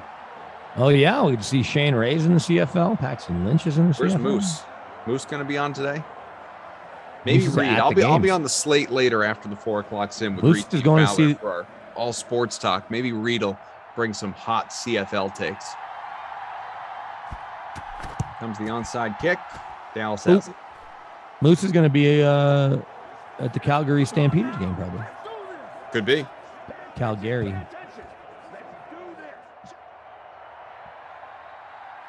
Hit that like up over 100 watching on YouTube, or over 100 likes, I should say. Well over 100 watching, a few hundred watching, and more across all our platforms, including Twitch, twitch.tv/DraftKings. But give us a follow there. Give us a like and a subscription right here on YouTube. Appreciate you. Final 30 seconds. Are playing the Argonauts from Toronto on Saturday. So maybe Jeff will be at that. Argo, I think of the movie. Sure, they were named after that movie. Was named after the team. Is that so? Mm-hmm. That was a code name in Beirut. Like one of the guys, even though he's American consulate worker, he loved the Argos. Isn't that who Flutie played for? I don't remember. He bounced around a little bit. Played for multiple teams. Won a bunch of Grey Cups. He was a player that Doug Flutie. He was a CFL mercenary. 3rd and 6 from the 38. Ugh. Oh, Jack able to get rid of it though. A-Rob in the captain spot and the winning lineup. Only 22% drafted. I think he's going to be the Krusty Kristall player of the game. CD Lamb was pretty gross. Guy says 1984 Heisman Trophy Award winner Doug Flutie. To you, thank you very much. And when did the movie Argo take place? Probably a little before that. I would need Wikipedia for that. Well, the movie was made in 2012. 1980. No, November 4th, 1979, actually.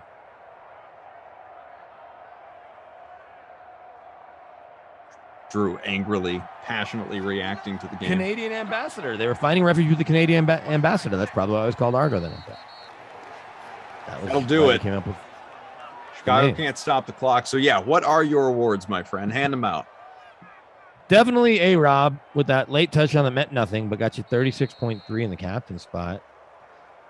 Dak, owned by 50%, only 11 points. That's not great. Oh, but what was Trubisky's ownership is worse. Oh, I mean, 74% thought Trubisky would do something. All he did was get safetied and play terrible, fumble. 13 points. With that many people, 3 out of every 4 people owning him, Trubisky, you are the Babysitter Billy Not My Kid Award winner. There we go. Dean Skins, our projected winner by about 4 points, barring stat adjustments, although it would take quite a few, I think, with the manual scoring to offset your victory, Dean. Robinson, a captain. Trubisky, despite being Babysitter Billied, in the leading lineup. Zeke, Jarwin, Lamb, and Ginn. No Schultz, no Kmet. The Vulture TDs, they just didn't matter. Nope. They did not. So there you have it. We had a much more high scoring last sim Rossi night, 28-24. Chiefs and Saints. Yeah, it's pretty good. Yeah. And people were still better complaining. than what we had going on, obviously. Tyreek Like Hill I said, 2 went more nuts. sims coming up today. You'll have Glash and Professor Z, Washington and the Titans, a little more than an hour from now. Glash and Lamarca, Vikings Steelers at 6. No 8 and 10 tonight because there's real football on, but there are plenty of contests that you can join or even create if you'd like to play along DFS with what is happening tonight in the Hall of Fame game for obviously Dallas and Pittsburgh. Plenty of players, as we highlighted, not going to be there on the Dallas side. Don't even know about Pitt, but probably the same thing. It's just good to have football back, folks. Thanks to producer Drew, Bry Guy on the ones through a million, I guess. Our technical director, and of course, Tate, Cobra K, and Kyle in ops. We appreciate all of them. I'll be back with you after the 4 o'clock sim with Reed T. Fowler for sports, our Slate's all talk show, and should be getting into that. But when we depart, you will have the Unreasonable Odds podcast diving into some week 1 salaries. Should be a good time. BK, by the way, from Canton, back with you tomorrow. Look forward to it, man. Absolutely. I can't wait. All right. Thanks, everybody. Enjoy.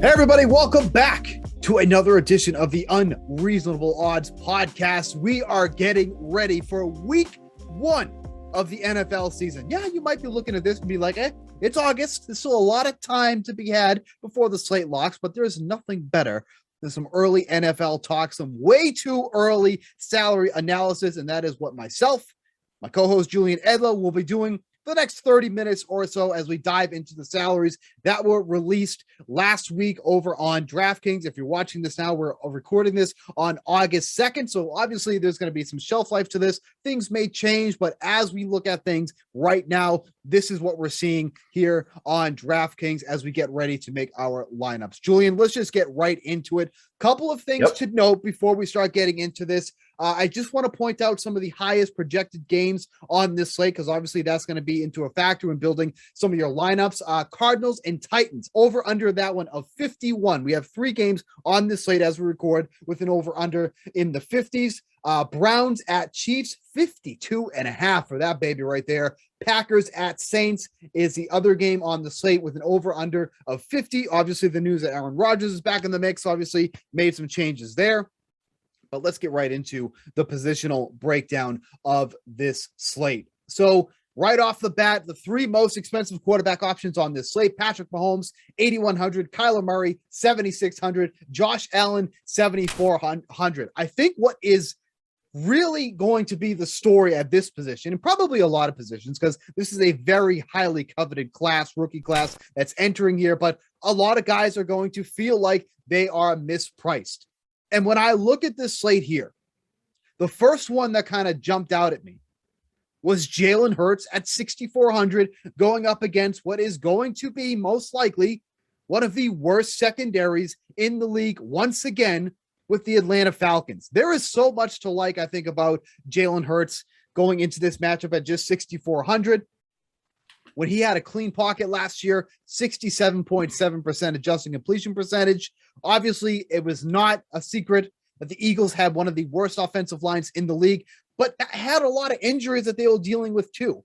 And they're going to be getting a lot of these guys back. Maybe they get something from Lane Johnson, Brandon Brooks, who was injured all last season. What do we see from him now that he's healthy? And then, of course, the shiny new toy in this offense with Devonta Smith, who we're probably going to talk about in a little bit here. But when I look at the whole landscape of quarterback, did Jalen Hurts kind of jump out at you? Because that was the guy I was like, man, it is going to be tough to pass him in a cash game lineup. Yeah, for cash purposes, yes. And I know that you're going to talk about stacking him with Smith. I think that this is one of the guys in cash for sure that you can play, on an island because of the rushing yards. Sure. You just look at the game log. He finished the season, the Washington game, 8 carries for only 34 yards, but 2 touchdowns, 9 for 69 against Dallas, 11 for 63 in a touchdown against Arizona, 18 for 106 in his first start against New Orleans.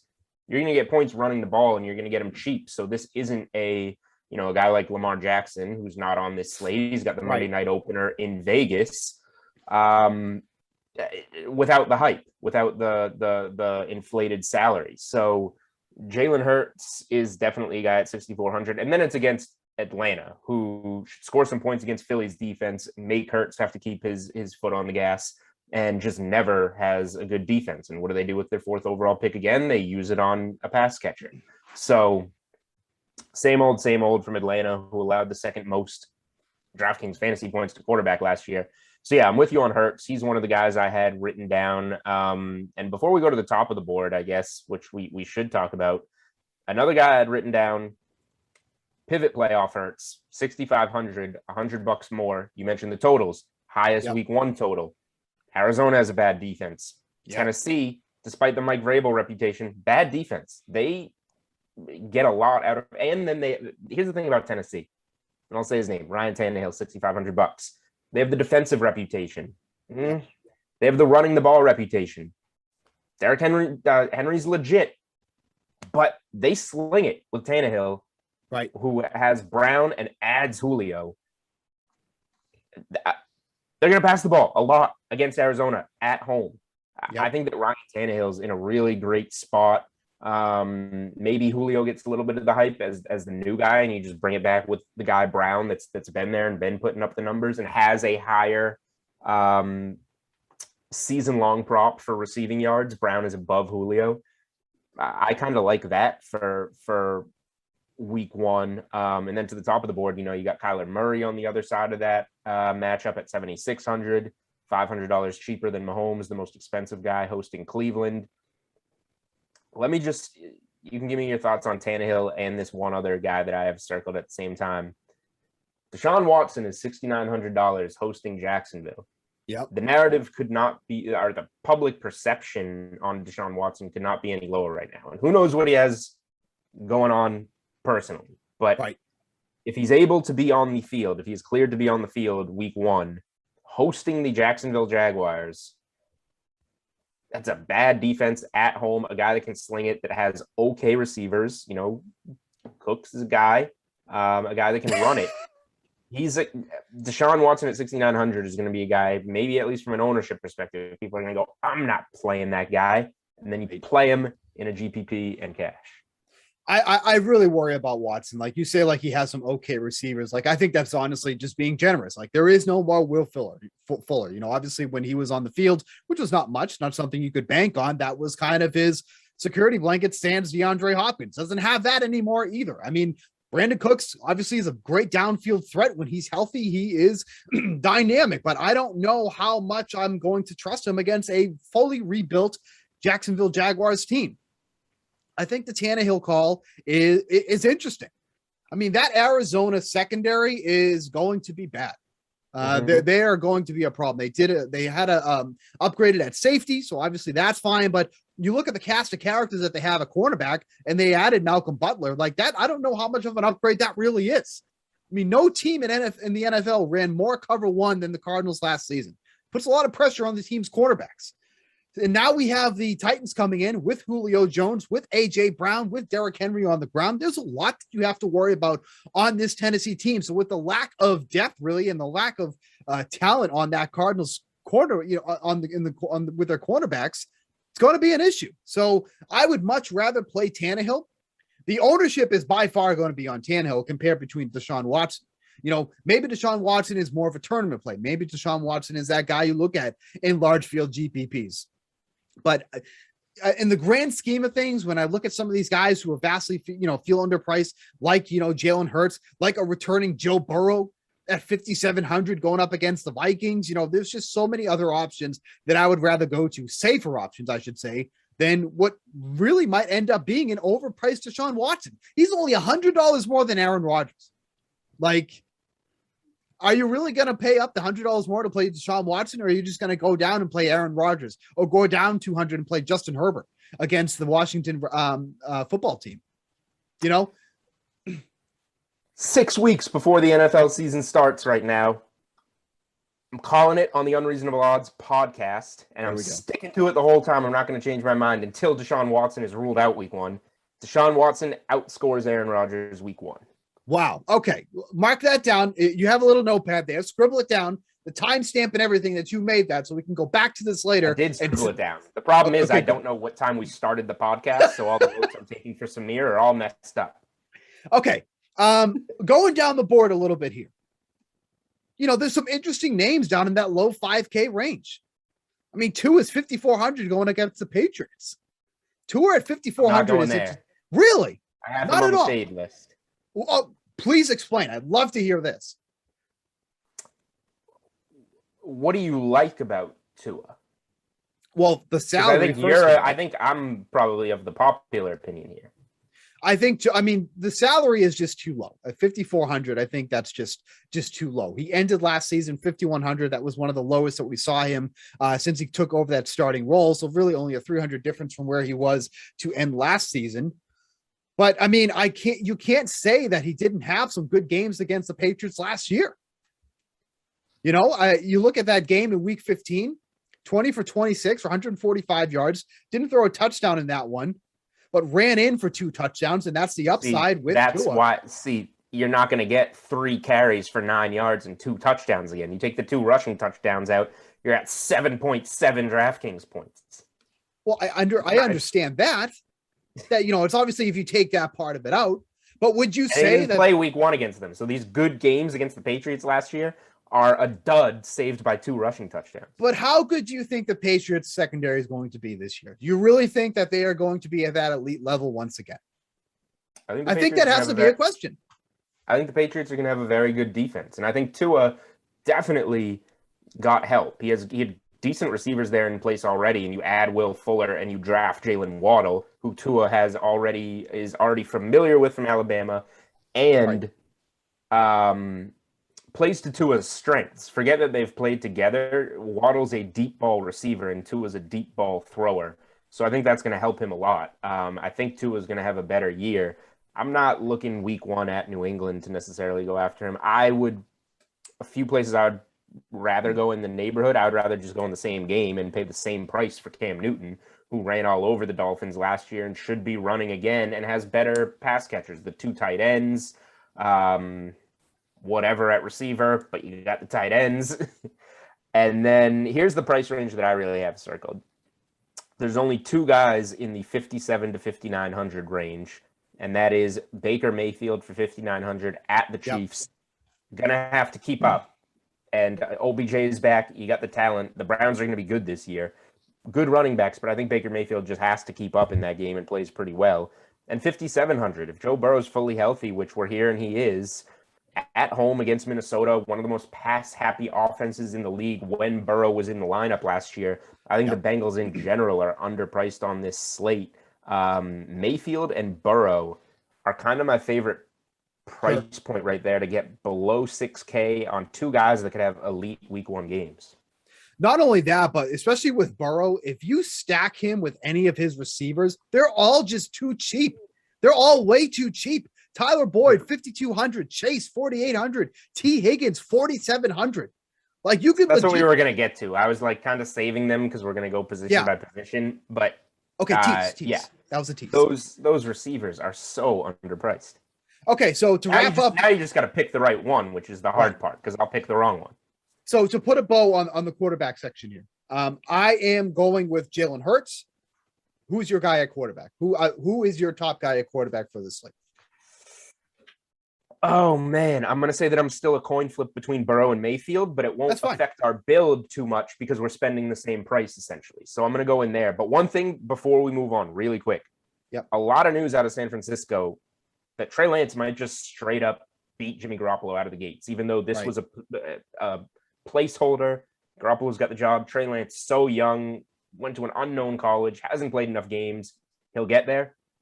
Apparently, he's getting there rather quickly. So if he is $4,500 against the dreadful Detroit Lions in week 1, and he's been running a lot in camp, the word is, that is a guy that you have to, if you can save $2,000 off of Jalen Hurts, I know it's his first NFL game, but Lions are basically a college team anyway. That is a spot that I am looking to save a lot of cash. And I think we'd be remiss to not mention, too, that Carson Wentz is officially going to miss week 1 and beyond. Well, okay. It's August 2nd. We just got the news from today that he's going to undergo the foot surgery. Huge range, 5 to 12 weeks. If it's 5 weeks, technically you are a few days ahead of week 1 and could labor out there. I would be shocked. It's Carson Wentz. He's always hurt. Why would you force him out there on the short end of surgery? But just setting the table. Something to monitor because Jacob Eason is 4,100 for week 1 now, going against what was another terrible secondary in the Seattle Seahawks. So obviously a lot to still get information about and see where this goes, but that is something to monitor as the weeks go on because like we said, we're over a month away from as we're recording this. Running back.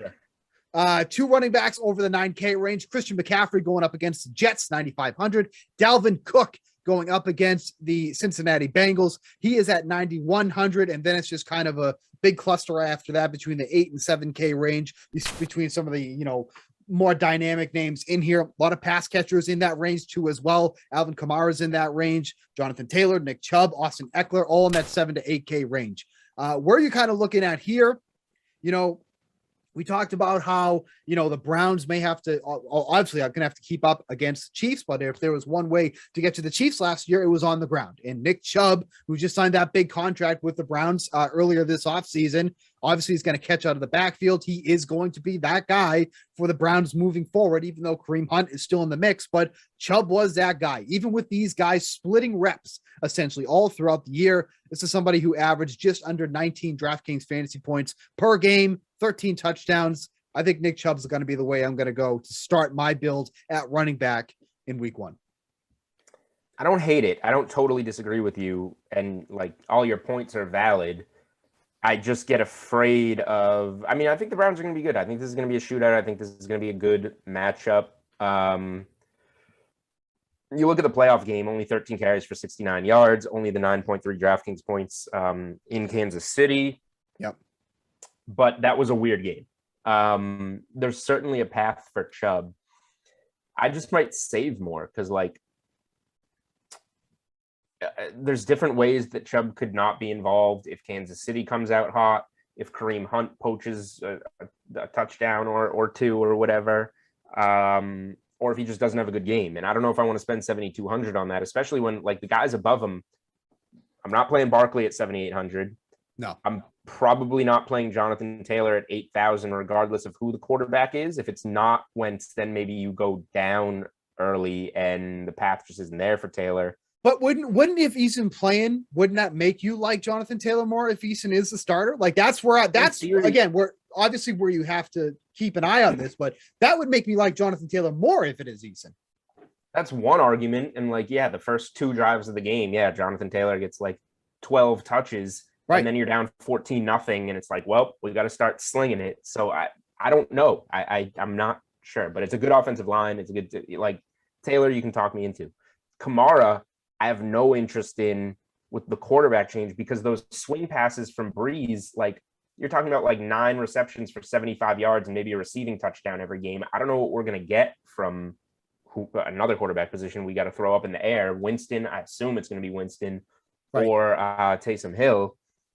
Derrick Henry, 88. We're getting expensive against Arizona. If I'm going to play Tannehill and Brown, I'm probably not going to play much Derrick Henry out of the gates. Right. Dalvin Cook, 9,100. If you make me pay for a big one, probably going to go Dalvin Cook against Cincy. I feel like that's a good spot for him. He's just super expensive. CMC, 9,500 against the Jets. That's a lot. So I just don't know necessarily where I'm going to spend up. Running back's going to be tough. I might just play 2 cheaper running backs on this slate until news changes something. Like, somebody's going to get hurt, and then there's going to be a running back that's $4,500 by the time you maybe listen to this in late August or early September that we can plug and play. But just going through the board, like, man, you got a guy like James Robinson that's $6,400 going to Houston. Yep, that's pretty cheap. I like Najee Harris in general. Maybe not the best spot for him to start his career off. But as you keep scrolling down, like a Mike Davis, 5,400 against Philly. Damian Harris against Miami. Damian Harris, I think, is going to step in to be kind of like a featured back for the Patriots this year. Yep. Throwing in this, the name of this podcast is Unreasonable Odds. That means we can throw bets in whenever we want. Damian Harris, 845 rushing yards on DK Sportsbook. Last year, he played in 10 games and ran for 691 and was in a 3-man timeshare. 17-game season. If he doesn't get hurt, you're telling me he's not going to run for 150 more yards? Right. I don't take a lot of overs. Running backs you actually take under because they get hurt. Damian Harris, over 845 rushing yards. He's a guy 5,200 week 1 at home against Miami that I can get on board with on this slate.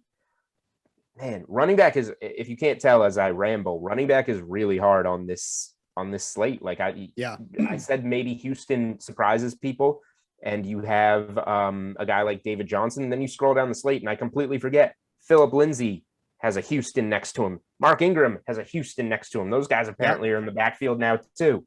I don't know where to go at running back. I know I don't want to pay up and I don't know where the value is yet. So this is a position that's really going to trend towards the start of the season. But those guys I gave out in the low 6Ks, to low 5Ks, that's the range I'm looking at. Yeah, and obviously I agree too. I think this is the hardest position on the slate here to kind of figure out who you want to use. I mean, really, after you get through the top 5 or 6 guys, it's just kind of like a lot of question marks around, really near the end of the board. I was kind of looking at JD McKissic just because of how many targets he got last year, but Washington added some decent receivers this offseason. Right. So how much are they really going to need McKissic to be that guy who's going to average? What did he end up averaging? It was 113 targets through 17 games. I mean, for him to realistically average under 7 targets per game, just under 7 targets per game is seemingly out the window now. I mean, he's probably entrenched in that RB2 role, but he really wasn't, that guy that you need on the ground. He was that guy that was getting all the PPR points through the air. And I don't think that's going to be replicated again this year. So 5,100 at this juncture feels probably a little too expensive, but if you're just going off the numbers he had last year, you might look at that and go, wow, I can get a RB2 that has that much target upside. And I just don't think that's going to be the case this year.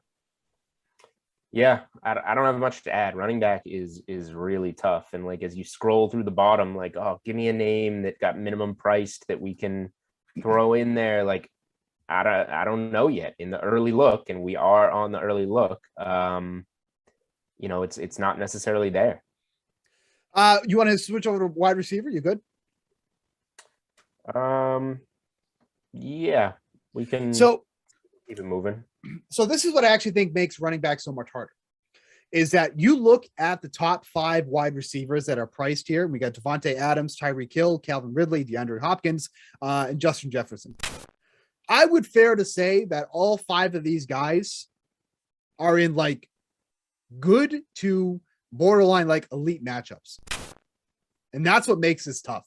Tyreek Hill going against the Browns, Devontae Adams against the Saints. I think big question mark around their secondary this year too. Calvin Ridley, the bona fide wide receiver 1 now in that Falcons offense, unless Kyle Pitts ends up taking over.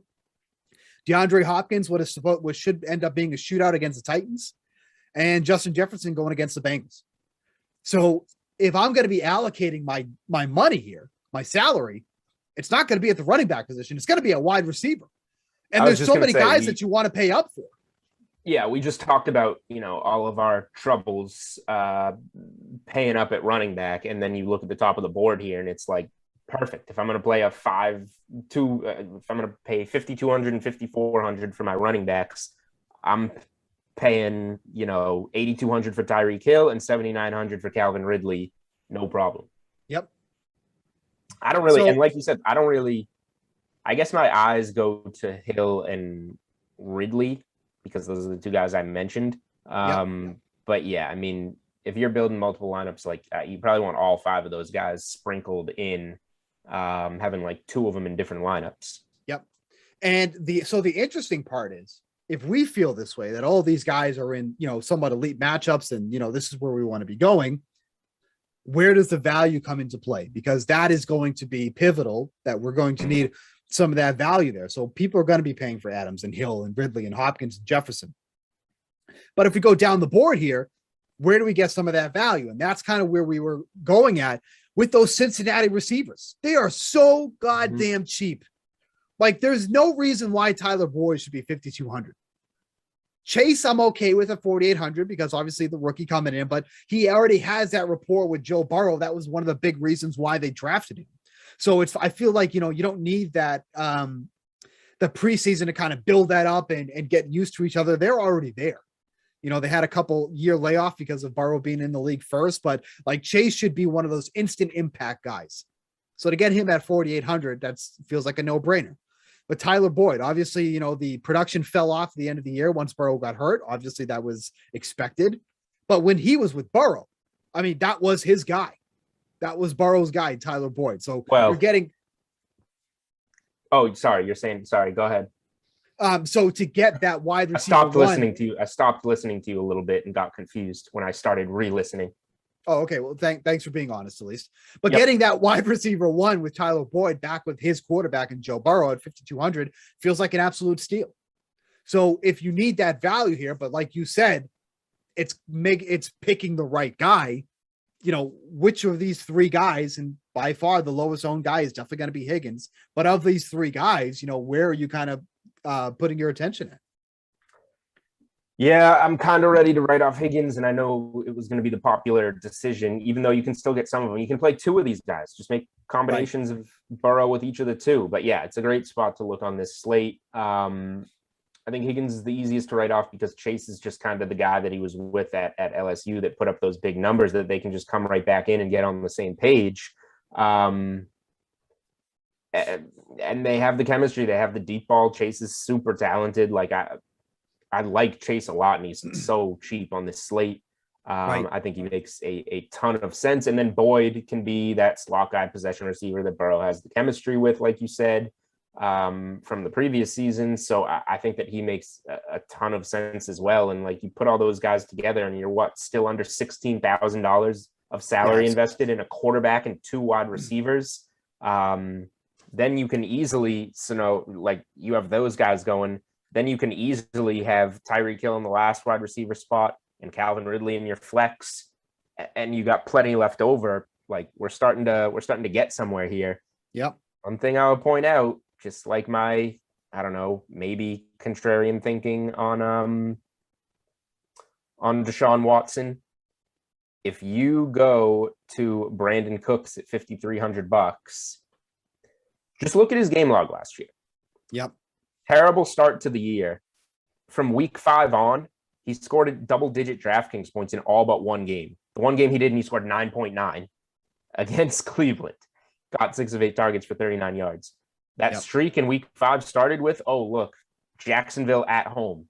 Yep. 8 grabs, 162 yards, 1 touchdown, 33.1 DraftKings points. Ran double digits the rest of the season.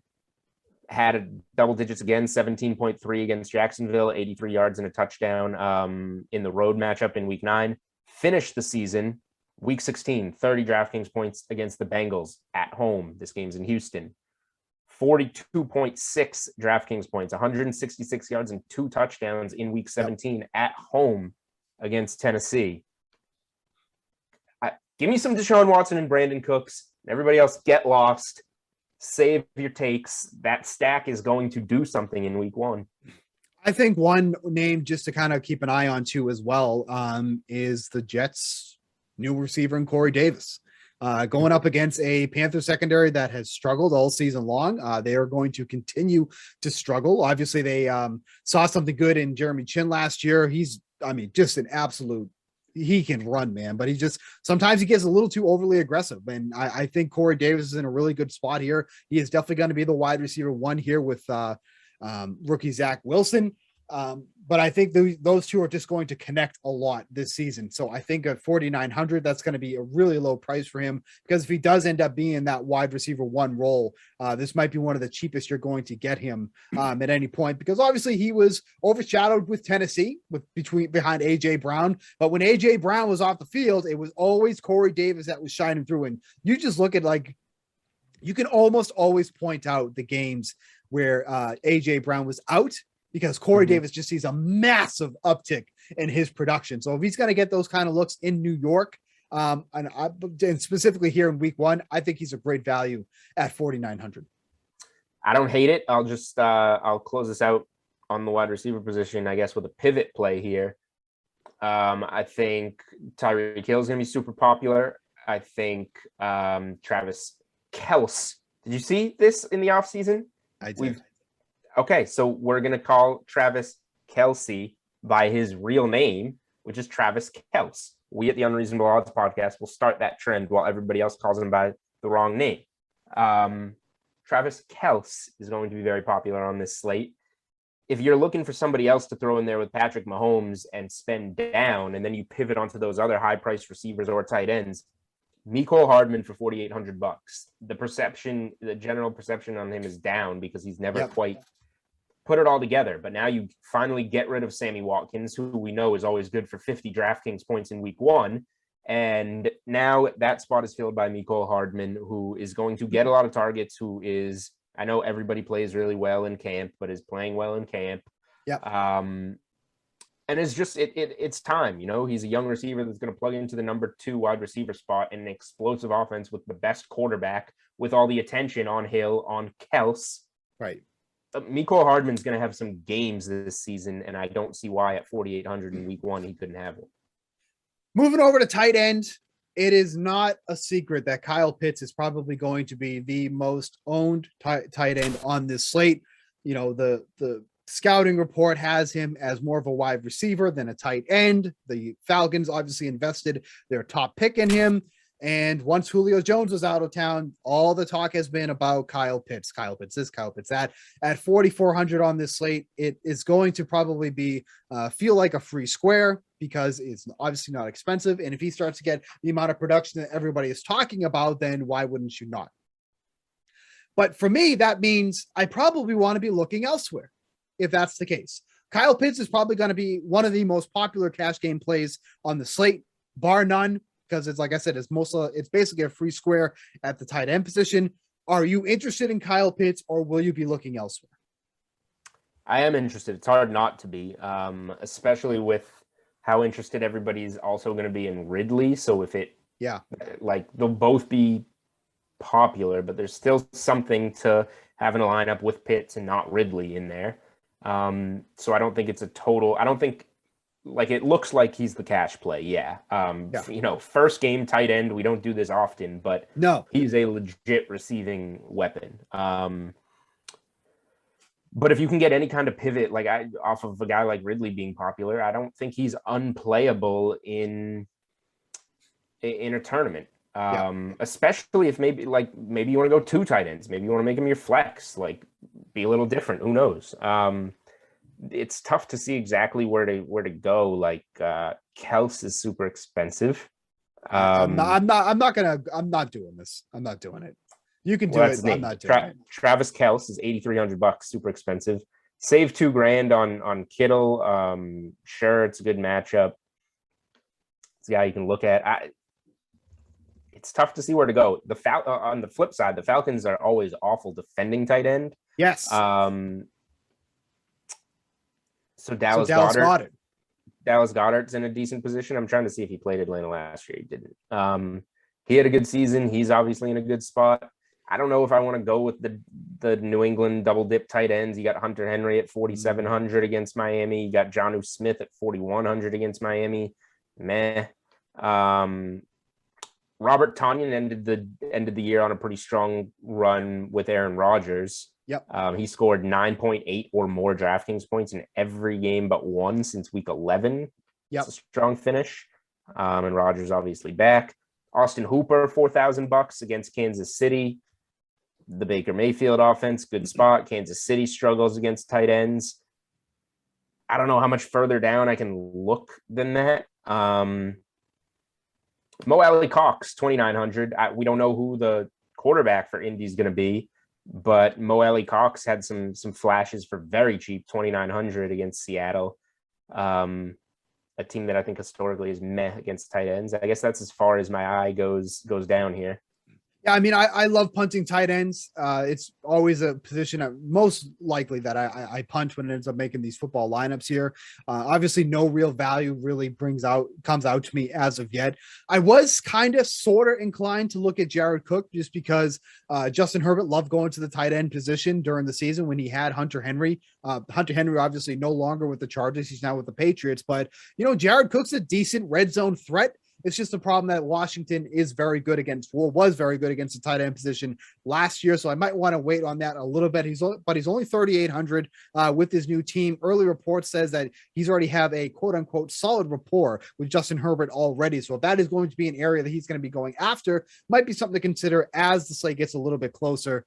So just something to consider there. But I think, like I said, the big story here is that Kyle Pitts is going to be by far one of the most popular plays, not only at the tight end position, but maybe overall on the slate. I think that's fair to say, especially in cash games. That is going to be the consensus with that one. Any closing thoughts on tight ends? Go ahead. Yeah, 2 quick things. I mean, number one, I just think, it's only bad chalk, like if it doesn't work out. And I think Pitts is going to live up to the hype in week 1. So like, I'm fine just playing him as things stand. The other thing here, I'm going to keep going with Houston. Can I talk you into punting here? Jordan Akins, 3,000. You said they don't have receivers. So if they don't have receivers, the ball has to go somewhere. And he's $3,000 at tight end without much competition. I mean, I guess. I mean, you're way too into Houston. You're way too into Houston for my liking. So if you want to play Houston, if Watson plays at home against Jacksonville in week 1, they're going to do something. What are they going to get shut out by the Jaguars at home? Yeah, maybe actually. Okay, perfect. That takes us pretty much to defense special teams, which we're going to skip over. So we can skip it because we know that you're playing Jacksonville here. Feel free to send me your head-to-heads. I'm all down for some action. So if you want to load up on Houston and I load up on everybody else that's going to score, by all means, that sounds great. So we can do that. Great. All right. What is going to be your way too early slate-approved pick for this slate? Oh, I'm going to go a little. This has been the Houston podcast for me. So I'm going to go with, and I reserve the right to change my mind. Fine. I'm going to go with Brandon Cooks at, what is he, 5,200, 5,300? Brandon Cooks at 5,300. So that I can save the Bengals receivers for the rest of you and probably for you. Okay. You're going to go with Hurts. Of course I am. I'm absolutely going to go with Hurts. Somebody that will score on this slate. Somebody that will get me fantasy points on this slate. Somebody I don't have to worry about, unlike Deshaun Watson. So Jalen Hurts, by far going to be my slate-approved pick for this one. Way too cheap. $6,400 is not the correct price for a QB1 in what should be a much better looking Eagles team coming into this season. So Jalen Hurts, by far my guy, is $6,400. What is going to be your favorite bet to make on week 1? We are a betting podcast. We didn't talk about enough betting. What is your favorite bet here for week 1?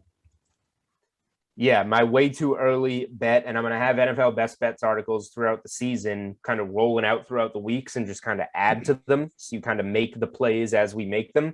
I'll just make this one now. Like, I've been meaning to start my week 1 article for weeks now to get this one on the books before it closes at 9.5, 10. Road favorite of over a touchdown. Give me the San Francisco 49ers. I don't care if it's Garoppolo. I don't care if it's Lance. Give me the San Francisco 49ers minus 7.5 at Detroit. The Lions stink. They have awful coaching. They have awful coordinators. They're going to get awful play. Jared Goff's not a good quarterback. They don't have receivers. Go look at the receivers.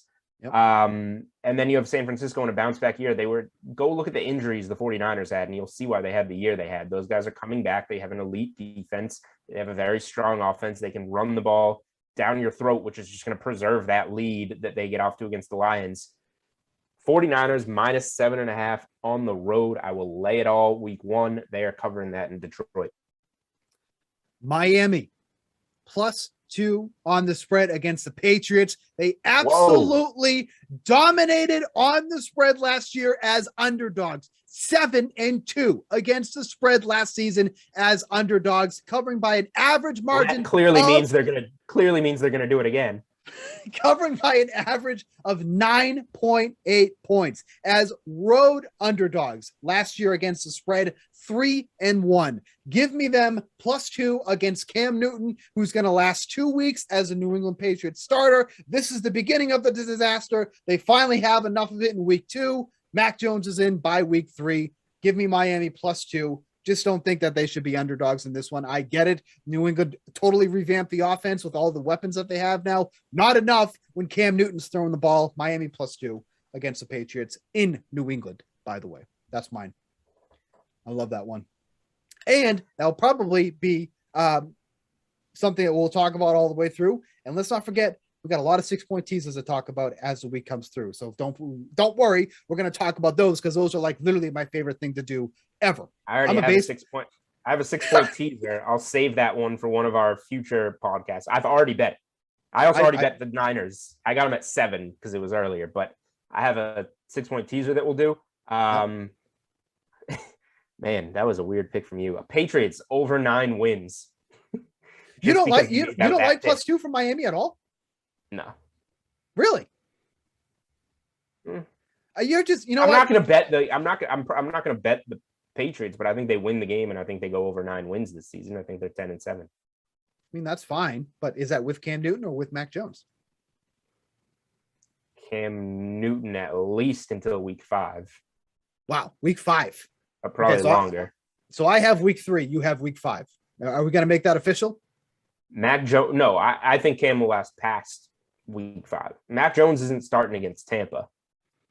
No, not at all. Okay, so that's in week 4, and you have Mac Jones in week 3. So now they're going to go back to Cam. All right. I got you. +2 Miami. That's it. And that's also going to be it for this podcast of the Unreasonable Odds podcast. Thanks for joining us this week as we went through all the salaries for week 1. As the season progresses, obviously getting more and more into the slate, more and more into the betting. So make sure to hit the subscribe button on the DraftKings YouTube channel. Subscribe to us on iTunes, wherever you listen to your podcast, so you can keep up with our weekly endeavors of what we're going to be doing for the NFL season. For Julian Edlow, I'm Steve Buchanan. We'll catch you next week.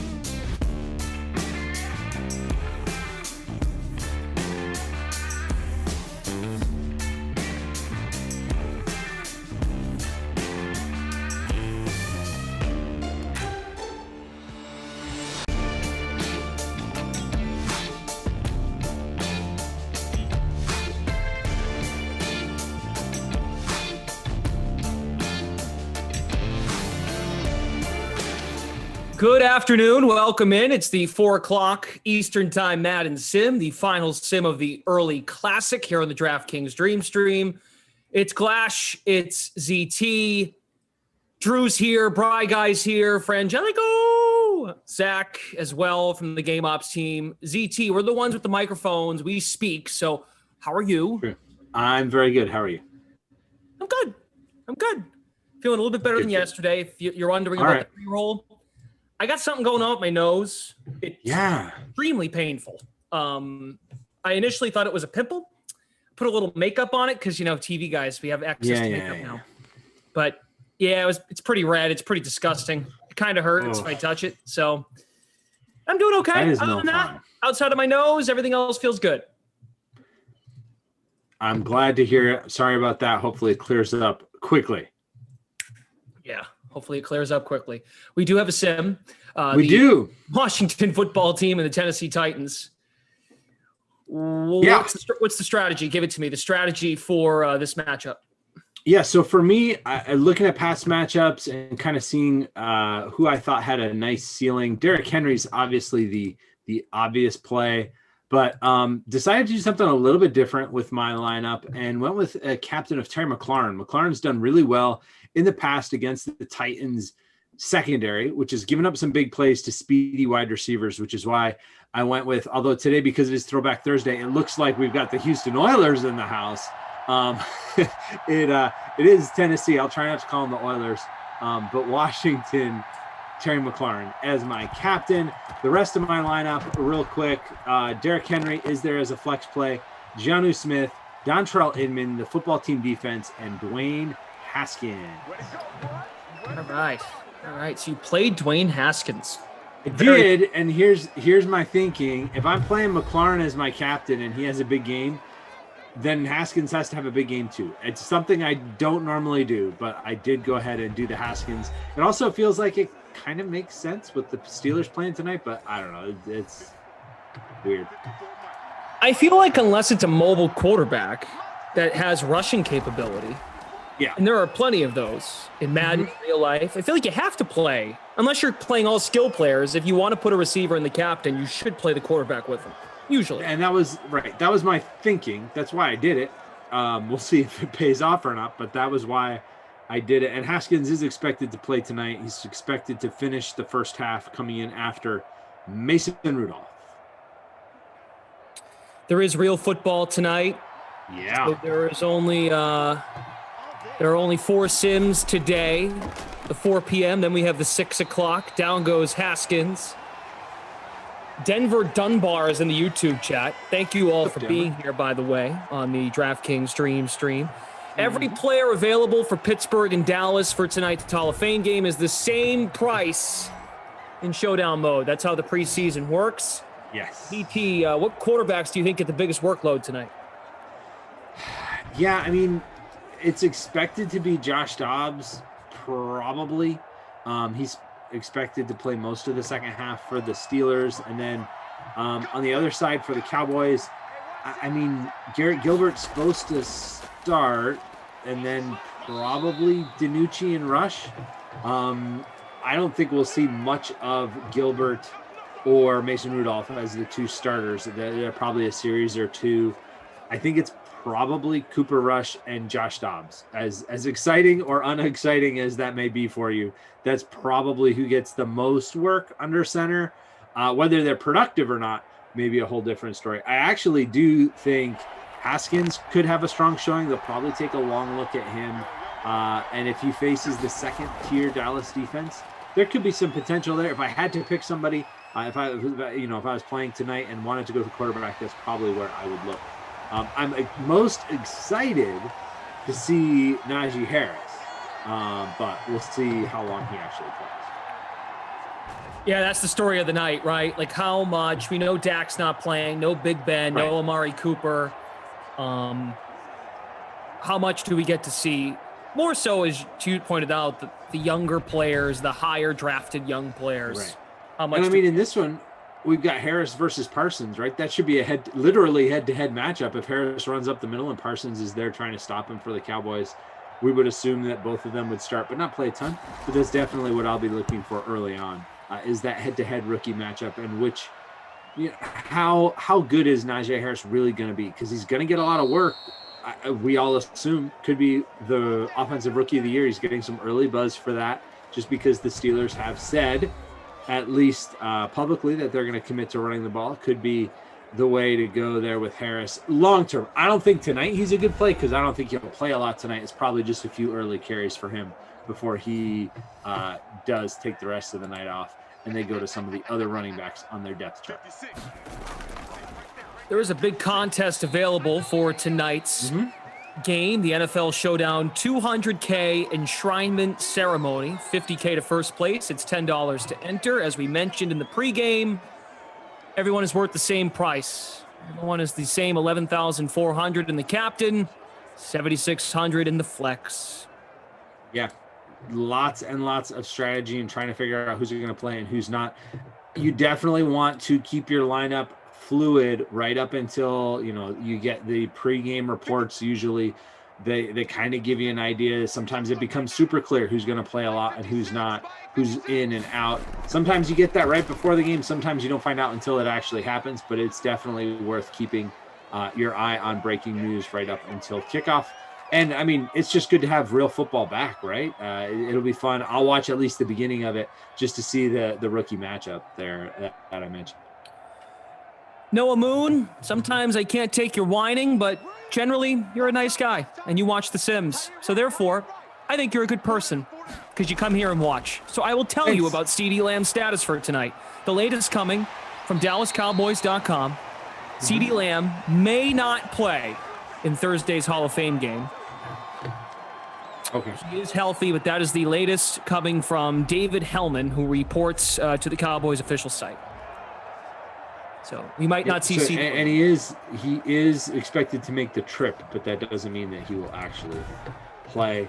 Amari Cooper, of course, has been ruled out, so he will not be playing. CeeDee Lamb possibly not playing. Michael Gallup is back in practice after hurting his ankle flipping over a fence. I don't know if you saw that highlight. It was pretty intense. Running around and what looked like somebody's high school field, hit the fence, flipped over the fence, hurt his ankle a little bit. I don't know that we'll see him a lot tonight either.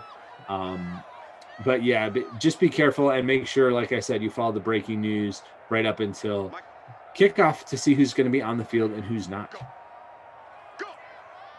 Question coming in from Ty Dorada on Tony Pollard.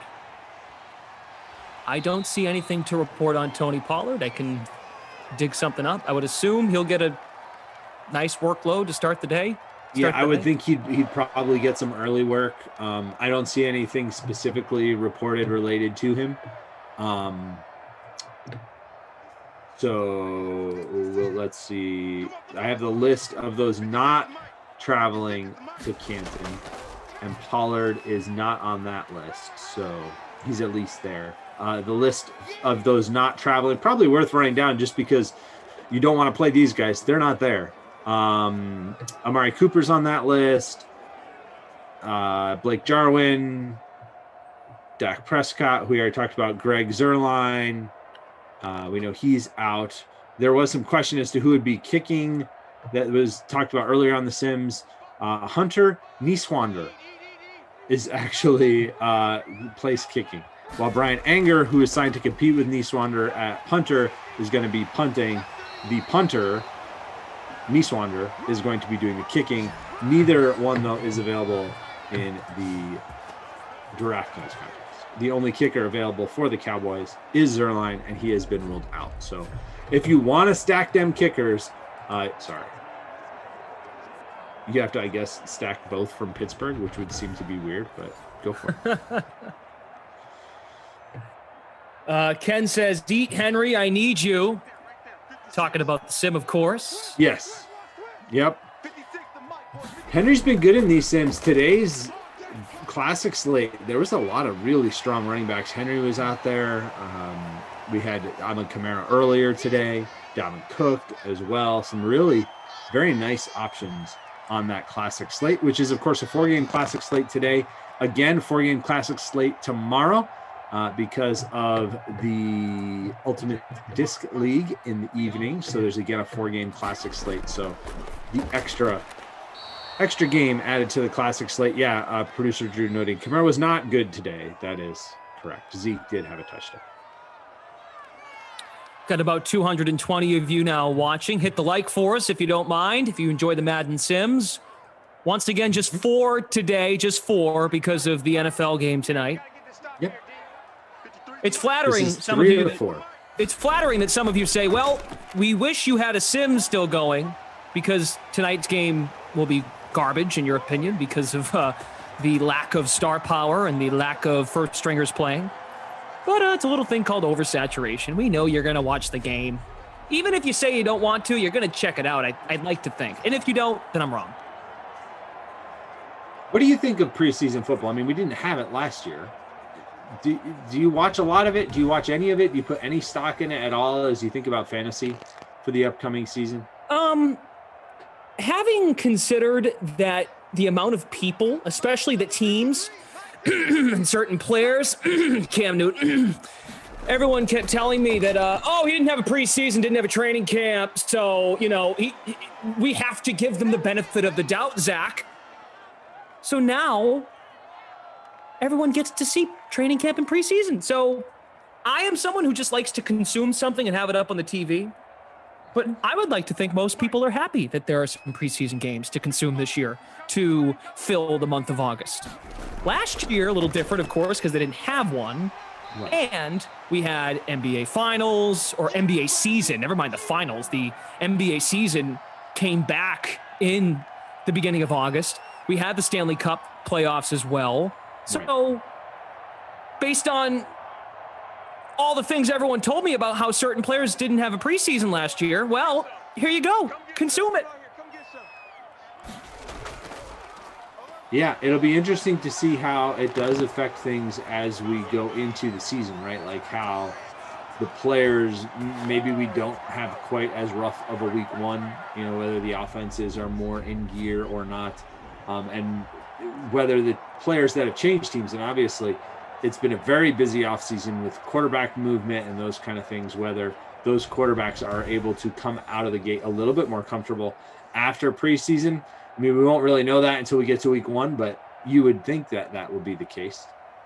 Whether people consume it or not, maybe the quarterbacks will be a little more comfortable. But we're also going to have all those wonderful preseason injuries, right? Just ask the Colts how that's going. True. Well, and all joking aside, outside of the quarterback down in Tampa, since they won the whole thing, last I checked, it would be important for all of this. I can't confirm that. All of this quarterback movement from the last 2 seasons would probably be beneficial to give these quarterbacks some run with their new teammates and get things in gear. Even if that means just a series or 2. I feel like that has to be worth something.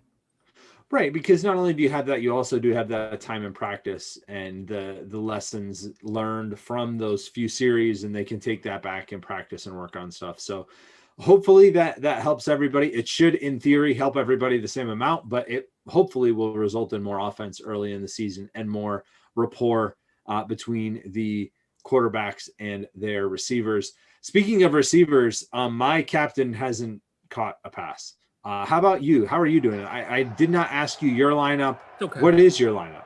I'm not offended. It's okay. Corey Davis is my captain. He has 1 catch for 8 yards. Derrick Henry is in my lineup. How does J.D. McKissick not have any points? Because Tennessee's just dominating the ball. Yes, it's been Derrick Henry all day, all the time. McLaurin is also in my lineup. I know he's your captain. I rostered Steven Sims and Steven Gostkowski. Steven party. I like it. So a couple $100 left over. See how it goes. Yeah. See how it all plays out. Can't do that tonight though. Can't leave any a couple $100 left over because everybody's the same price and it just happens to work out 0 left every way you put your lineup together. Tim is in the chat. Tim says the Hall of Fame is a mess at the moment with all the new construction happening. Okay. Hall of Fame is in Cleveland, right? Canton. Close. Canton, Ohio. Duh. Yes. You did have the right state. I had the right state, but yes, Canton. Come on, Brendan, be better. There's construction going on. We should call Freeze Pops or Brandon Cristal and have them zoom in, give us an update. Sure. Let's go. Rock and Roll Hall of Fame is in Cleveland. Thank you, Bry Guy. Appreciate you. We have Drew, our producer, as well. Frangelico from Game Ops, and Zach. Zach from Not Ops. me. Yeah, Not you. the op Zach. I'm here too, but Dad Zach is also here. Derrick Henry with another first down there. It's just been Derrick Henry all day. Can't blame Tennessee. Just keep giving that guy the ball. Johnny Smith does have, I think, 3 catches already as well. He was my other choice for captain. I couldn't decide which one to build around. Right now, it looks like I made the wrong choice. Must be says take a nap. I have used that against the Sim fam, so that is totally fair. That is a touchdown. For Tennessee. Humphreys. Adam Humphreys hauls in the score there, working out of the slot for Tennessee. Captained in 1.9% of lineups in the free showdown. Owned in 32% of lineups. A nice value play and the first touchdown of the day. Humphreys has a new team, right, this year? Yeah, he's with, actually, you know who he's with now? The Washington football team. So he just scored a touchdown against his future team. So it's the reverse revenge narrative.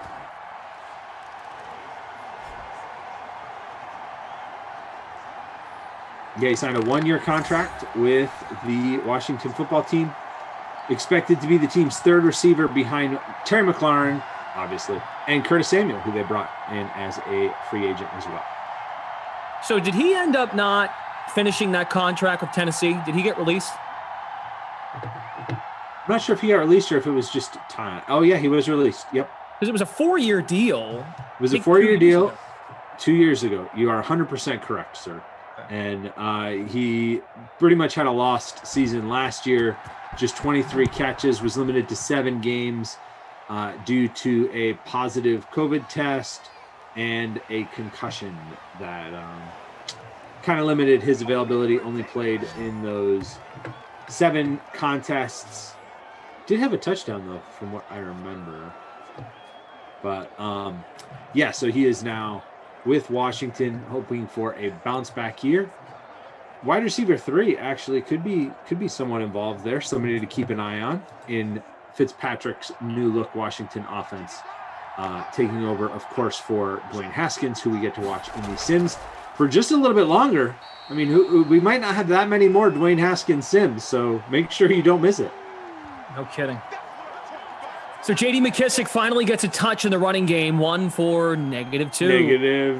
-2. So now -0.2 for McKissick. It was better before he got a touch, actually. J.J. Dudgett, my captain. Nice. Gregory's in the chat. Loves, absolutely loves the throwback uniforms. I like the Oilers jerseys. These are nice. They wore these, didn't they? Like, even though they can't change the helmet or something, or they couldn't change the helmet the last couple of years, they wore a jersey that was a little bit reminiscent of this. Of course, that light blue, also part of the Titans color scheme. But yeah, as Bry Guy reminds us, they did change that helmet rule this year. So we will get to see the Buccaneer, the Oiler helmets like this. We'll get to see Pat Patriot on the helmet. A little variety to your Sunday NFL helmets this coming season. McKissick with the carry there, and he does do just enough to get positive yardage on the day and the first down. Waco, Texas mayor, the preseason is needed for low-level depth chart. I mean, that's what it's about, right? Guys making teams. Totally. Guys making teams, making that final 53-man, which, when does it go from, I got to remind myself of the rules. It goes from 90. It's been a while, right? 90 to what? What's the next number? There's a number between 90 and 53. And I can't remember what it is. and they don't make the final cuts obviously until the very end of the preseason. But here, so each team carries 90 players, and then August 17th is the first cut down to 85. Then on the 24th, it's down to 80, and then the 31st is down to 53. So it goes down a little bit after each week of the preseason, 90 to 85 to 80, and then the big one all the way down to 53. And that's why a lot is made of that third preseason game. Right. Right. Which would be the last week. Mm-hmm. It would be the week of the 22nd. And at that point, you're cutting 27 more players to get to 53. Yeah, after that would be the final cuts after week 4 of the preseason that they do that big 27-man cut. And by the way, this is new as of this year. Yeah, this is new this year. Yep. So 90 to 85 to 80 and then to 53. So there's two cuts. Yeah, there's one cuts after each week, right? So week 1 of the preseason, this game tonight obviously isn't part of that, but after each week we get a cut down. Interesting. Final cut day now moved to August 31st, gives teams more time to make last-minute changes to the roster before week 1. So that does, though, week 1 doesn't start until September 9th or 10th. 9th, right? So there's like a full almost 2 weeks between that last cut down and when the week 1 starts. So that'll give teams time to kind of readjust and move people on and off their roster. There's always those weird like cuts that then they come right back to the team. That always throws me off when they do that right towards the end of the preseason. Gregory has a question in the chat looking for Antonio Gibson. Well, you're not going to see Antonio Gibson in the sim. He's the RB4 for Washington. McKissick is the RB1, third down back. Mm-hmm. And the power back is Peyton Barber. I was going to say, we might get a little bit of Peyton Barber if they get in goal situation or they go to their big set for short yardage, but no Gibson here in these sims. Obviously, that will change along with Ryan Fitzpatrick coming in the new game. Let me pull up the Madden 22 ratings for the Washington backfield. I would assume, and we don't have the depth charts yet, that EA hasn't released them. We haven't put them together yet for these sims. But I would assume that we would end up with McKissick as the receiving back, most likely, and Gibson as the lead rusher for Washington in Madden 22. That would seem to be what makes the most sense because McKissick does get pretty involved as a pass catcher out of the backfield for Washington. Gibson gets an 82 overall rating in the new game, and McKissick with a 77 overall rating. So I would guess Gibson's your RB1 and McKissick your receiving back. Look at that. Jeremy Sprinkle, who will be in action tonight with his new team, Dallas Cowboys. Don't know how much he'll play. We'll see, but there he is getting a catch and run there. Second catch of the day. Solid start for the Sprinkler. Marcus on Twitch. I am so happy that Madden 22 comes out on the 20th. Time will tell when we try to implement the new game on our streams. No date in mind yet. Right. But feels like the plan. First and goal from the 7 for Haskins. Plenty of time. Gets it to McKissick out of the backfield with the catch. That'll be a PPR point, but not much else going on there. A couple yards, maybe just one actually on that reception. Another guy that I actually forgot Washington had added. Did you remember that Lamar Miller is actually their third running back? I forgot that he had landed with him. Who was it? Lamar Miller. Where did he? Baltimore, right? Washington. He's the third running back, at least if you're just going by overall ratings. Antonio Gibson's 1, McKissick's 2, Lamar Miller 3, and then Peyton Barber would be the RB4 if you're just going straight up overall ratings. Well, good for Lamar Miller. I didn't know he still had a job. Didn't he have like a quick tenure with the Patriots last year? Yes. Hey, Touchdown. Your captain, touchdown. Terry McLaurin with the touchdown. Superstar traits in these sims and the highest rated Washington receiver in the new game as well. Into the end zone here. He's actually tied for the highest rated Washington football team player overall. He is captained in 5.3% of lineups in the larger free showdown, owned in 37.6% of lineups, and he has the first Washington touchdown of the day. He's got that 94 speed rating in the new game as well, so that will keep him with a very high ceiling. If he gets better quarterback play, he could be a player that I think could be pretty good in the new Madden 22 game. If Fitzpatrick gets him the ball more, I think a lot of the reasons he's limited or boom or bust, at least in these sims, is Haskins is just so inaccurate. I mean, it can be really rough if Washington's offense gets too much Dwayne Haskins incomplete spikes into the ground in these Madden 21 sims. So hopefully with the move to Fitzpatrick, McLaurin can be a little bit more of a regular contributor for Washington in Madden 22. Also a play I like for real life fantasy this year. McLaurin should be a very solid wide receiver this upcoming season. McLaurin is the captain in the winning lineup in that free public showdown. 16.8 points in the captain at the moment. Zach, not you and not Zach from Ops. This is a Zach with a K. Z-A-C-K. Okay. Zach says, no starters will play more than 1 to 2 drives, tops. I'll bet anyone my mortgage. Well, that's a sizzling take. Yeah, I would not bet anyone your mortgage, but I would agree with your overall statement. Yeah, they're not going to play very much. Randy says we get to see Sprinkle and Haskins tonight in Pittsburgh to see how they do. Maybe the sim gods will bless them tonight. That'd be pretty wild, huh? Dwayne Haskins, Sprinkle, Jeremy Sprinkle in your winning lineup for tonight. Could happen. They're both expected to play. And because they're both backups on their new teams, could play quite a bit. And everybody would still get to keep their mortgage. Protect your mortgage. That's the lesson you can learn from watching the DraftKings. There you go. We are here to help you protect your mortgage.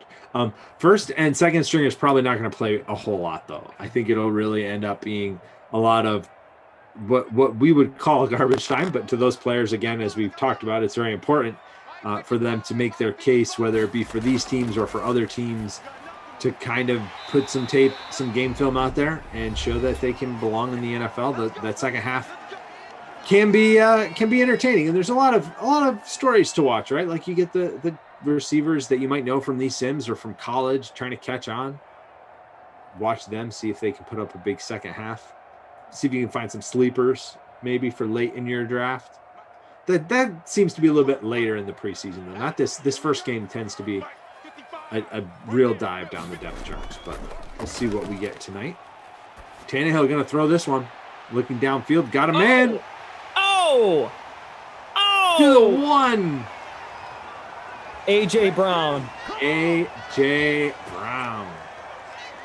This is my second Titans sim this week. I was on the game Monday with Jeff with these Titans, and he is very, very high on the Titans. How good do you think the Titans can be this year? Obviously, Julio Jones, a big addition for them. But how good can they be? He said that they are the second best team in the AFC. I'm not quite there. They're in the discussion. I think there's a couple of tiers in the AFC. We were talking about this a bit last night. That was so weird. Tannehill could have just ran it in, but let's throw a little lollipop to Derrick Henry. Sure, why not? Everybody's got Derrick Henry in their lineups. Everybody wants him to get the touchdown. We'll just do the little, almost a lateral. That was weird. I mean, I guess it was a forward pass, but only just. Tannehill, if you faded Henry, he's out to get you. He's like, I could run this in, but no, I'm just going to flip it over here. My boy Derrick Henry, for his first touchdown of the day, puts the Titans back in the lead. Soon to be 14-7. After that Henry touchdown, the first touchdown of the day went to Humphreys. So that's 2 passing touchdowns for Tannehill. And we just saw the Scary Terry touchdown for Washington. So that's where the touchdowns have come from. Yeah, so I would agree with you. I think they're good, but not the second best team. Who else would you put in that tier? I know you got interrupted by that weird touchdown. So I think Kansas City's at the top of the conference. Yeah. I think Buffalo's the second best team. I'd put them in a separate category, but a notch below Kansas City. And then right after Buffalo, I think there's a little mix of teams there. Cleveland. Yeah, that's who I said I would pick as my second best. Cleveland, Baltimore, and Tennessee kind of in that mix. Okay. And then a drop off after that, I think it's everybody else. And maybe the Chargers. The Chargers could be up there as well. If Denver figures it out at quarterback, if Bridgewater has some amazing year, if Drew Lock ends up being amazing. Denver and Indy are very similar because I think their rosters are really good, but they don't really have a quarterback, either team, given the Carson Wentz injury news. And I just don't think anyone's really all that good with Denver. Bridgewater's fine, but there are some concerns there. And Drew Lock, do we know if he can play? I don't know. Tennessee, though, I've said this, and I think I said this to you last week or the week before. We were having this discussion when Cam Akers got hurt. I proposed if you were the owner of the Titans and you were in charge of the team and Derrick Henry went down with an injury, I'd still expect you to win this division. Especially with the Colts injuries now, yes. Sure, yeah. And I said all this before Carson Wentz got hurt. I kind of felt that was going to be a disaster, and it already is. Yeah, I that was not me you were with when you said that, because that's a good take. I would agree with it, especially now. It's easy to agree with it with the Carson Wentz injury, but I think the Titans should win this division pretty well. I do have questions about their defense, but I think that offense should carry them most weeks. I think they're really set up for success. I think we'll see Tannehill air it out a little bit more. And he's got the weapons to do it with. A.J. Brown is an excellent wide receiver too. If you can get him as your wide receiver too, which is the situation there, they should be in good shape. In this game, Brown has 2 catches, but 66 yards and is the leading receiver as far as yards go. Jonnu Smith has 5 catches. He is the leading receiver as far as catches. Touchdown catches for Henry, Humphreys, and Terry McLaurin. Zach says, but what if Indy trades for Deshaun Watson? Well, that would change things quite a bit. Sure it would, but I don't know if they're going to trade him in the division. Maybe they will, though, because they got to get something for him. And at this point, they don't have much leverage because he's already put that trade request out there. Let's just say, right, I understand, I agree with what you were saying, but if Deshaun Watson gets traded to the Colts, with 8 first-round picks going the other way or whatever it is, that would change things for me. Would that make the Colts the favorite in the division, or would you still put Tennessee as number 1? Probably puts Indy up top. Yeah, I think I would agree with you, but it's also like Watson was great, but he's never changed teams in the middle of, that would be a quick ramp to get him up to speed wherever he lands. He's just so talented and an all time, he's a great talent that they can, and Frank Reich, if we're going to believe how great of a play caller and coordinator he is. And I do like the other options they have in that offense, right? Like I like Taylor, I like Williams, I like Hilton. I think they've got a pretty solid offense. You bring in a Deshaun Watson, they should be pretty good. If that is, but again, I agree with you. Back to what your initial response was, I don't think that's happening. Do you think Deshaun Watson gets traded before the season starts? ZT, I have no idea because of the legal ramifications. Right. The fact that he's even out there is a different subject matter of its own, right? I don't know.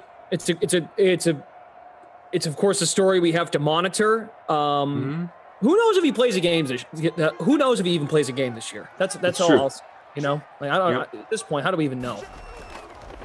The quieter the more quiet it continues to be, the less, I don't know. Maybe we get hit with a bombshell in a week during the preseason. He gets dealt and they ramp it up, and maybe he gets a preseason game or two to work out with his teammates.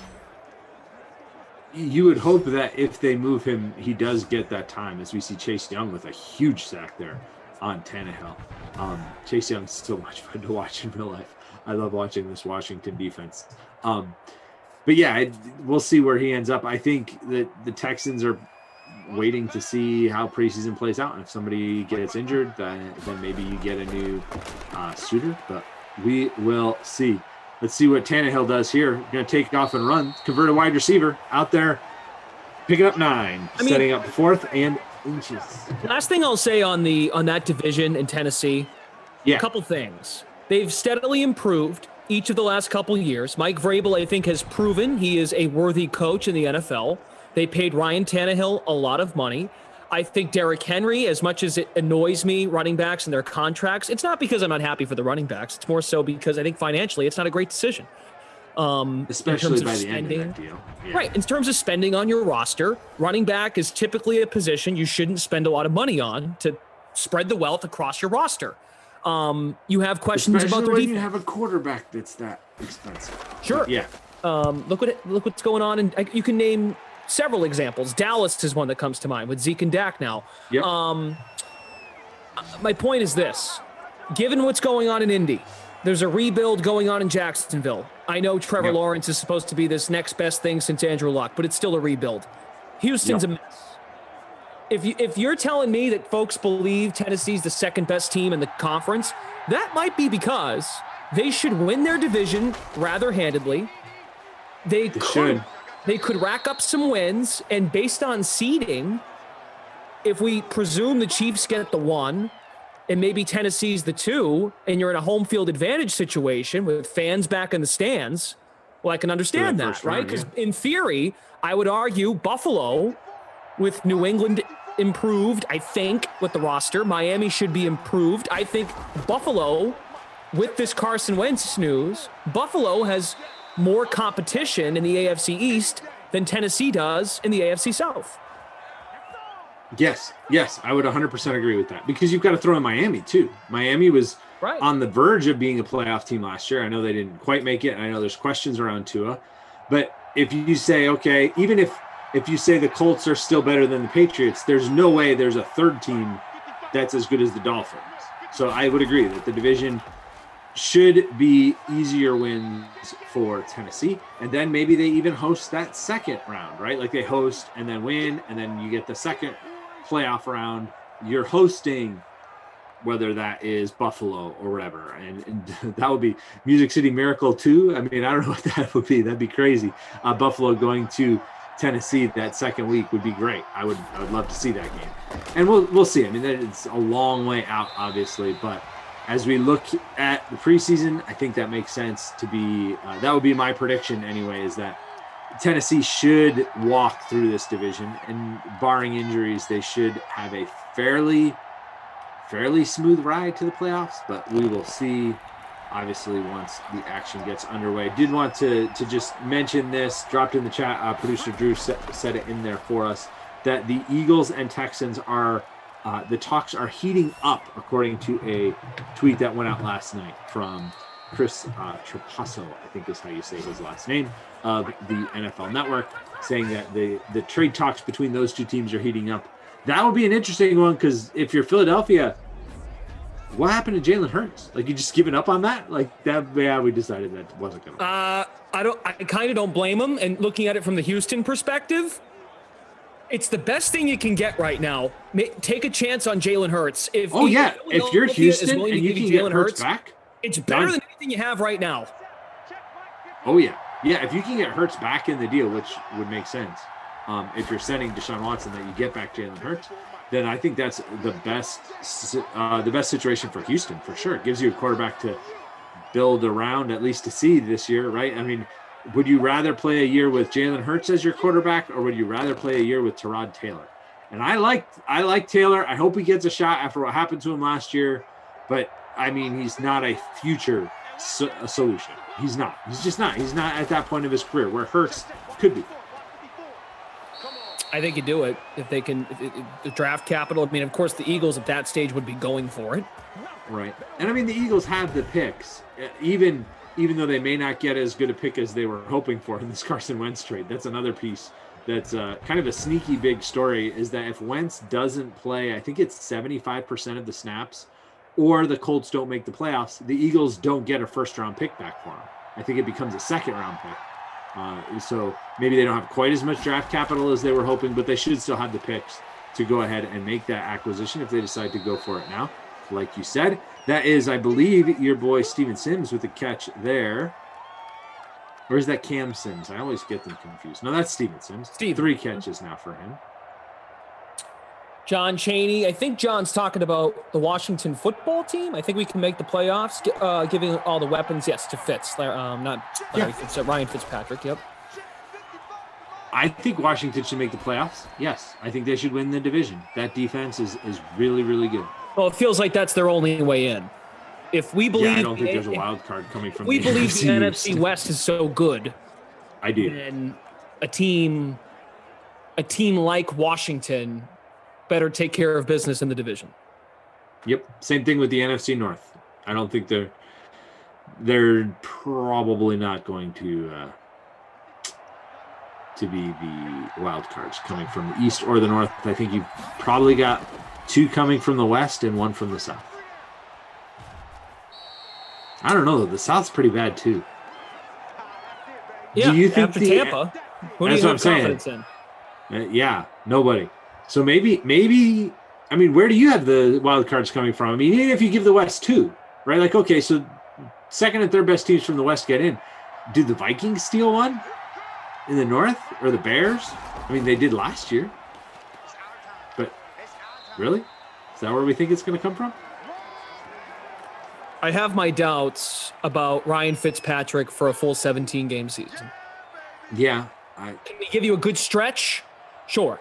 Yep.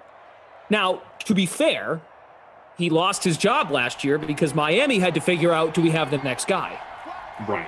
It wasn't really his fault. It wasn't through him struggling that he lost his job last time. It was the time before that when they went back to Jameis after they brought it, in Tampa, where he was really good with Deshaun Jackson and he was wearing the chain and all that stuff. And then he struggled and they went to Jameis Winston. Again, probably to see if he was the next guy to some degree. But yeah, in Miami, he didn't lose his job because he was struggling. Just time to take a look at Tua. There was the stretch in Miami where, remember when they couldn't decide whether it was going to be him or Josh Rosen for that season? The season before last, they kind of went back and forth from Fitz to Josh Rosen. That was not a great look for him. No.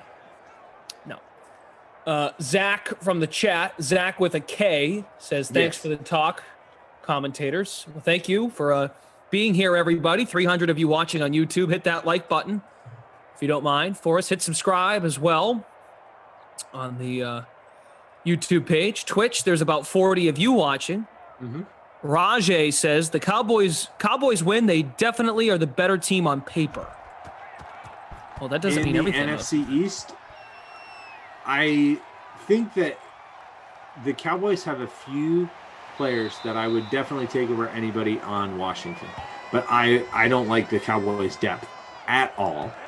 And I think their defense is still in need of a lot of help.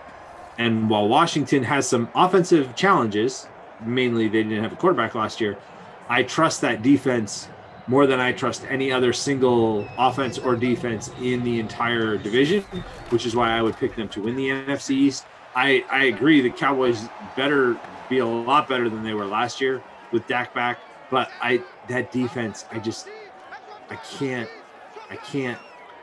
with that defense. I just can't.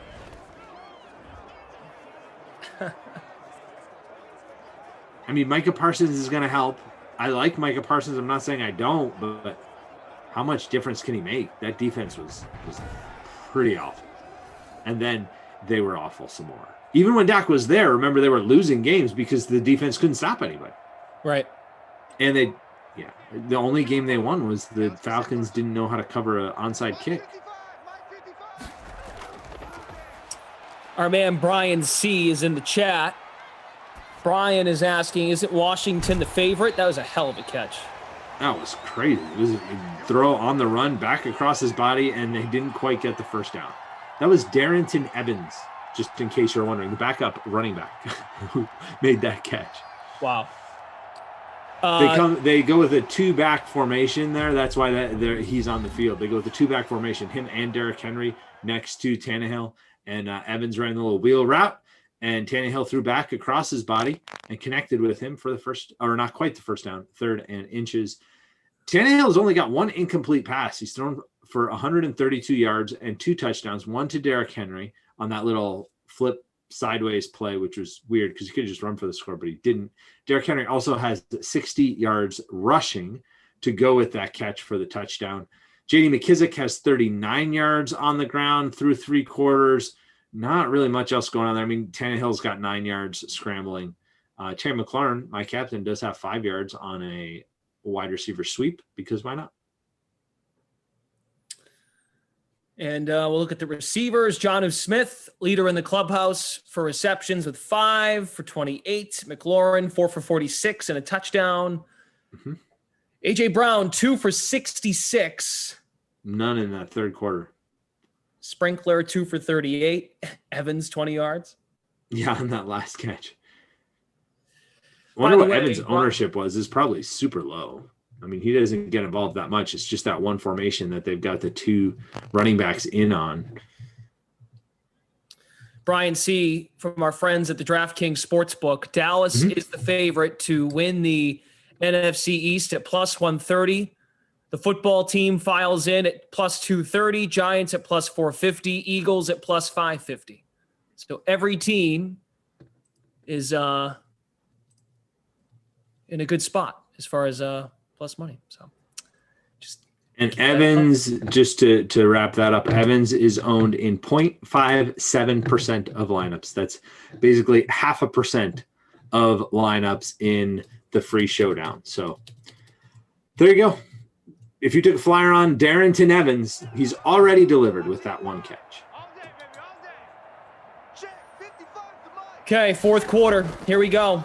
Here we go. 4th quarter. Oh, that was a nice read option. Did you see that? That was a well-run read option there by Ryan Tannehill. Derrick Henry faked the handoff, dove up the middle, just stood there, and then ran it to the outside for the first down. Well done. Nice option there from Tannehill. They don't do that very much, but that was an impressive example of it working. Brian C. says they look like Bryce Harper. Just can't slug as well. I think you'd have to grow your hair out a little bit too. His hair's, he's got a lot more flow than you. I mean, not saying you don't have good flow. I'm just saying Bryce Harper's is a little longer. Zach says, Brendan, I am ready to work. I've been playing since 1998 using newspaper for stats. Live in New England. Where do I send my application? Producer Drew says, go to Brendan Glasheen's LinkedIn account, because I just love when people reach out to me on LinkedIn. But at least this time you asked nicely in YouTube first.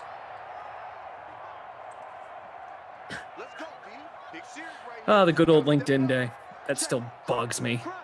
What happened? I must have missed this. What happened? Oh, well, here we go. Story time. Sorry. No, you it's don't okay. have to if you don't want to. No, it's really not that long of a story, ZT. Okay. It's something, it really has nothing to do with the actual people that do this. It has more to do with who taught them this, who gave them the clearance to do this. Young up-and-comers, not even just young people, because I like to think I'm young. I'm 28. Oh, yeah, you're young. Even like people that are older, like 40s or 50s or whatever. And I say older, like older than me. So don't get offense. Don't take offense to that. Just like cold reaching out to you on LinkedIn being like, hey, I see you work there. Can you pass along this and put in a good word? I'm like, I don't know you. Like, who are you? Nice to meet you too. I guess I'm just. I got that on Twitter I got that on Twitter a few times. I'm not very active on LinkedIn, but I did get that on Twitter too, where it's like, hey, who's your producer? Can you pass this on? I'm like, no, I don't know you. There's a difference between helping somebody and like taking a look at their work, or like, hey, can you? Now I need to go back and find it. But like cold reaching out, being like, hey, can you put in a good word for me? I'm like, I don't even know you. How do I know you're a good person? No, I appreciate, like, I've had a few guys reach out to me and be like, hey, I'm just starting writing, you know, I'm starting my own site or whatever. Can you take a look at this and let me know what you think? And when I first started, and this is my answer to your story time, I've got my own. I reached out like that to Rap Sheet of NFL Network, and he took time and wrote back and read what I wrote and wrote back a nice little, you know, feedback piece and gave me some tips, and it was nice. It was really cool. So I try and do that when I get reached out to that way, right? Like, look at my work and tell me how I can improve is different than put in a good word for me with your employer. Real quick, just let me give you an example. All right. Yeah, here come the messages. Bry Guy is now messaging me on LinkedIn. Ready? Just ready for this one? All right. I'm reaching out because I am urgently trying to get a starting role. Ready for it, CT? I'm right. trying urgently. To get a role Okay. with a sports/entertainment company such as DraftKings. I was wondering if you have a contact I could reach out to. Oh, the hell with you, Glass Sheen. I'm just going to hit you up and get the contact from you and then move on with my day. Yeah. You are the worst kind of people. Who taught you? Let me guess. You did not reply. I didn't. Good. I didn't. Good. Because if you had replied, it would only encourage that, right? Like, even if you replied no, it's like, oh, look, they got a response.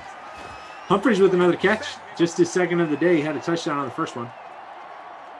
Big first down here. First and goal from the 5. Titans looking to wrap this one up with the touchdown here. Clint says, folks you don't know who ask for a good word for jobs are the same people who give expired bologna coupons as wedding gifts. That's nasty, man. That's interesting. Expired bologna coupons. I don't like that. Derrick Henry, no touchdown. Up to 70 yards. I don't know you. You don't know me. But can I have your social security and 3 drops of blood from your cat? And a good word with your supervisor for me. I'm all in on like reaching out to like, hey, can you look at my work or would love to chat? Right. Just your brain. Like I'm all in on that stuff. But just straight up asking people for jobs. I'm like, that's not how it works. Right, and it'd be different if it was somebody you knew, right? Derrick Henry takes a big hit there, stays on his feet, loses a couple more yards. So it didn't end well, but he did stay up. Producer Drew started this, by the way, so I don't feel bad going into this. He started it. He triggered me, so his fault. The producer started it. Therefore, I'm riding with it. Yeah, we're allowed to do that because, you know, they're the producers. Yep, it's true. Sarah is sitting right next to me. Can you shut up? Thank you. Incomplete from Tannehill, so it is now fourth down. You're so busy that you get to pull up Madden on your computer. We're going to get a field goal here to give a 1 touchdown lead to the Titans. Are you getting kicked out, Clash? Like, is she making you move? Yeah, at this point, I should have already been kicked out. Understood.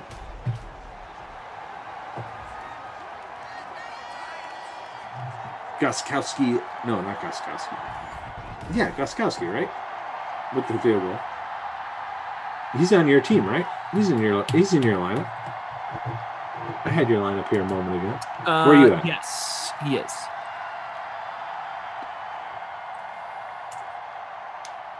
For real, though. Yes. Hit that like button. Love you, mean it. Hit the like button. Don't message Glash on LinkedIn. Instead, hit the like button. He'll see it that way. I have no idea what that means. The only person who can message me on LinkedIn is Zach because producer Drew felt it was a good idea. So he's the only one who. Not me again. Not me or the Zach in ops. The other Zach. The Zach from the chat. Zach from the chat. Right.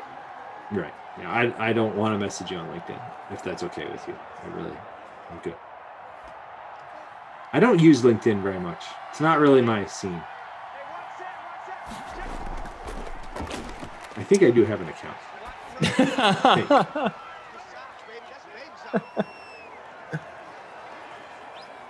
McKissick with the catch there. See what can of worms this open. D says, Glash, I would like to start off by saying, hook it up with the job, son. Followed by, I'm going to put you down as a reference on my application, son. Followed by, what's your manager's number, son? A lot of sons in there. Not S-U-N, son, like Connecticut son. S-O-N. Gotcha. Or Phoenix. Either one.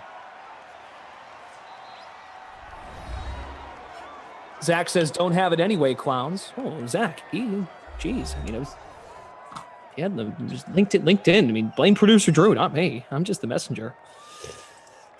He's the one who suggested LinkedIn, not me.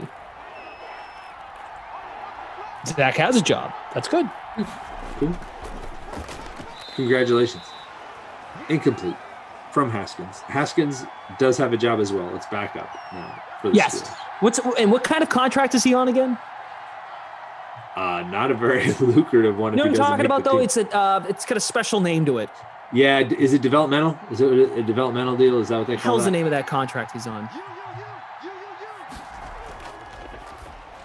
Oh, Eric Winalda's here. Everybody wants to work for a network until they work for a network. Careful what you wish for. Stay likable. Winalda, another question from producer Drew, who's just stirring the pot today. Where's Messi going, Winalda? We need answers. Where is Messi going, Winalda? Biggest football news of the day. Just different kind of football. Well done. It is huge. Where's Messi going? It was a reserve future contract. There it is, which AKA means you suck, but it might work. If you play well. Is that what that means? Okay, cool. I didn't know what that means. Now I know. What does it say? A reserve what? Reserve future. It's like reserve / futures contract. How much is that contract worth? Like $30,000? I bet you I'm That's- more than Dwayne Haskins. I don't know. Let me look that up. I don't know the. No, you don't have to.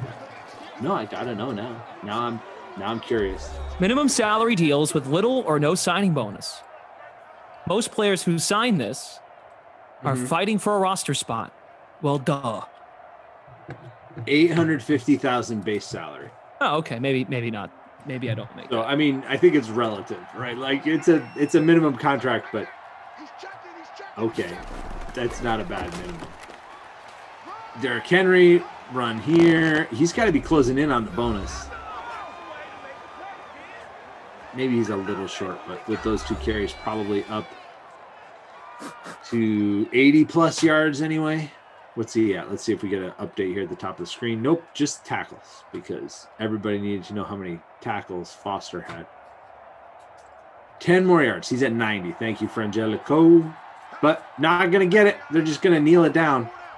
So that's a wrap. Ooh. Washington with no more timeouts. Ooh, we got a little news from Winalda. He has given us some news. I like it. Hang on. I'm on All right. the other line with the guy who would know. Don't rule out MLS. Wow. All right. Interesting. Breaking football news on the Dream Stream from Eric Winalda. Then they run it with Henry after kneeling down. Interesting. Oh, Kaufman, you don't care about the Revs. Stop it. Koff, what's the Revs record? He's looking it up. Kaufman and Reed coming up, by the way, on the slate. It's true. Messi It talk for is 45 true. minutes. Where will Messi go? I don't think that's what they're going to talk about the whole time. I don't think so. Oh, Winalda adding to his first bit of news. Man City will make a play for Messi. All right. That would make sense. That wasn't hard. We simply asked Winalda, where's he going? And he's giving us answers. This is great. He's proposing theories. I like it. I like it. You want to do some awards? Yeah, let's do it. So in the free showdown, I'm trying to see, is the captain in the free showdown leading lineup? I'm trying to get the contest to load and it will not load. Is it McLaurin or is it Henry? There we go. Probably McLaurin because he was the captain in the winning lineup for our free roll and Yeah, the it is captain in the winning McLaurin. lineup for the free public contest. Yep. So we're going to go with McLaurin just because he was such a differentiator at 37% owned, 5% in that captain spot. Had the 1 touchdown, 5 catches, 47 yards, 24 fantasy points in your captain spot. Derrick Henry was super chalky. He had a solid game with 20 fantasy points, but your player of the game is Terry McLaurin. And the Not My Kid Award winner is Not My Kid Award winner. I'm looking. Who is in your lineup that let you down? Because mine are all decent. it's Corey Davis. 1 catch, Davis, 8 right? yards. Come on. Yeah, Corey Davis. Easy. Corey Davis. Thank you. Okay. ZT, your day is done, correct? I'm out for the weekend. We will see you all next week. Great. I'll be back at 6 with Matt LaMarca. Just 4 games tonight for Madden because of the NFL this evening. So without further ado, thanks to producer Drew, also Bry Guy and Frangelico and Zach. Let's go to the slate, which has Adam Kaufman and Reed Fowler here to talk about all things sports, maybe messy. I'm not going to, you know what? I'm not going to do what Koff does and tell you all what the show's going to be about when I don't know what the show's going to be about. So Koff, go ahead. Tell us what the show's going to be about. Well, it could get messy around here, pal, because who knows? We could go anywhere, right? Come on. That was too easy. That was way too easy. Just because it's easy to eat a cheeseburger and, well, for you, not pizza, but just because it's easy every night to do it, you don't do it every night, do you, Koff? Actually, I'm talking to the wrong person. I've seen this guy eat a bag of Doritos like at 9 o'clock in the morning.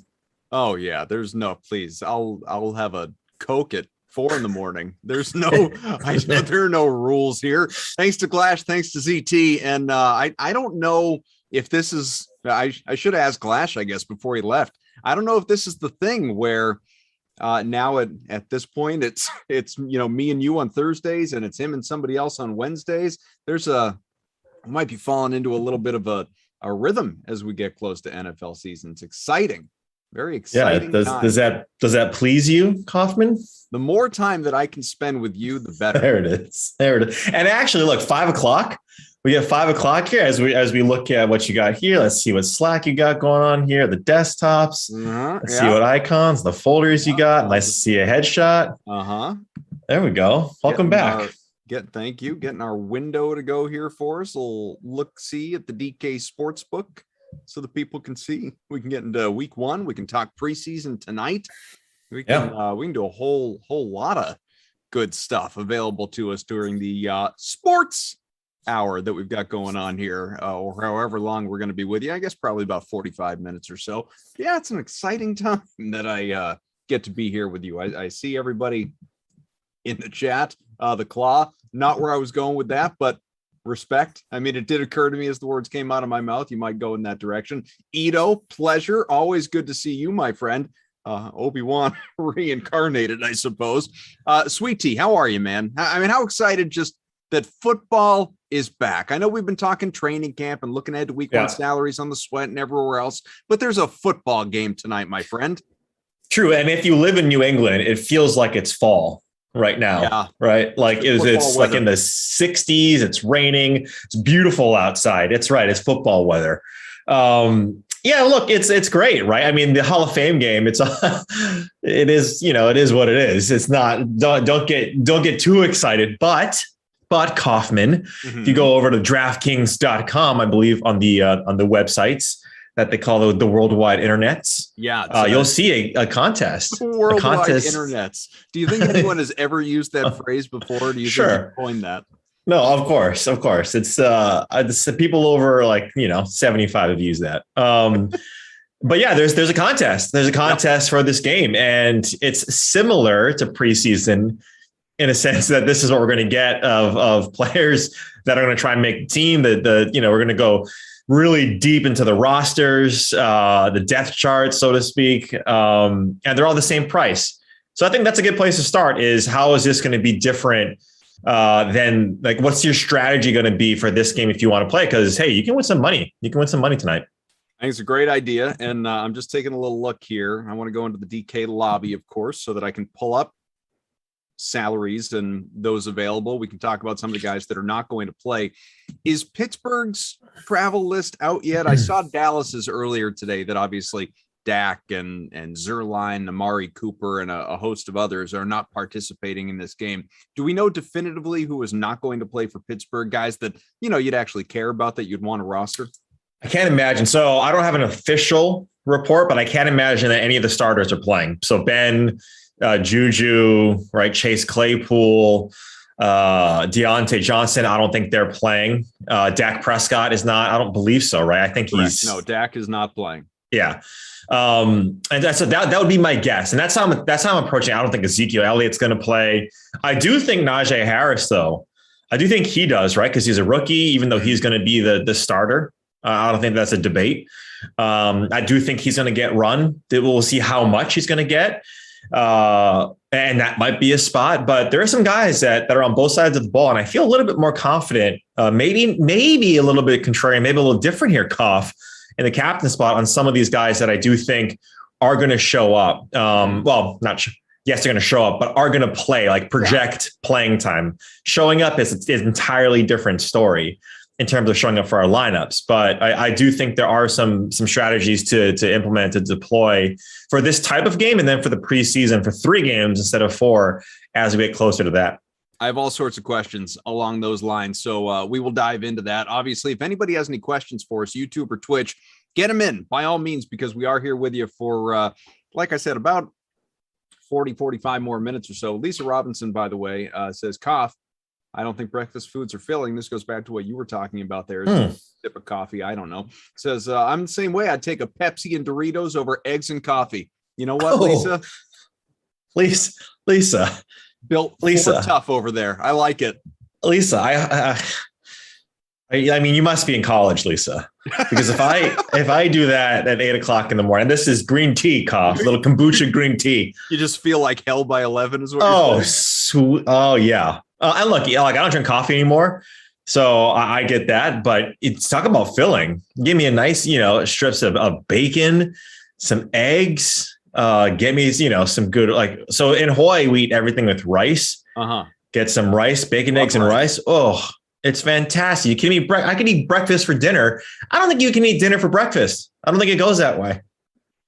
I mean, it's not the popular way to do it. I know that breakfast for dinner is the way to go in the Zach Thompson household once a week as well. But yeah, the whole dinner for breakfast, that doesn't happen unless you work weird hours. Listen, here's something that I'm gonna pay you a really high compliment right here, because I know that you are not a workout fiend, but you're someone who takes care of yourself. You like to do the yoga. You like to get yourself out there. Listen, this is what the Hughes and the Tom Brady's of the world, you guys don't understand. If you kind of treat your body like trash a little bit, just a little bit of a dumpster fire with regard to what you put into it, then a Pepsi and Doritos can taste terrific for breakfast, and you will feel great the entire day because your body is used to the sludge. It doesn't know any different.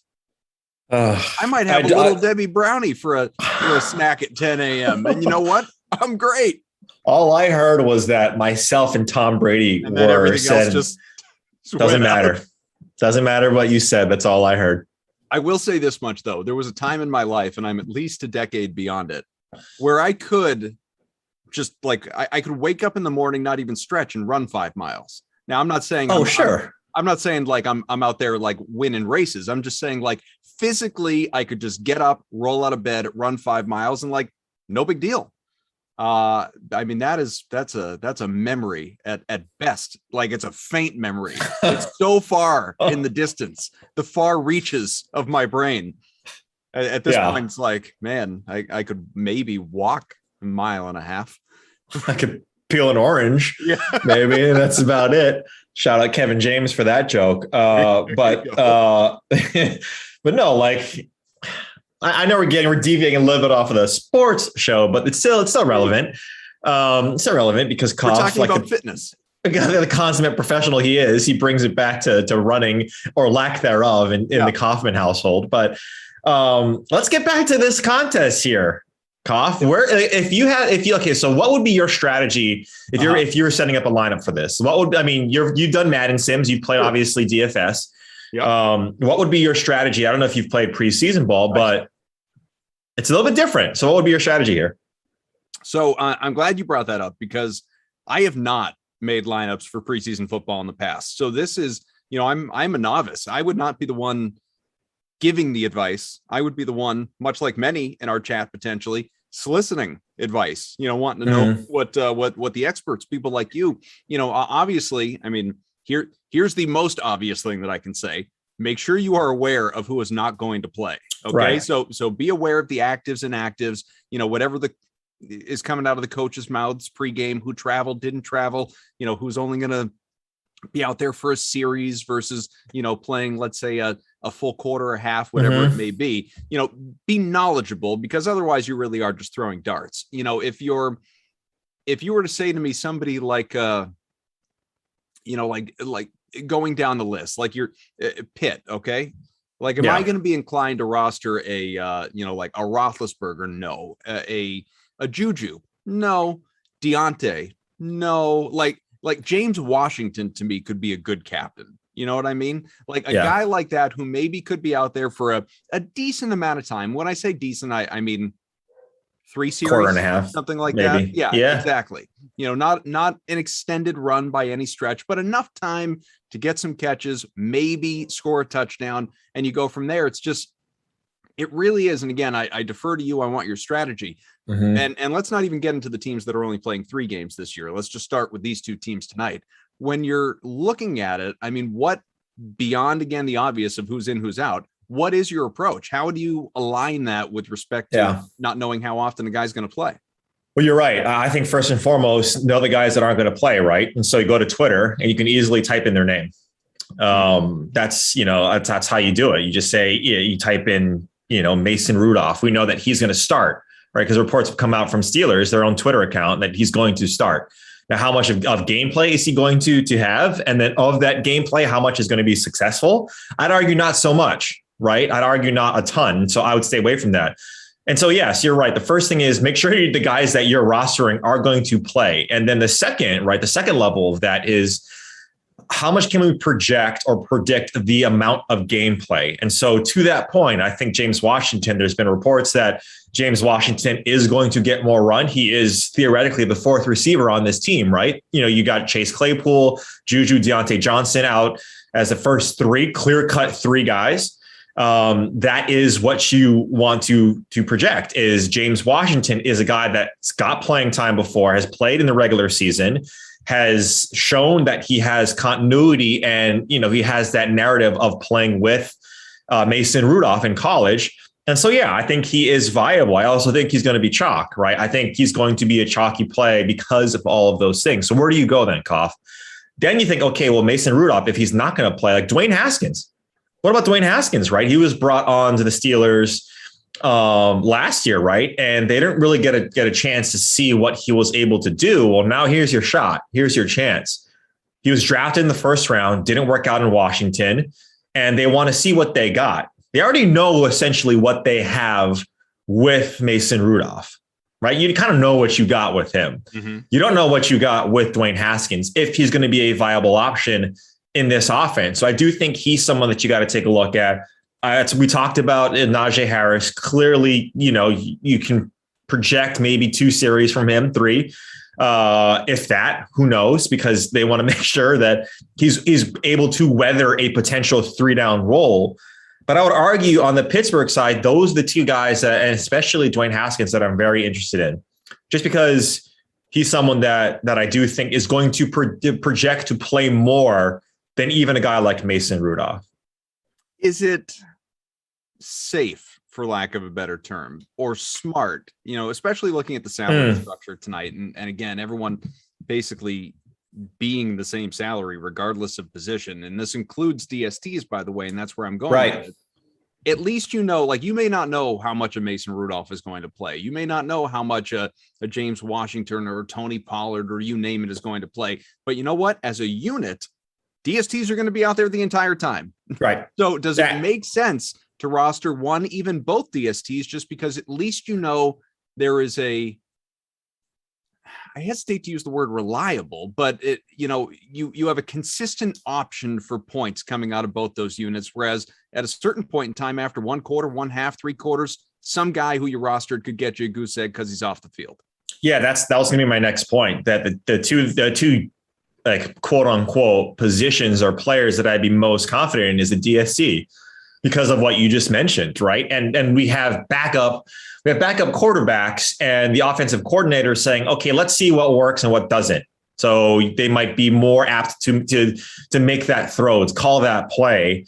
And they have maybe less than stellar options at, control like players, deploying that strategy and that offensive and that play. You can be more aggressive on defense, right? You can call more blitzes on defense. You can call more secondary calls on defense. You can call more nickel packages on defense that allow you that extra man maybe to rush the quarterback. And that's where I'd be leaning as well. I think you can still have, and they don't have to be mutually exclusive. You can still have a successful player like a Dwayne Haskins, and then also roster the Dallas DST because of what they're able to do: sacks, right, constant points, turnovers, defensive touchdowns, so on and so forth. So I do like the DSTs quite a bit in these type of games, and especially in the preseason leading up to the regular season, right? Because like you mentioned, those DSTs are going to be out there more times than not, and then you can feel confident that in these type of games we see more defensive prowess than we do offense. We really just don't see a ton of offense at all in preseason. Would you captain one of them? Yeah, I mean, and if I would, I'd probably go on the Dallas side because I don't think that it's just GPPs, right? This tournament, I don't think let's Dallas. The rosters have changed quite a bit from last year and what we saw from the Cowboys defensively. Right, but still, right? I think the sentiment on Dallas's defense is and always will be until it changes that they were poor. Mm-hmm. Right. Micah Parsons is there. He's got a lot of preseason pub right now that he's tearing it up in training camp. We'll see what he does. How many series does he play? Does he blitz? Does he not? But that's more for IDP leagues. That's not for what you're doing here. Mm-hmm. But I do think that the Cowboys DST, if you have Dwayne Haskins and Mason Rudolph at the helm, there's a good chance that either one of those guys gives you a turnover, and both are not mobile quarterbacks at all. Dwayne Haskins is a little bit faster. Actually, I take that back. Is a lot of bit faster than Mason Rudolph. But at the same time, he's proven that when he gets out of the pocket, he's not that accurate. So I do like the Cowboys DST as a contrarian play if you want to captain that and have essentially no one else or little to no one else captaining the DST on the Dallas side. Taking a look at some of what we have here in the Chat Kings treehouse, as we've called it before. Lamb is playing, says Noah Moon. Washington won't play much. Artist formerly known as Brother Phil. Washington's too valuable to Pitt to see a lot of snaps in this game. They already know what he can do. Ben trusts his hands more than anybody on the team. Doubt he plays more than a series or two. Tom Cruise talking about the Nucci, whereas Ralph is shouting out Gilbert. Lamb ain't playing, says Ralph. Somebody had said CeeDee Lamb for the first touchdown of the game.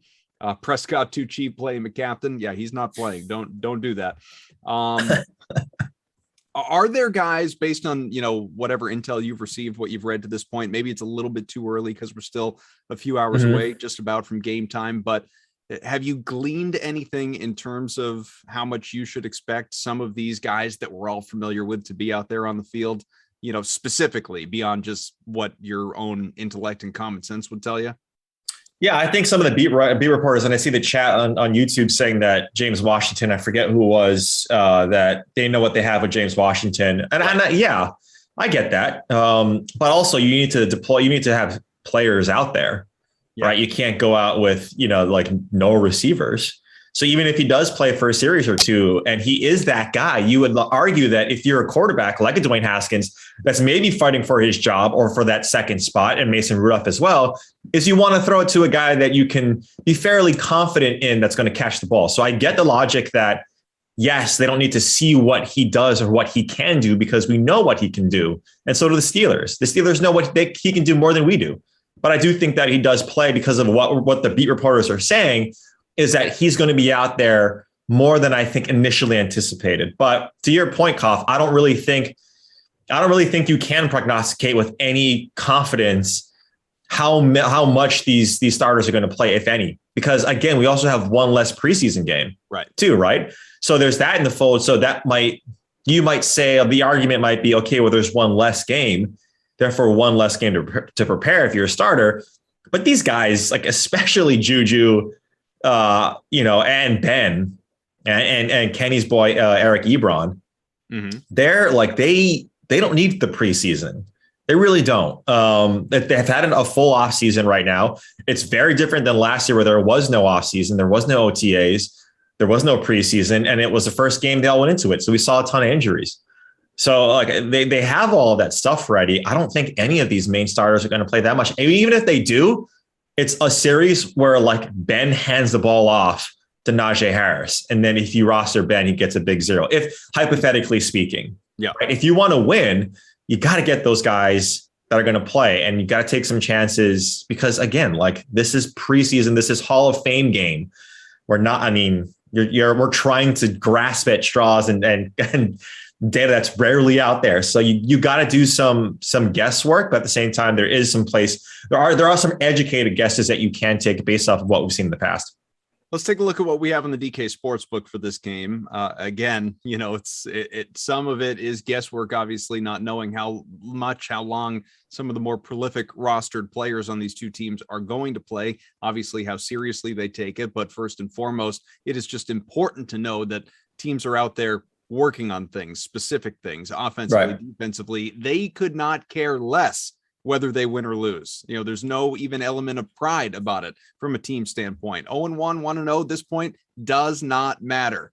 Doesn't matter. So maybe from a betting standpoint, the absolute best advice here is just stay away from NFL preseason. But if you were attempting to, the Steelers, who are considered the home team, although it's in Canton, Ohio, are 2-point favorites. Over-under is 32 points on the DK Sportsbook, minus 135 on the money line for Pitt, plus 115 for Dallas. Anything that is attractive to you? I lean Pittsburgh here. I don't want to -2 against Dallas. Like we talked about earlier. Dallas's defense is a little suspect. I do like them as a DST in the captain spot, but if you're not playing DFS and you're going on the sports book, then the reason why I like it is because you're paying less shoes at the -105. And I think the Steelers are a better organization, a better run team from top to bottom, especially when the starters are out. If the starters are in, it'd be a completely different story. But I do like the Steelers there at giving 2 points. I do like it because it is -105. With the Cowboys and especially what DiNucci and Gilbert gave us last year, it was with the starters now. It was bad. Like it was bad. I think Cooper Rush is also going to be he's going to be playing.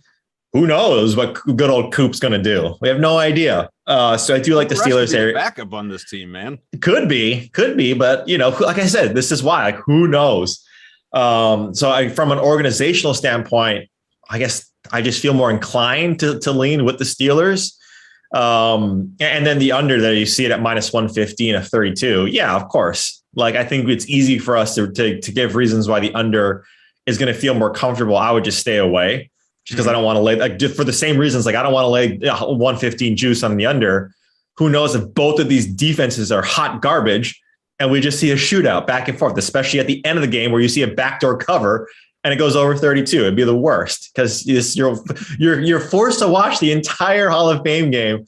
Just check in on your phone anyway. Yeah, exactly. So if I had to choose one of these, -2, right? The Pittsburgh Steelers giving 2 right now at -105. And then you just saw live cough. Yeah, just that now -120 for the under on the Steelers because it's getting hit quite a bit. So who knows? If you want plus money there at the over 32, you feel like Gilbert and Sons can get it done, then go with Dallas there. But I'm just going to stay away. Brother Phil writes in the chat and is absolutely right. This is the kind of game where both these teams want to evaluate their mid to late round draft picks and UFAs. So best to look at those players. They'll play the most. So if you want to, dive in, obviously, to what is I mean, so we joke about it during the Madden sims, like, depth chart diving with tight ends and that sort of thing. You want to get in deep with that with the DFS and look at tonight and how to roster that. Sure. Some of those guys might be more reliable just in terms of playing time. Who knows about actual performance, but it does take us, segues us nicely to something Brandon Cristal and I talked about a little bit earlier during our 2:00 sim, which is, you hit on this as well.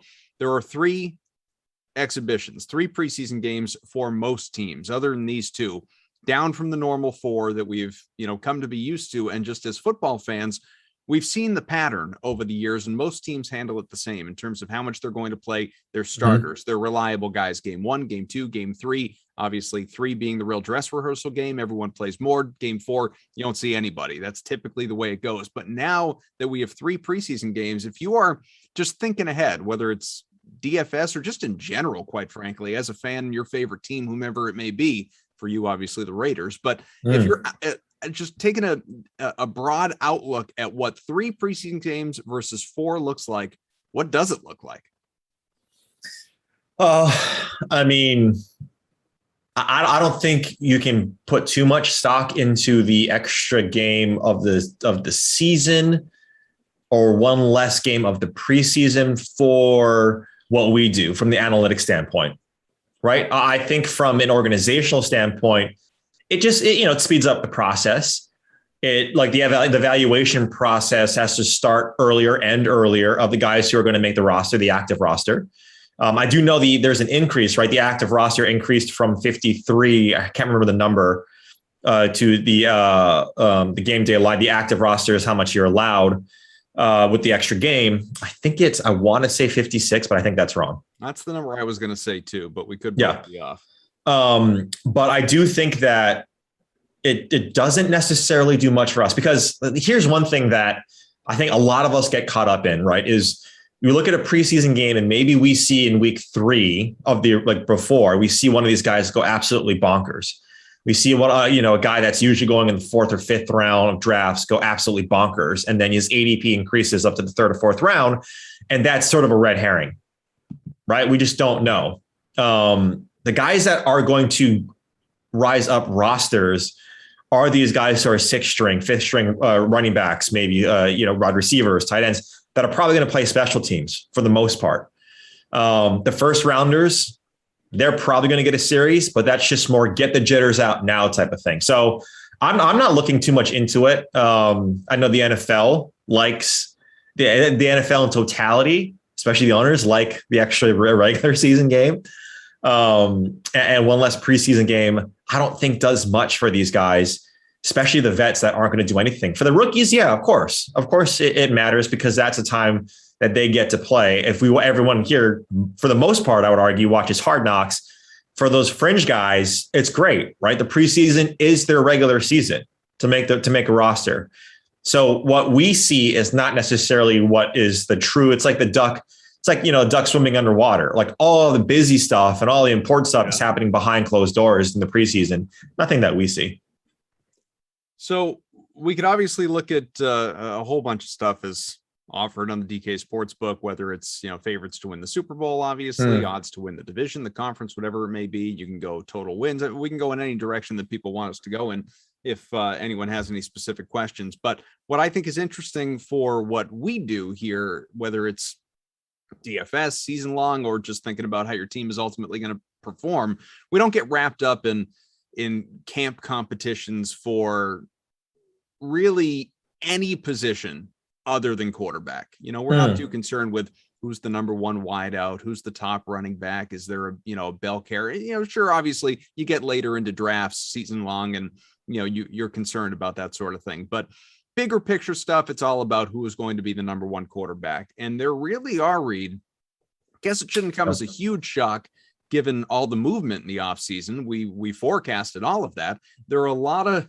teams, it feels like at least a handful, half dozen, that we don't definitively know who the week 1 starter is. You can look obviously with the Eagles situation. There's talk reportedly heating up about a Texans trade for Deshaun Watson. We don't know if he's even going to be available this season. There's a lot of unknowns there as it concerns Deshaun Watson and his off the field concerns.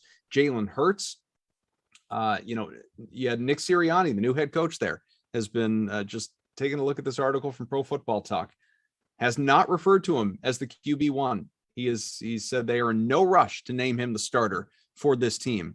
What do you make of that? I mean, is it just holding out hope for a Watson deal, or is there actually somebody on that team that could beat Hurts out? I say this every single year. Coach talk, do not listen to it. It is a bunch of garbage. It is tomfoolery at its finest, Kaufman. Sure. It's garbage. Like, coach, they always do this. If you're a coach, Kauf, if you're anybody, if you're a CEO, like, why would you give away your trade secrets? Why would you give away what your strategy is weeks before, unless it's truly not a secret? Matt Stafford is going to be the starter for the Rams, right? So Sean McVay doesn't have to come out and say, well, we don't know what's going to happen here. Cam Akers is going to be the starter for the Rams, right? Well, like, of course, Sirianni, of course they're saying, well, we don't know what Jalen Hurts is doing. But what do you think they've been doing for the last handful of weeks here? Hurts has been the number one guy practicing with the number ones. Yeah. You think the day before they come in and they do the, unless a Tyrod Taylor accident happens where someone's lung gets punctured and your backup is Justin Herbert, offensive rookie of the year. Yeah. For the most part, I'm going to treat it as Jalen Hurts is playing and is starting. So if you can get odds, because now, right, what you have to do, if there are odds out there, I don't know if we have them up on the DK Sportsbook, I haven't looked. If Jalen Hurts is going to be the starter, take it. Especially if it's plus money, because what you want to do is you want to buy the rumor, sell the news. Like, for the most part, yes. Even if Watson, let's play it out. Even if Watson heads on over to the Philadelphia Eagles in the next couple of weeks, right? Week one isn't that too far away. Do you think Watson comes out week one and is a starter and knows the entire Philly package? No, he doesn't.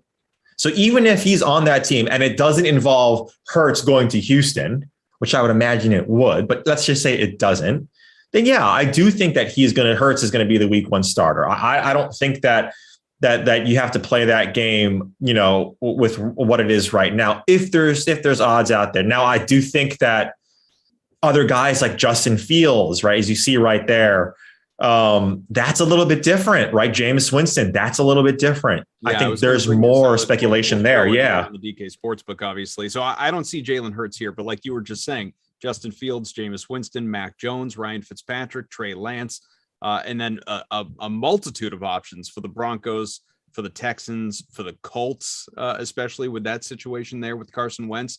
It is interesting how many different teams are theoretically, at least, still working to identify who their number one quarterback is going to be to open the season. So which of the ones that we're looking at right here are most interesting to you?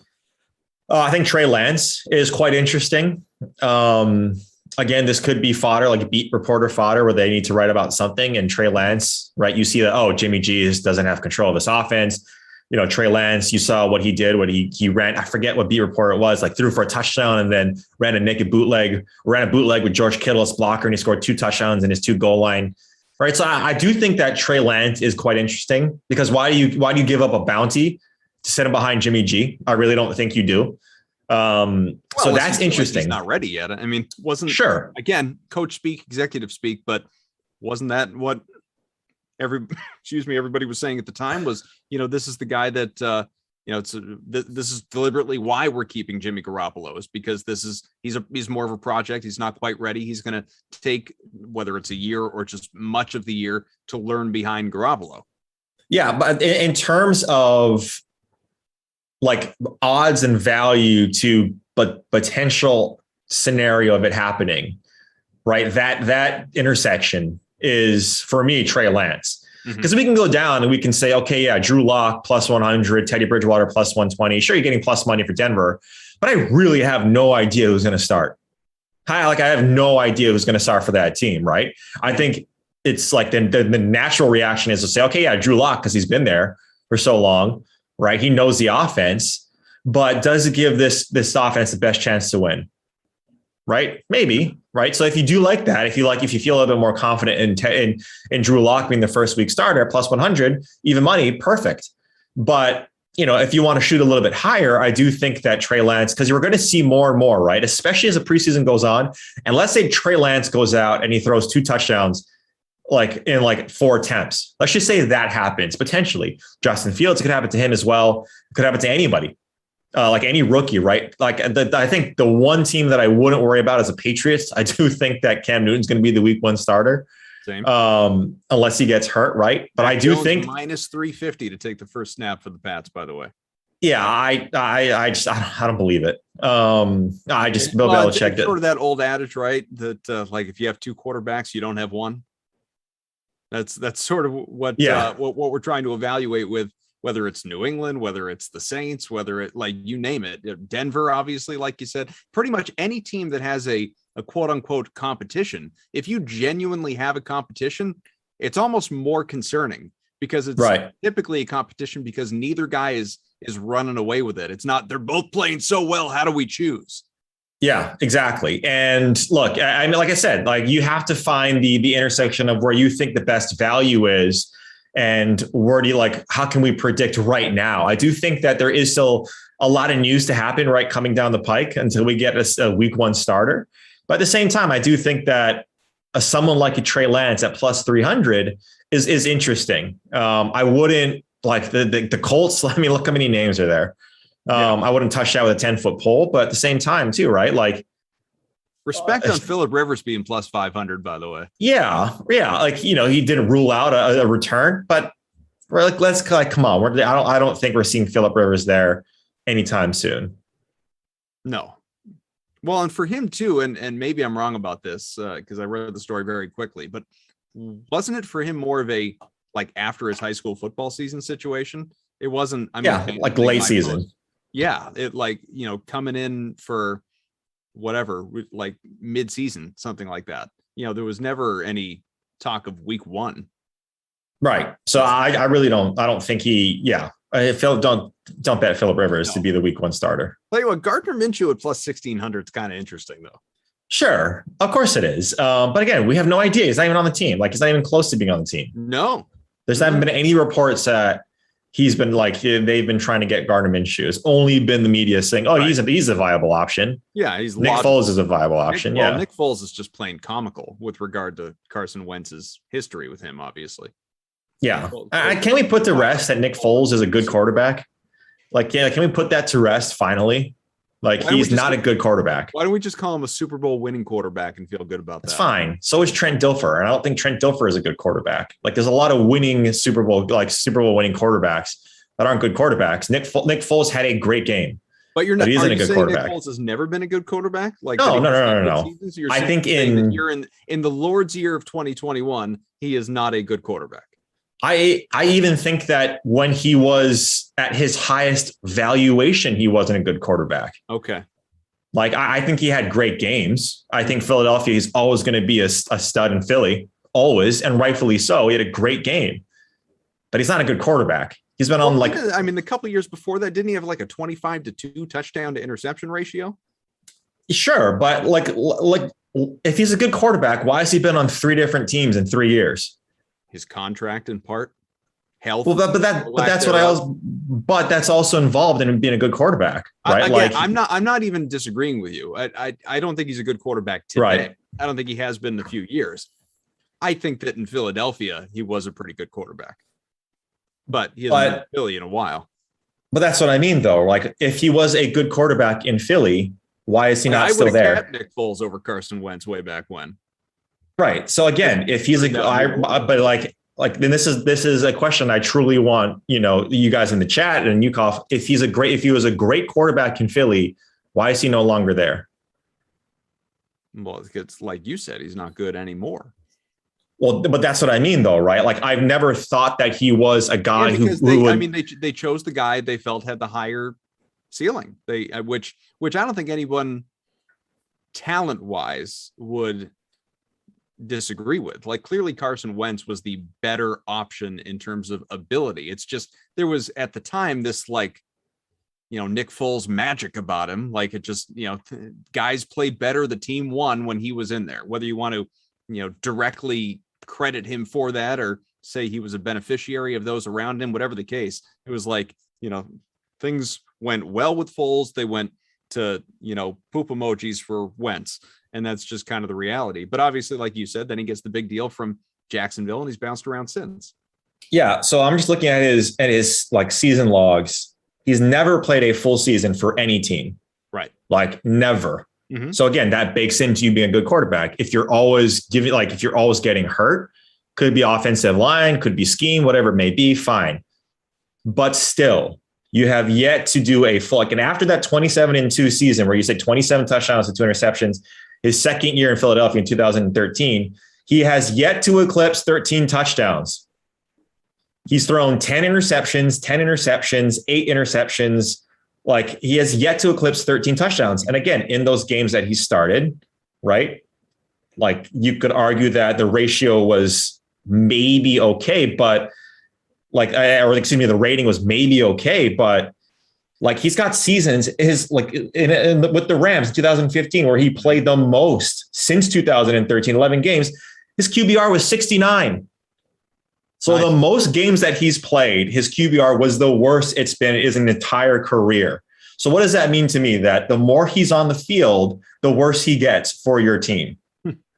So again, that's not just his play, right? It's the team composition, it's the scheme, it's all the things involved. But if you're a good quarterback, you rise above that, right? You are a quarterback that the Colts were a garbage team, had a garbage offensive line for as long as Andrew Luck was there. But they were a playoff team every single year, 10-win, 11-win team every single year. There's no way I'm comparing Andrew Luck to Nick Foles. The delta is massive, but I just don't think he's a good quarterback. And I think Jacksonville was dumb to give him all that money. I think, like Philadelphia, dumb to give him, all that. Yes, they were forced to do that because of what he did in the playoffs and the Super Bowl.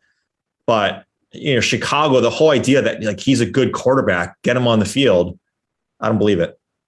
We've got you for another 5 or 10 minutes. First time playing Fortnite on Twitch. Reed, yeah, who like for comeback player of the year? Dak, CMC, Burrow, or Barkley? Or I'll just introduce this. Maybe another option.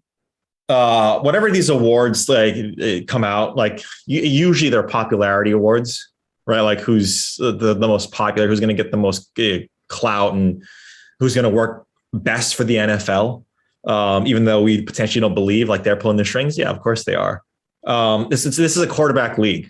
So even though CMC and Barkley might have great years, if Dak has a year that was the same type of year that he was on last season before he got hurt, then I think it's got to go to Dak. And I do think that he has the easiest path to success when it comes to that. Look at his team, right? Like his team compared to what Joe Burrow has right now this year is far and away the best, right? With Ezekiel Elliott, with Cooper, with Gallup, with those guys, it's just far and away the best. And so I do like Dak Prescott for comeback player of the year.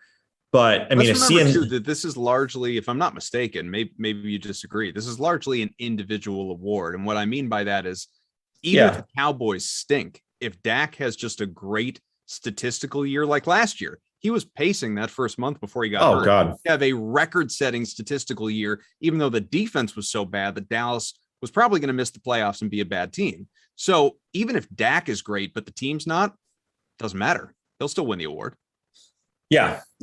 And I think statistically he sets up best for it, right? Because that offense is pass first. Even though they have Ezekiel Elliott, they're putting up a ton of yards.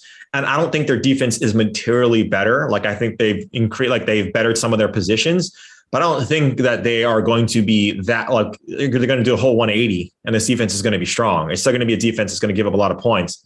So I do think that he gets it. With the running backs, it's going to be tough, right? You got to do like a 2,000-yard season.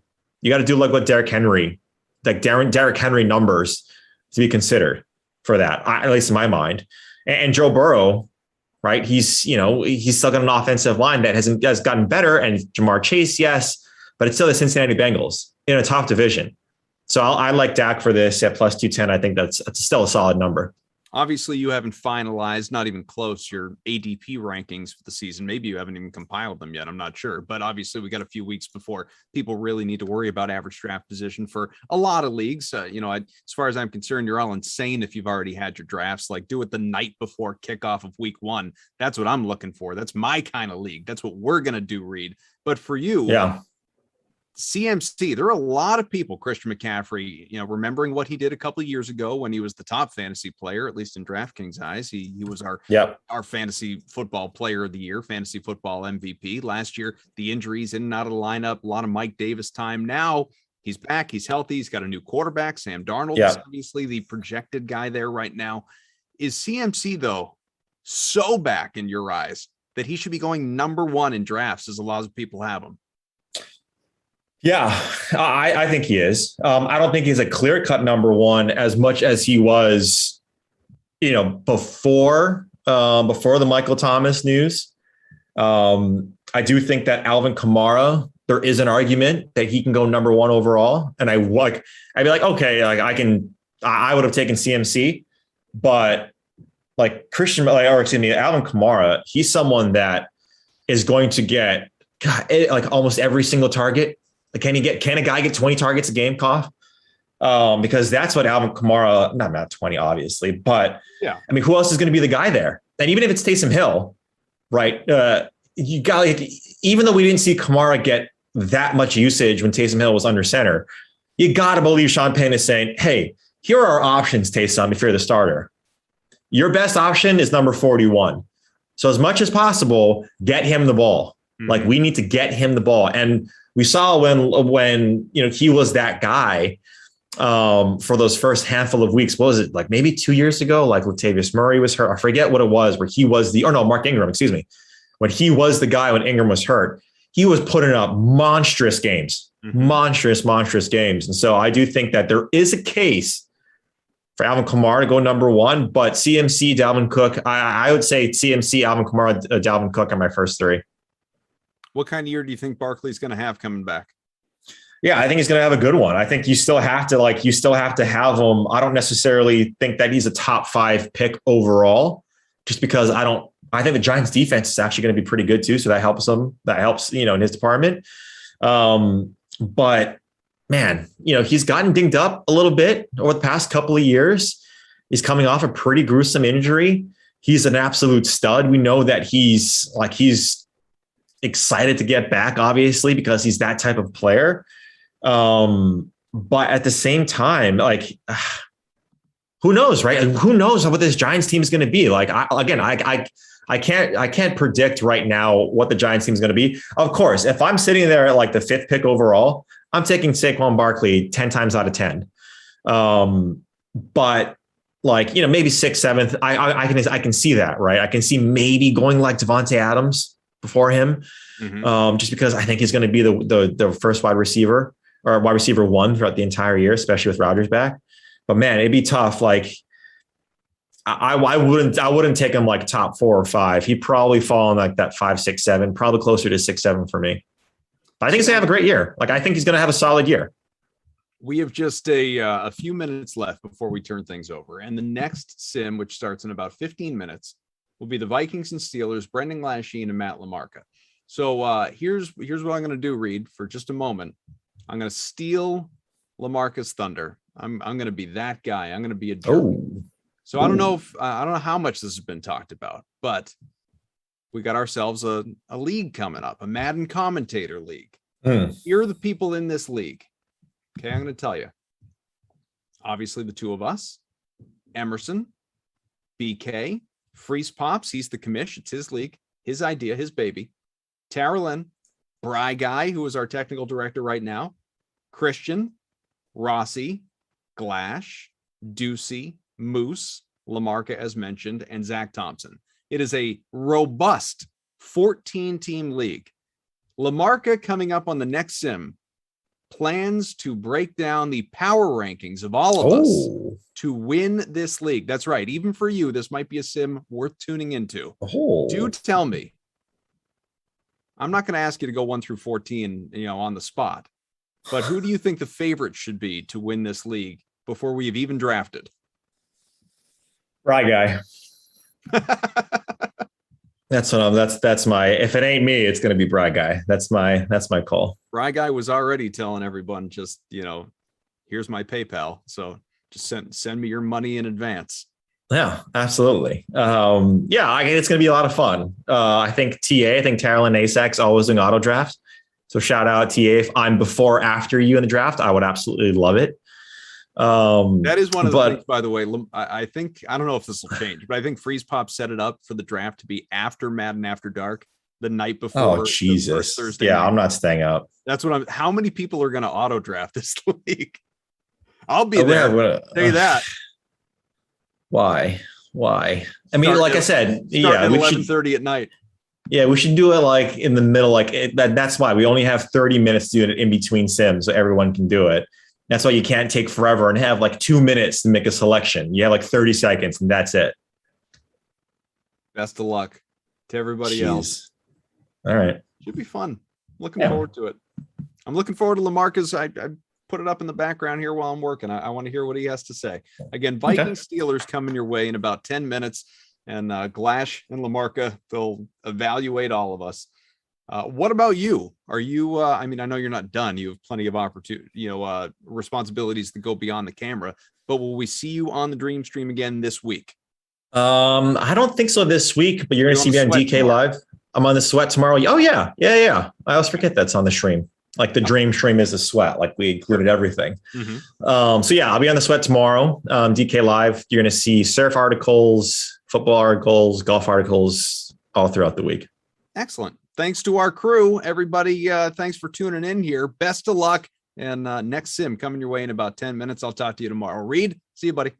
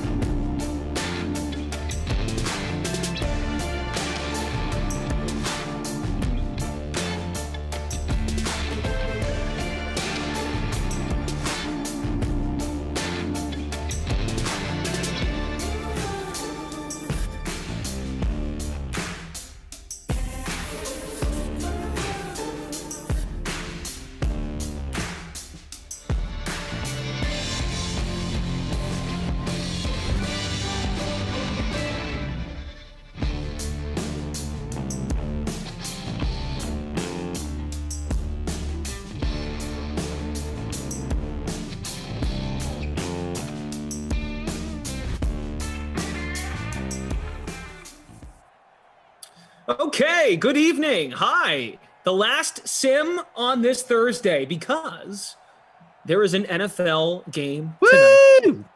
Football! Woohoo! Pittsburgh and Minnesota is the sim. Of course, Pittsburgh and Dallas is the matchup. Later tonight, the game is in Dallas, right? Tonight's Hall of Fame game? No, it's in Canton, Ohio. It's the Hall of Fame. Right. It's the Hall of Fame game. My God. I'll get there. I'll figure it out at some Our point. boy Freeze Pops is there, holding it down. Yes, and Brandon Cristal is there. Because he's big, he covers the Broncos and Big Peyton wig. Manning's there. So, yeah. So, Lamarca, Glash, good to have you here.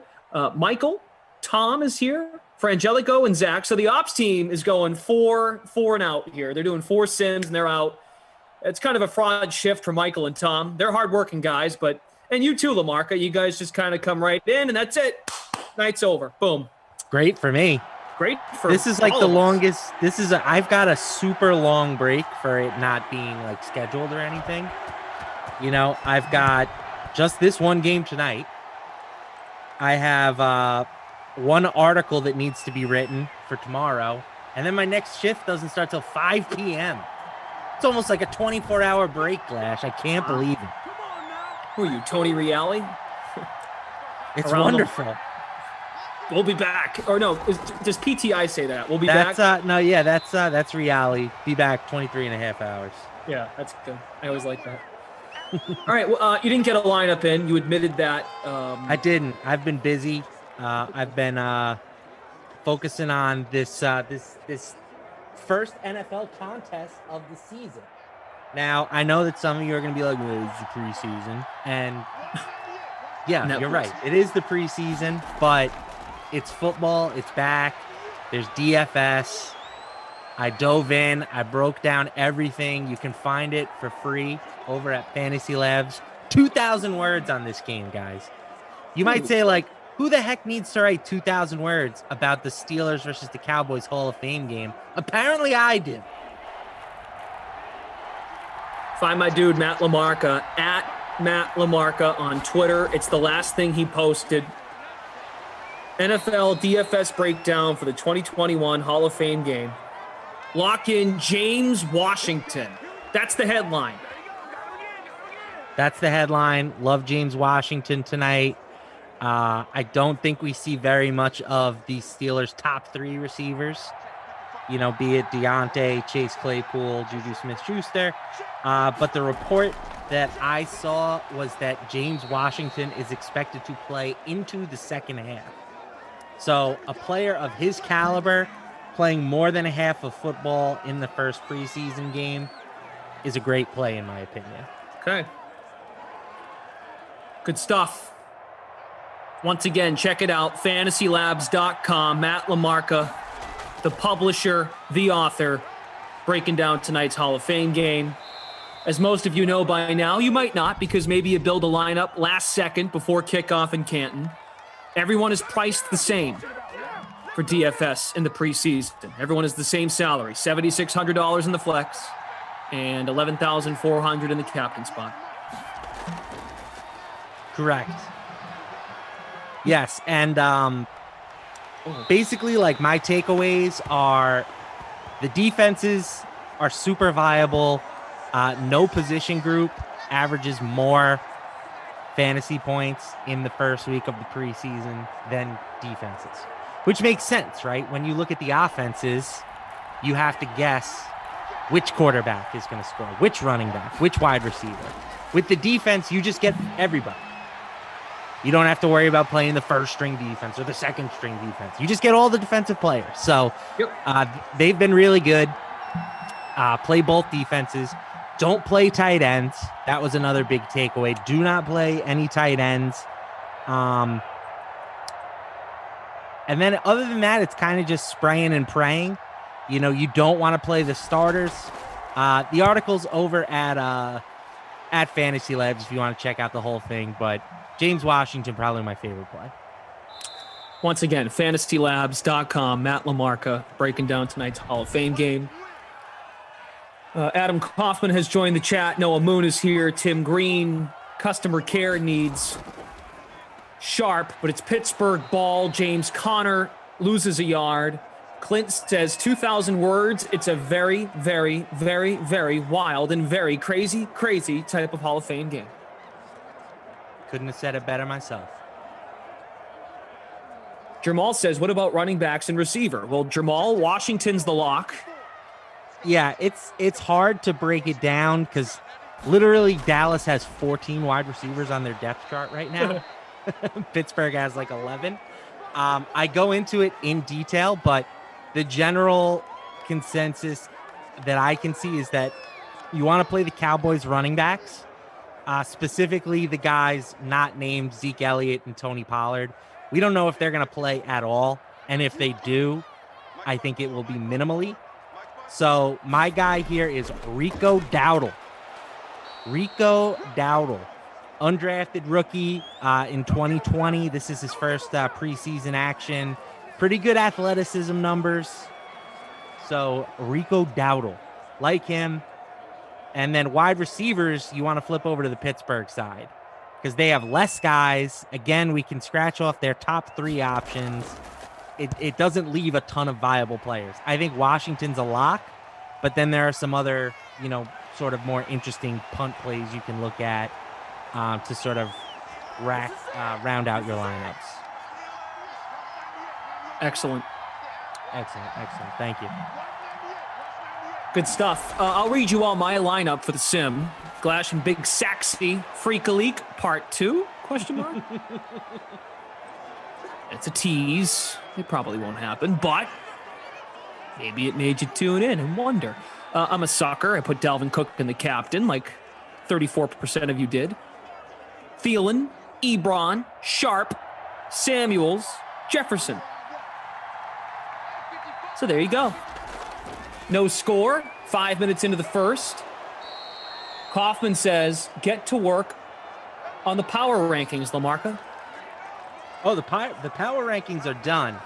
I just didn't know if you wanted to dive into those right away. Are you kidding me? This guy's invested. I'll do it for Kaufman. So just so everybody knows, we have officially come to agreement on a 14-person fantasy football league. It's going to be the on-camera people for the Sim League. I would have loved it if we could have made it bigger, but Tommy Freeze Pops just took over and he said, this is what we're doing. And I said, yes, sir. So I've decided to rank the 14 participants in terms of how much I fear them in these things. Oh, how much? Well, I ranked myself, so I guess I can't fear myself, but like odds of winning type of thing. Okay. You're ready to go with this. I've done it. I have it right here. It's on amazing. My cell phone. Power rankings. Yeah, you used to call me on my cell phone. All right, number 14. So wait, number 1 being the most fearful, the favorite, yes, and then 14 being... Okay. Yes. All right, here we go. Number 14. Tommy Freeze Pops. Whoa! Tommy Freeze Pops. The guy did just do a 24-hour stream from a diner for coming in last place in a fantasy league. Someone keep count of the words here. LaMarca might use more words on these power rankings than is right up for tonight's Hall of Fame game. It's possible. It's possible. Tommy Freeze Pops 14. Wow. Commissioner. Number 13. Emerson Lazio.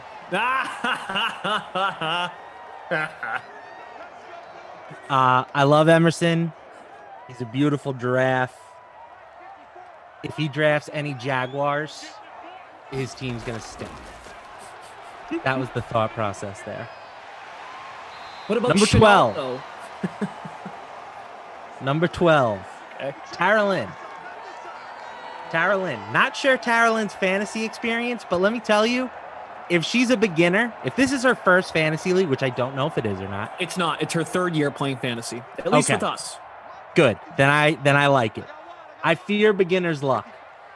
I've sat at too many blackjack tables, watched people sit down for the first time and clean up. I don't want to be messing with any of that. So Tara Lynn is 12. Number 11. Jason Rossi. Jason Rossi. Great guy. Very charitable personality. I think he will be honored to donate to the DK SimFam Broadcasters League.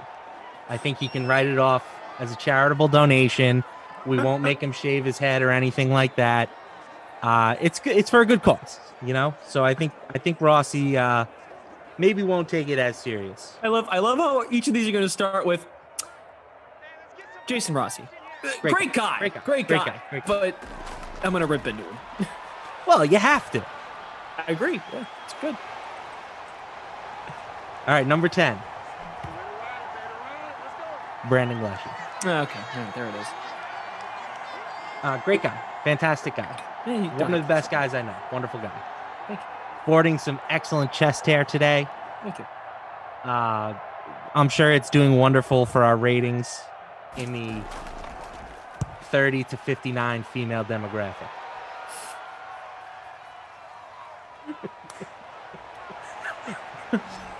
That's good. That's it? That's it. That's my blurb? Okay. WNBA superstar right now, Who knows? Doesn't help with NFL fantasy, though. Exactly. Oh, we got a pick. Is that TJ Watt with the pick? No, Minka. What's he doing so close to the line of scrimmage? I think he just might be a little too preoccupied. Not to mention, I have seen some of your NBA DFS lineups. Oh, so we're going to cross sports now. Yeah. Make assumptions. Yes. Okay. Number 9, complete wild card in my book. No, it's 8. No, it's 9. Number 9 is Bry Guy.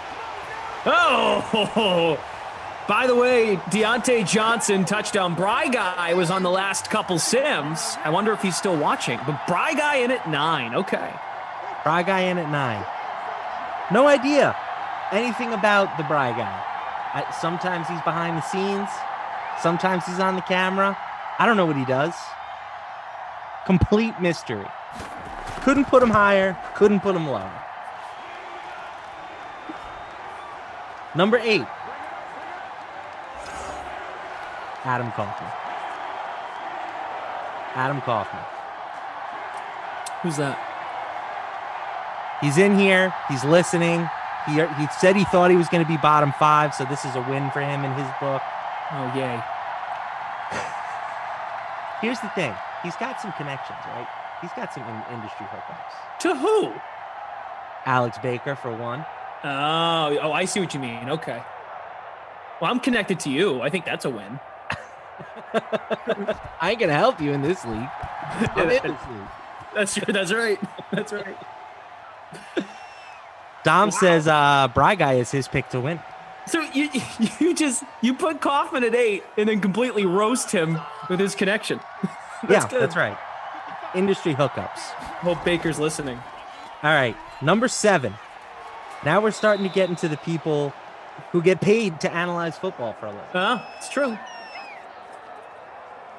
Number 7 is Reed T. Fowler. Reed T. Fowler. So this is the true last place.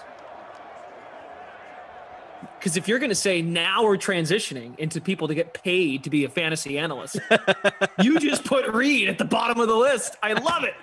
I guess I did. Reed's still listening because he was just only reason for it. The man is too pretty to be good at fantasy football. Okay, he's too good looking. You can't have everything, Reed. All right, you can't have everything. Some of us need this league more than you. Can't have everything. He's number 7. Also, just to jump in, we've done a couple leagues now at DK, which I've commissioned the last couple years, so I'm really appreciative of Freeze Pops hopping in. Reed kind of stinks. So okay. And I can only go off of what I've seen, so I don't disagree. Stats updated, by the way, for Angelico and Zach. 7-0 Pittsburgh. It's Deontay Johnson who has the touchdown. So Reed's at 7. Who's 6? Reed's at 7. Number 6. Brandon Christel. BK. Now, some would say maybe a smidge high for BK. You know, he's not a fantasy guy per se, but I fear the league connections. You know, he might have some insights. We know he's got Adam Gase on speed dial. Now, I know Adam Gase isn't going to help him this year, but you don't know. You don't know. He might be getting. It's the same reason that Adam Schefter is always feared in the ESPN Fantasy League. You know, when Schefter picks up somebody off the waiver wire, I'm sure all his league mates are like, well, what does this guy know? Who told him to pick this guy up? BK is essentially our version of Schefter. Okay. The Number insider. Number 5, Kenny Ducey. Wow. My pick on the Deuce is he's either going to win this league or he's going to bottom out. We know he's controversial, right? Yes. The guy's a lightning rod. There are no points for pancake blocks, so his knowledge of left tackles gonna be useless here. Gonna be useless. But I think he's gonna he's gonna have some oddball picks. He's going to go against the grain, and maybe it'll work for him. I've seen it work in the past, not necessarily for him, but if you zig when everybody else is zagging, it can work for you. Kenny Ducey, number 5. Wow, that's some honest analysis right there. Susan's in the chat. I've been watching these Sims for a year and a half, and it never gets dull. Thanks, guys. Well, thank you, Susan. Thank you, Susan. Here's the 2-0. The pitch. Number 4, myself. I put myself at 4. You're just being nice to yourself. Here's the thing about me. Here's the thing about me. Here's the thing about me. Great I know guy. myself. If I start the season 0-3, 1-3, I'm mailing it in. Oh, you're one of those people? Oh, yeah. Oh, big time. I don't got enough time to pay attention to teams that are going to lose me money. I'll set my lineup, but I'm not going to be super active on the trade talks, making waiver moves. I'm a front runner. I'm a horse that's got to get out to a lead out of the gate. I don't play catch up. That's my analysis. So now we know who to contact for trades week 5 when Lamarcus 1-3. That's right. Number 3. This is when it gets good. Number 3. Christian DeAndrea. A guy that, again, I don't know all that well. I have never done a sim with him still. Really? Yeah, never. But the general consensus is that he's like the smartest dude in these DK streets. You know, I know he's always trying to challenge me to a trivia contest. I fear the brain power on Christian. Not to say that any of my coworkers are dumb, but he might be like just a notch above us. You know what I'm saying? Yep. Christian DeAndrea, number 3. Number 2, and this is probably my pick. You know what? I'm switching it right now. He's going to be number 1. Number 2, the Moose, Jeff Ulrich. Okay. Love Jeff. Respect the heck out of Jeff. 2 is a phenomenal ranking. Had him at 1 in my initial rankings. Wouldn't be surprised at all if he won it. But number 1 has to be Zach Thompson. ZT. And here's why. Okay, please. ZT lives, breathes, sleeps, and eats news. Okay? The guy is on the news desk at DraftKings Live. But unlike myself, he puts pride into it. He puts effort into it. if something happens, he's going to be on the waiver wire and he's going to scoop the player up. He will not be beaten in that. That's my take. ZT is going to be the best in-season manager in this league. He's going to make the right moves at the right times. He's going to get the right handcuffs. ZT, my pick to win the league. So last year, we did a league, and Zach won it. Zach beat Billy, babysitter Billy Delaney, in the championship. Zach won our league last year. Of course, we have some new additions. I didn't even know this. I'm a new addition. I had no idea. Yeah. And I feel vindicated for that. The changes from last year to this year, no Jesse, no Andy Silva, no Steve, no Julian. And I think that's it. No Samir. Samir's out. Samir's going to have his heart broken, I think. And the replacements... Well, actually, we have a lot of new people in the league now that I think about it. I think we have 6 people out and 6 new people in. So it was a 14 team last year 14 as well last year, yep. Okay. I think the new members are Bry Guy, Freeze Pops, BK, Christian, Kenny, and yourself. So Jordan says he got here at 8th place. I'll run through the list real quick. Again, I won't go into the analysis this time, but Freeze Pops 14, Emerson 13, TL Carolyn 12, Rossi 11, Glash 10, Bry Guy 9, Kaufman 8, Pretty Boy Reed T Fowler 7, BK 6, Ducey 5, me 4, Christian 3, Jeff 2, and ZT 1. Final answer.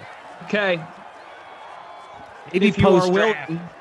Maybe post-draft, I will do another update of these. I love that, though. That's good. So now we can sit on these rankings for a month.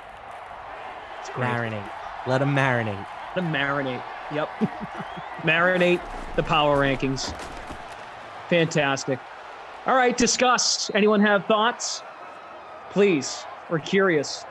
Do these rankings suck? Do you think they are spot on? Is someone too high, too low? We need an analysis. We definitely have some thoughts from the production team. I don't know if they want me to share them or not, though. Oh, what the hell? Why not? Well, they got to work with these people. So Michael says... Lamarco, this is like talk radio. You say one thing, and then you're going to forget what even happened 30 seconds. Okay. Michael says BK and Ducey were both too high, and he liked the spot for Christian. Said that was a good place for Christian. And that's it. Those were the notes. Okay, so a couple of criticisms from producer Michael. We also have Tom here from our production team. Frangelico and Zach from the Game Ops team. Yoko says Ducey should be top 4.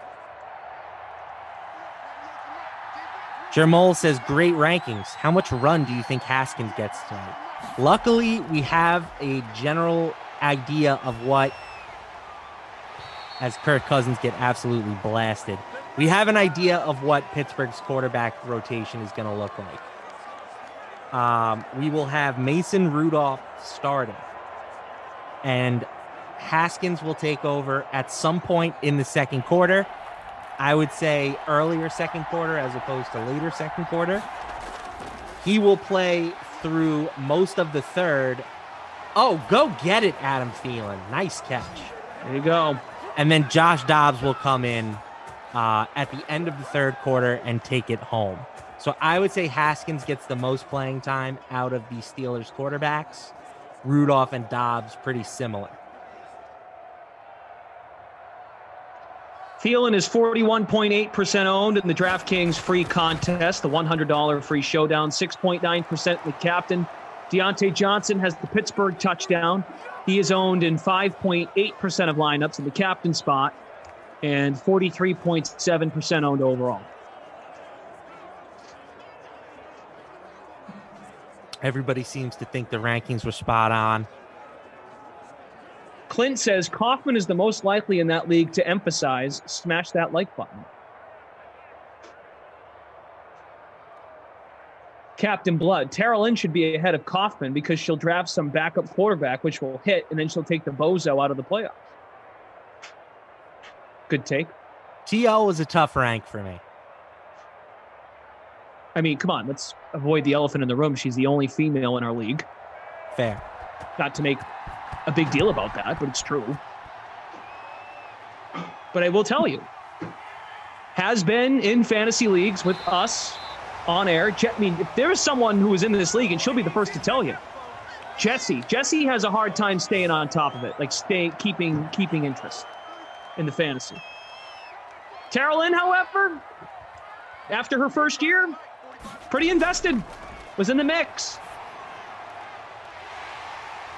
I like it.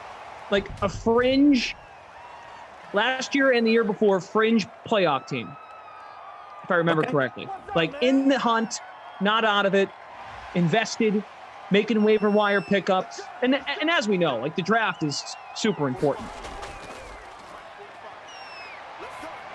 Yeah, I would say in-season management is probably the most important component. If you draft a good team, you can coast. But the teams that win add somebody to their lineup mid-season or early season or late season that is a big part of their championship squad. That's my takeaway. Koff asks, did Glash call TL an elephant? I mean, if you want to put that headline out there, it's fake news, but that's not what I said. Wrong. It'd be kind of funny to hear her thoughts. Hey, did you hear Glash called you an elephant today? I'm curious. I want to know what I want to know what everybody thinks of my rankings. I think they're good. I think they're pretty good. The middle's a little murky. Like I think Reed at 7. I think you might be a little jealous of Reed. For sure, I'm jealous of Reed. Yeah, putting him at 7 was kind of out of spite. Who should I have bumped him over? Myself, Ducey, BK. You're giving BK a lot of credit because I would be the first to tell you Kaufman's pretty connected outside of. Well, I'll tell you right now. Listen, there's no Celtics in this league, Clash. Kauf has no connection. Okay. If we were playing a Celtics-only fantasy basketball league, Kaufman would get the top spot in the power rankings. Well, hold on a second. If you're going to tell me, if you're going to put me at 10 and say I've seen some of your NBA lineups, so how does Koff just being pretty good at NBA relate to his NFL fantasy prospect? Doesn't. I mean, he's in the bottom half of the rankings.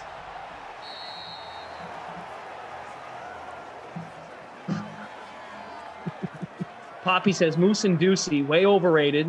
We've been here. They don't get much right. This one's good. Kind of surprised Emerson was that low, but not too surprised. I'm not going to lie, Jordan. Part of me ranking Freeze Pops last and Emerson second to last was I know that they can take it. You know what I'm saying? Freeze Pops will laugh it off. Emerson will feign anger. Yeah, but he won't text you for a month. But we'll talk it out. We'll be good. You know, if I had put Kaufman last, the guy would have had a tirade for an entire sim. So I did that for you guys. I did that for the sim fan because I know you couldn't handle it. Kaufman couldn't handle it, and he would take it out on y'all.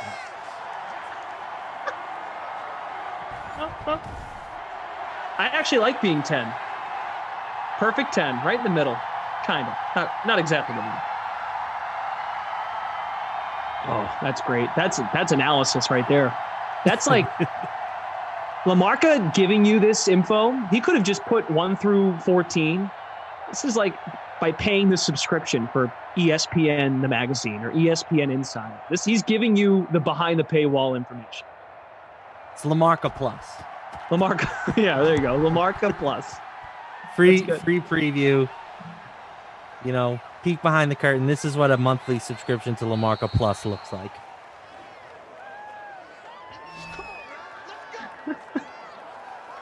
I love how you worked in the Sim fam. Like, I was doing you all a favor. Jordan Lindenbaum, not to mention, Freeze Pops thinks a sprained ankle is more severe than 2 major knee injuries. So there's that. I will say I have now put a major target on my back because when I play Kaufman in the regular season or when I play somebody that I rank lower than me, the pressure is on to beat them, or else I look foolish. This is good from Clint. Ducey will finish last and spend 4 Sims arguing why last is where you want to finish. That's good. That's very good.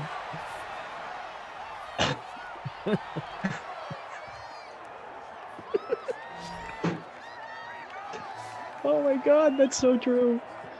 He would. He'd put some spin on it. Oh, where do you want to be? Wow. Yoko says, LMFAO, LaMarca Plus, the best line ever in Simland. I wants to know when the next Sun home game is. I'm assuming the Olympic break has to be coming to an end shortly. It's wrapping up. Yep. The next Sun home game is August 17th. Will be my first game with Rebecca Lobo on the air. Can you get me an autograph? No, you put me at 10 in the power rankings. Yeah. That would be pretty unprofessional anyway. It's funny you bring that up because I forget who I was with on a sim, but Candace Parker in Chicago, they were in town. And I'm like, Candace Parker, she's great. Like, she was great on those Tuesday night TNT broadcasts for NBA coverage. When she schooled Shaq. Yeah, I'm like, I think I was with BK, and I'm like, how do I, plus COVID and stuff, like we're technically not supposed to be on the floor and whatnot, but anyway. He's like, you can't do it. I'm like, I know. I'd love to just go up here and say, hey, like, I'm a big fan. We take a picture. Like, I'm usually not that guy, but I was like, maybe I should make an exception. Maybe I should have a little more fun. And I didn't do it, but I've contemplated. What do you want autographed? Take an autograph. What do you want? A little mini basketball autograph? Yeah. I'll display it proudly in my office. I'll hang it right next to John Coltrane. I'll build a little shelf for it. So I'm thinking about your rankings some more. You put Jeff too. Jeff Owen. Yes, I did. He was awful last year in our league. Awful. Jeff was bad. Okay. So I have a lot of respect for the Moose. You know, I've worked a lot of sims with him. I think the man is a sharp dude.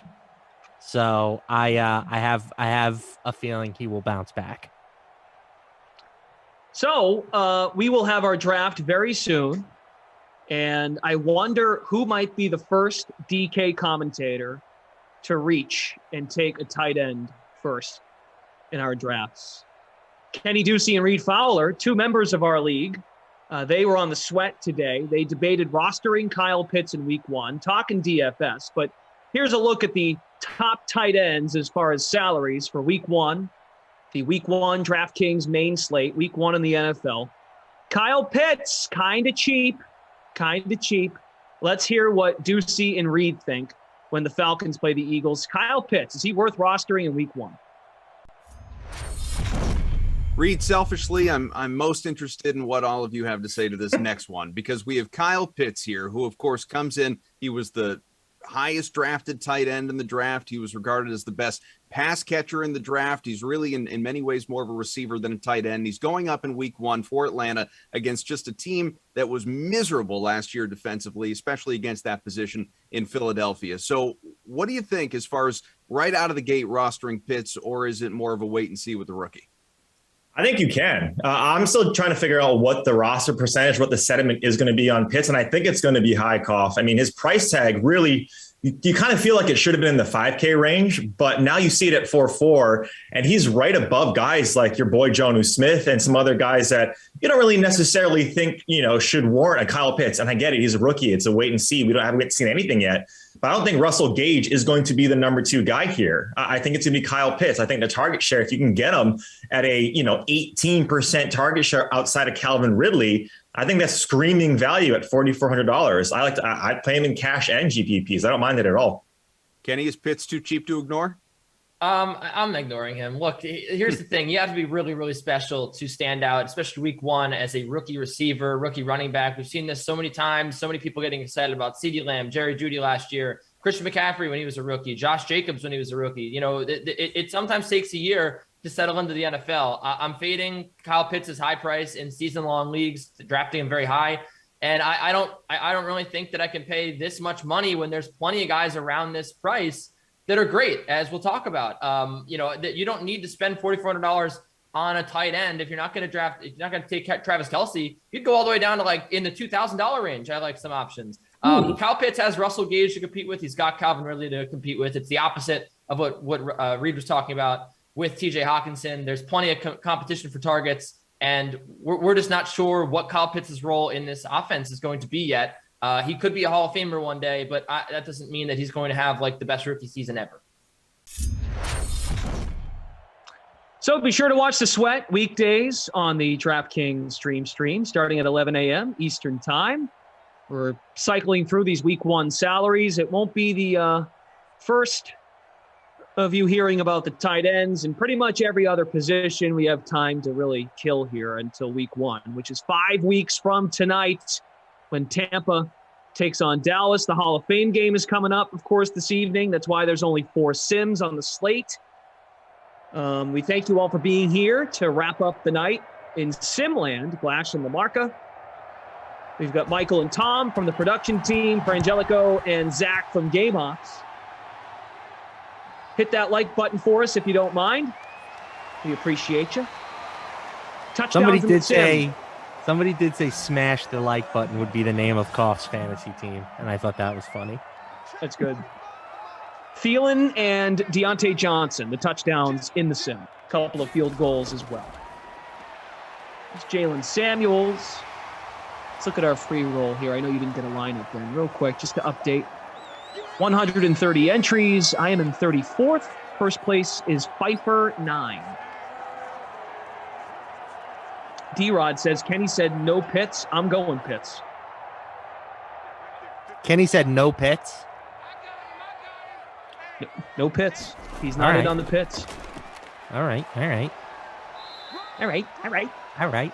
Smash Lanta on Twitch. What's up? Smash. Wow. Okay, more reaction to these power rankings. I'm assuming that's what you're reading. No. Oh, sorry. I was checking out one of the people that I know in this industry, a good dude, Pete Overzet. He bought in on these CryptoPunks. You know CryptoPunks? You familiar with the CryptoPunks? No. Well, it's another one of these NFT things. But he jumped in and bought one with 4 other people, and they just sold. You want to take a guess at how much they sold their CryptoPunk for? You'll never get it. Okay, just tell me. $478,000. Wow. God. I don't know. I don't remember how much they bought it for. It was a lot at the time, but it certainly wasn't that much. So, congrats to Pete, man. Wow.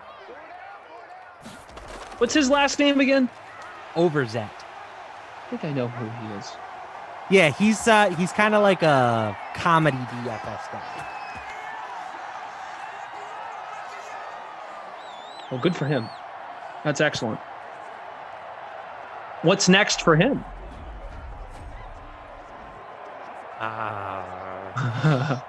Well, he's working for Establish the Run at the moment. Oh, okay, with Levy. Yeah, he's just doing stuff.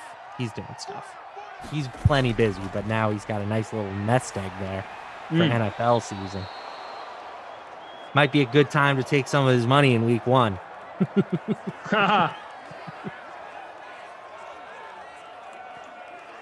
That's something we haven't figured out yet as a prize for our league, and the punishments. Somebody suggested as a punishment that if you lose, you have to do all 6 sims in a day. Solo. You should be solo. 6 solo sims in a day? That would be fun. That would be fun. And almost maybe handle it like Freeze Pops did, and folks can jump in. Rotating guests. You come in and just roast them and say, oh, well, this guy, he played me in week 6, and he rostered a player who got hurt. He rostered the backup that day. What a moron. Could be fun. Tom says they also have to do the segments in between each hour. Oh, man. That would be awesome.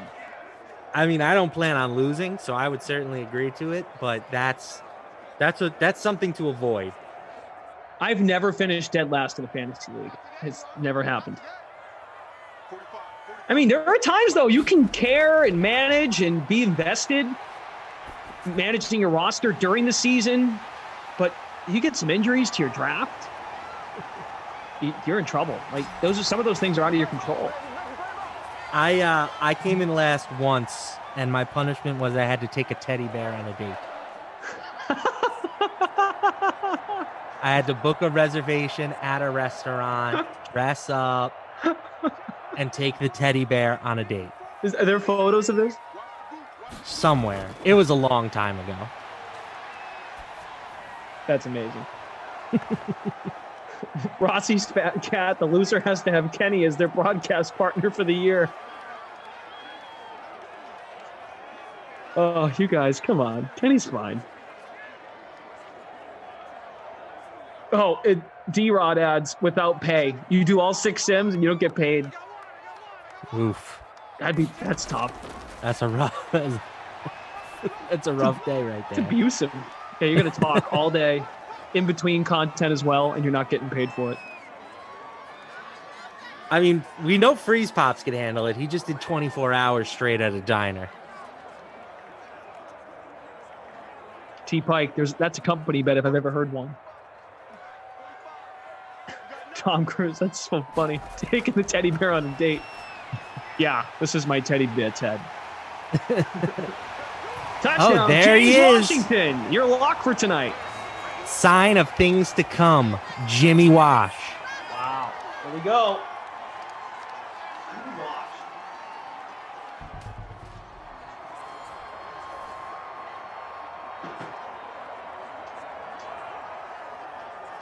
LaMarca, the lock of the night for preseason football. James Washington. Let's check out his ownership. 3rd touchdown of the sim. Real quick. I'll find it here in a second. Sorry about that. James Washington owned in our contest, 30.8% owned overall, 4.6% in the captain. And in the larger DraftKings contest, 3% in the captain, 30.9% overall. That's one thing I would like to compliment the DK Sim Fam when they do this, when we do those contests in the DK Sim Fam Friends League. In the public contest, there's 8,000. So tonight's contest, I'll use that as an example. 8,717 entries.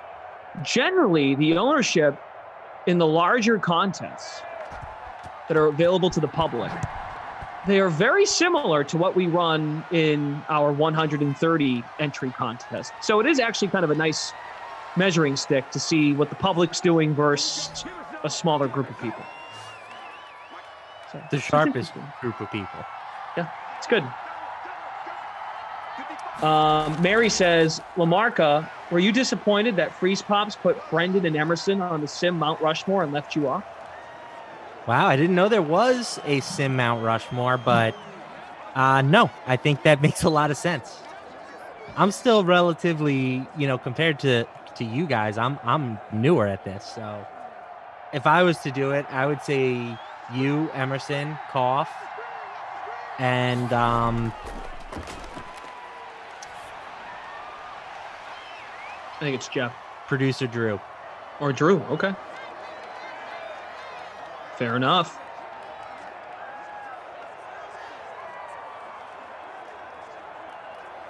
Alex Wilson on YouTube. My league punishments have included spending an entire day in IHOP and getting pelted by tomatoes. Somebody said taking the SATs, retaking the SATs. That would be just a brutal one. That would really suck to have to go do that again. A 32-year-old man showing up to take the SATs.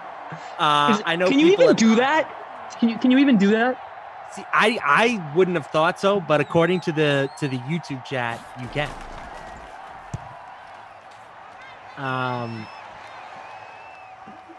I've heard people have to get tattoos.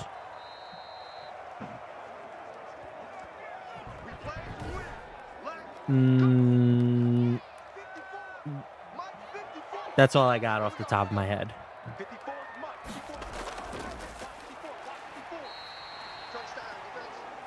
Bills fan 52. Ain't no Hall of Fame until y'all get your bleep together.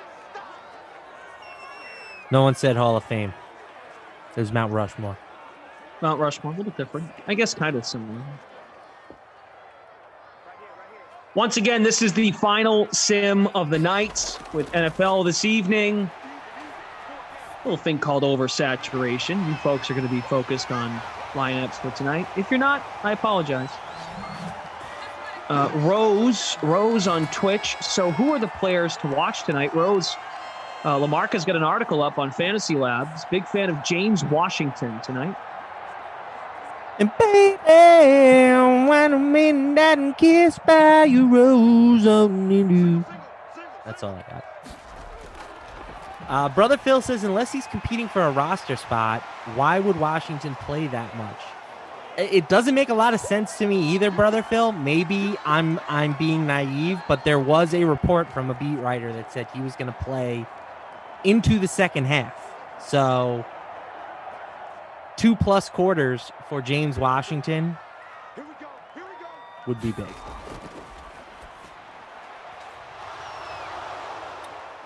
Clint says Tajay Sharp not playing. Well, Sharp is in my lineup as well tonight, and Sharp has nothing. Zeros. Hoppy Herb said the loser in his league had to be a bathroom attendant at Buffalo Wild Wings, but it backfired because people bought him beverages and tipped him. Nice. That's being a bathroom attendant at a restaurant like Buffalo Wild Wings is pretty hysterical. I'm not gonna lie. So I wonder, imagine going into a Buffalo Wild Wings, somebody's there with the mints and all that.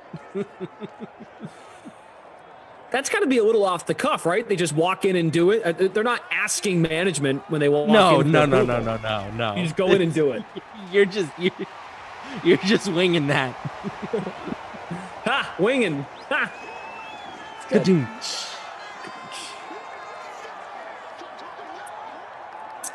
Final minute of the third. Nothing outside of tonight's game. I don't think there's really any news from today. It's too permanent. There was some minor things. I mean, the biggest news, Lionel Messi out at Barcelona. Yes. Winalda jumped in the chat. Winalda's got some intel. Yeah, they're out of money. You know, apparently there are new financial fair play laws that prohibit Barca from just spending as much as they want. They have to get under a certain threshold, and they've tried to sell off some of their older players who are making a lot of money and nobody wants them. And so they're going to have to let Messi walk. Big news, big stuff. Look at some stats. Big Ben, 19 of 25, 186 passing, 2 touchdowns, 1 to Washington and 1 to Johnson. Cousins is 11 of 22. That is bad. 124, 1 touchdown. Dalvin Cook just 46 yards rushing. Highly owned, per usual. Connor, 24 yards. Samuels, 23 yards.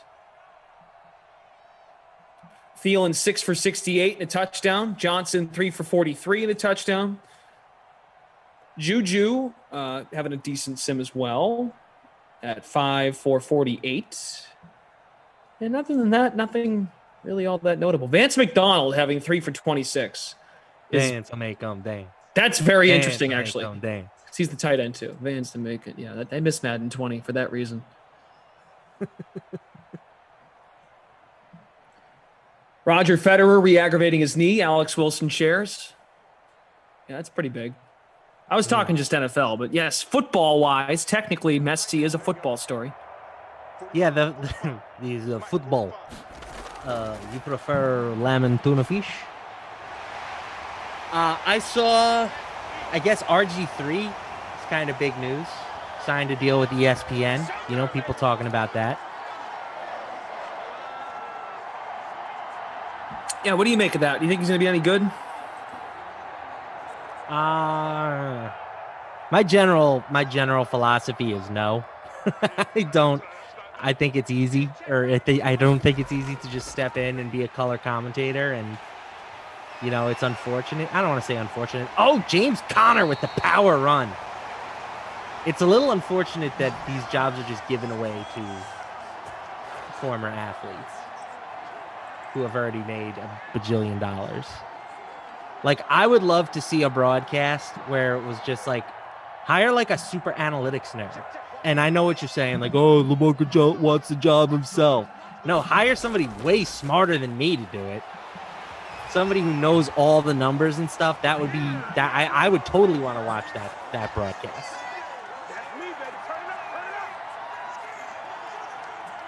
Question in the chat, Lamarca, you might have some insight from Ghost407 on Twitch. Can we confirm Sloman is going to be the kicker for the Steelers?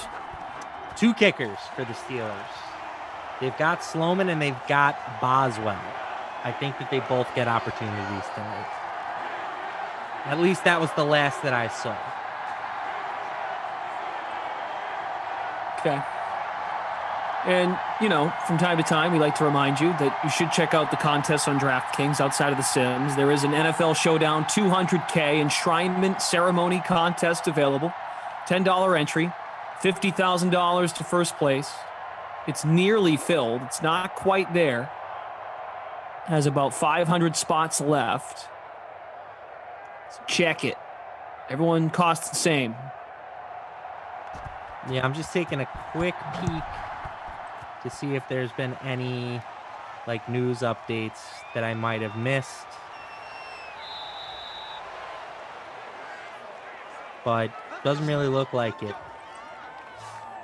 Yeah, Boswell and Sloman both on the roster, so I think they both kick tonight. Couple of kickers. It's Cook on the catch. Brother Phil, believe it or not, it's an advantage, I think. The extra game to evaluate the roster will give Pittsburgh and Dallas a tiny bit of an edge in the cutdowns. Which, by the way, new this year. ZT and I talked about this. NFL roster cut dates. Of course, each team can have up to 90. Cut downs begin on August 17th, 12 days from now. You get cut down to 85. Then the following week, the 24th, roster has to be cut to 80. And then by the 31st is when the roster needs to be shaved down to 53. Wow. That's a serious pruning of the tree.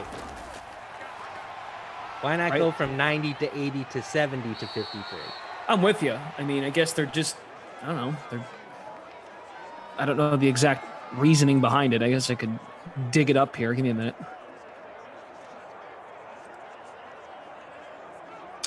The final cut day gives teams and players more time to make last minute changes to the roster before week 1. Yeah, but that doesn't really explain. I've seen a couple people in the chat talk about Ray McLeod tonight. I would be careful with Ray. He did not practice on Tuesday, which was the last practice that the Steelers had. I don't know if he's going to play much tonight. I'm kind of proceeding as if he is not going to. I think Ray, there's no reason to rush him when he's banged up. So I think that's another reason why Washington could play a bunch tonight because the Pittsburgh wide receivers are pretty thin.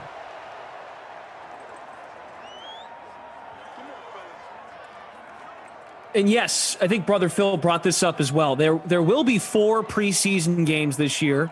I think next year is when it kicks to just 3, right? No, I mean, it's 3 this year for everybody but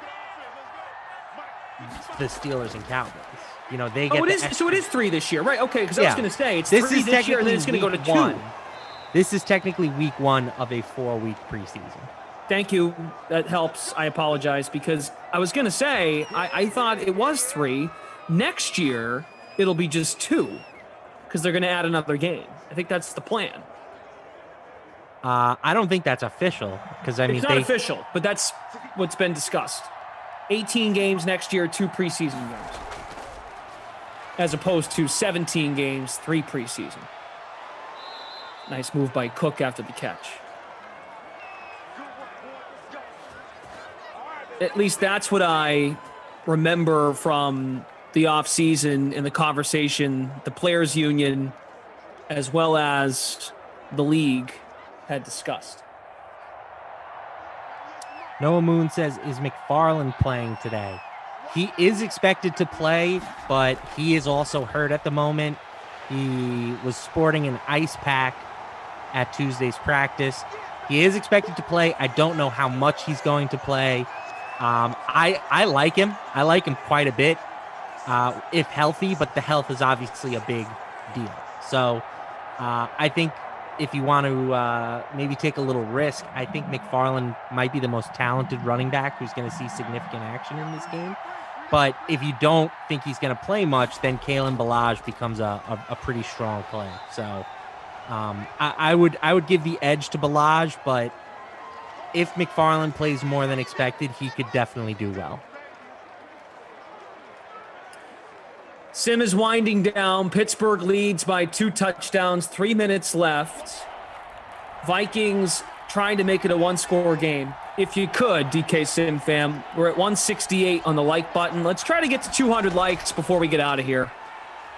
Smash that like button. A fumble, and the Steelers have it. Hayward picks it up. Like button, like Dalvin Cook just got smashed. Smash the like button for Matt LaMarca's power rankings that carried most of this sim tonight. Great times. Appreciate all of you. Again, this is the final sim of the night. I feel like when I'm saying that, I feel like I'm like the guy at the grocery store. Attention shoppers, we are closing tonight at 9 o'clock. Please bring your carts to the front of the store to check out. We are closing at 9 o'clock. We are closing down Simland after this one. Closing time. Certainly feels different than doing a Madden After Dark because we're just so used to, Madden After Dark is the sign of close. So what are your plans for the rest of the evening? Anything good on the schedule? I'm going to go all TV on you here, but have you watched that show Outer Banks on Netflix? That's the one with Coach Taylor, right? From Friday Night Lights? No. No, yeah, that's Bloodline. I've heard of it. I haven't seen it. Oh, well, me and Sarah love it, and we're going to watch the last 2 episodes. All right, wonderful. And then I'll probably tune into some of the football. Okay. That's my plan. Okay. Okay. All right. Okay. And last night I whined. I'm also concerned, but I whined to the Sim fam last night about my nose. I have a big zit, I think, growing inside my nose, and it hurts like hell. Inside your nose? Yeah, it's not good. The files are inside the computer. LaMarca, anytime I move it or I try to do this, it's painful. It really hurts. Can you pop it? No, that's the problem. It hasn't surfaced. Stick something pointy in there. Oh. That's not sanitary. Well, burn it first, Burn my nose? No, burn the needle. Sterilize the needle like you're piercing your ears, but it's a pimple in your nose. I've never pierced my ears. I mean, me neither, but I know the process. You never watched The Parent Trap? Yeah, there it is.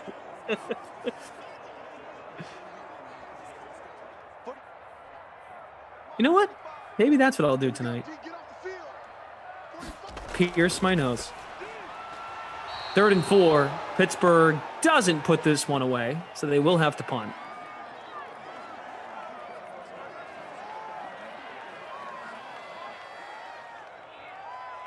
Anthony Franklin says, who do you think has the better weapons on their team, Dallas or Pittsburgh? If we're talking in general, I'll take Dallas slight lean Dallas. But if we're talking for tonight specifically, Pittsburgh. Ken says, why does Sharp get a donut when I need him and gets 2 touchdowns when I don't? I feel that, man. I rostered Sharp today as well. Kind of annoying. If we wanted to hand out awards now, maybe he comes alive on this final drive. But Sharp has nothing. 0. Zip. Donut. Bagel. You lose. Good day, sir. All right, about 300 of you watching. We're not even at 180 likes yet. Hit that like button if you love The Sims. Come on. Come on. We'll give you the schedule for tomorrow as well before we go. Get you all caught up. Lisa Robinson Shadow had this idea last night. How about Lamarca punches you in the mouth so your nose feels better? I would never. You're 10th on the rankings, Glash. Even if you asked me, I'd say no. Okay. Must Be says the baby got a boo-boo. Shut up, Must Be. Must Be loves you. I know. A nice guy. Kind of a jerk, but I can respect that. I give it, he takes it, and he gives it right back at me. I just wish he'd stop knocking my ears. I mean, my ears are big, but they're not that big.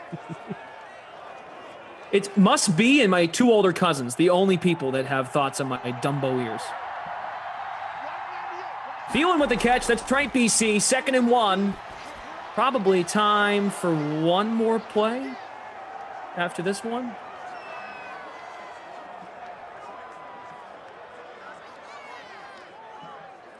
Tick, tick, tick, tick. What are you thinking? What are you thinking for awards? Thielen was pretty good. Yeah, I'd say he's got to be the player of the game, right?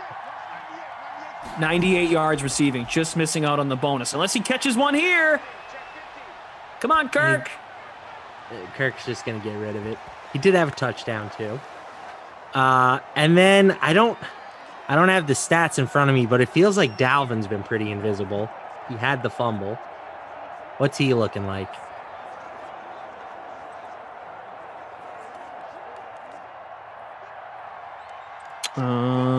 Looking. 47 rush, 80 receiving. Okay, that's actually not that bad. Yeah, I think it's Tajay Sharp. Taji, okay. What about Juju? I feel like I haven't said his name all soon. 5 for 48. All right, Taji Sharp it is. Okay. Feeling the player of the game, Sharp the not my kid. 1 second left. Maybe Tajay Sharp will do something here. Lisa Robinson Shadow, just trying to be helpful.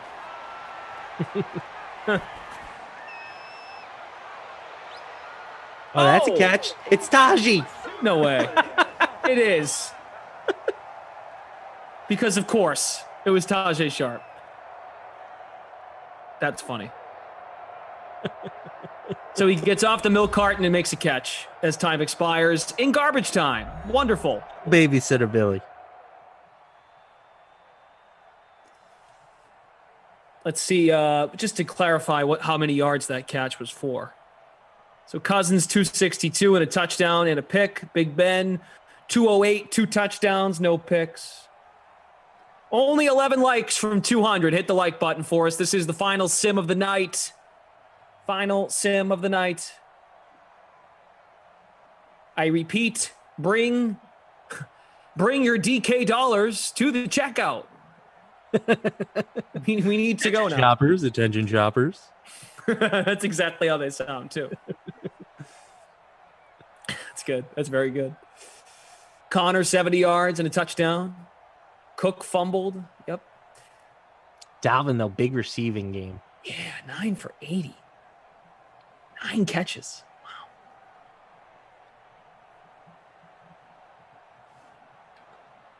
There's Tashi. 1 There for he is. 37. 37-yard catch. Maybe he saved some of your lineups today.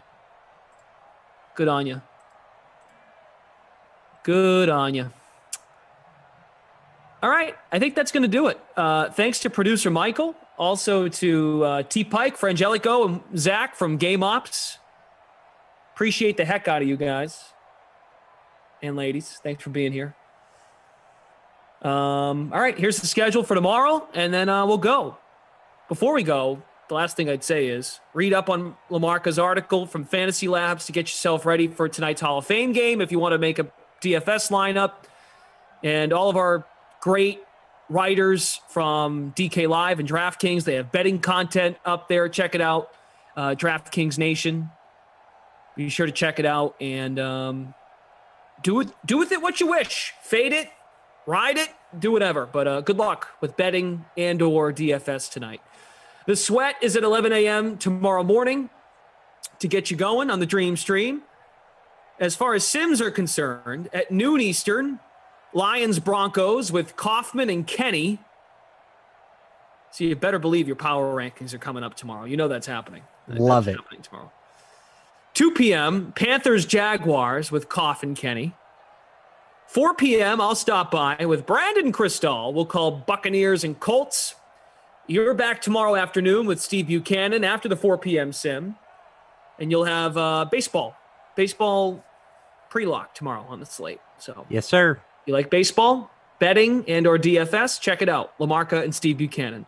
7:30, we will have the American Ultimate Disc League here on the Dream Stream. DC Breeze against the Philadelphia Phoenix. And there will be a sim for Madden After Dark tomorrow night at 10, Niners and Chargers with Jason Rossi and Jeff Moose Ulrich. Okay, very good. Lamarca, love you, mean it. Good stuff. Great job on the power rankings. Thank you, my friend. Everybody, enjoy your evening. I wish you all the best if you're partaking in the preseason DFS. Otherwise, I will see y'all tomorrow. Sounds good. Thank you all for watching the Dream Stream. Once again, no more sims tonight because of the football. 4 sims tomorrow with American Ultimate Disc League. You all have a great rest of your night. Thanks for watching the Dream Stream.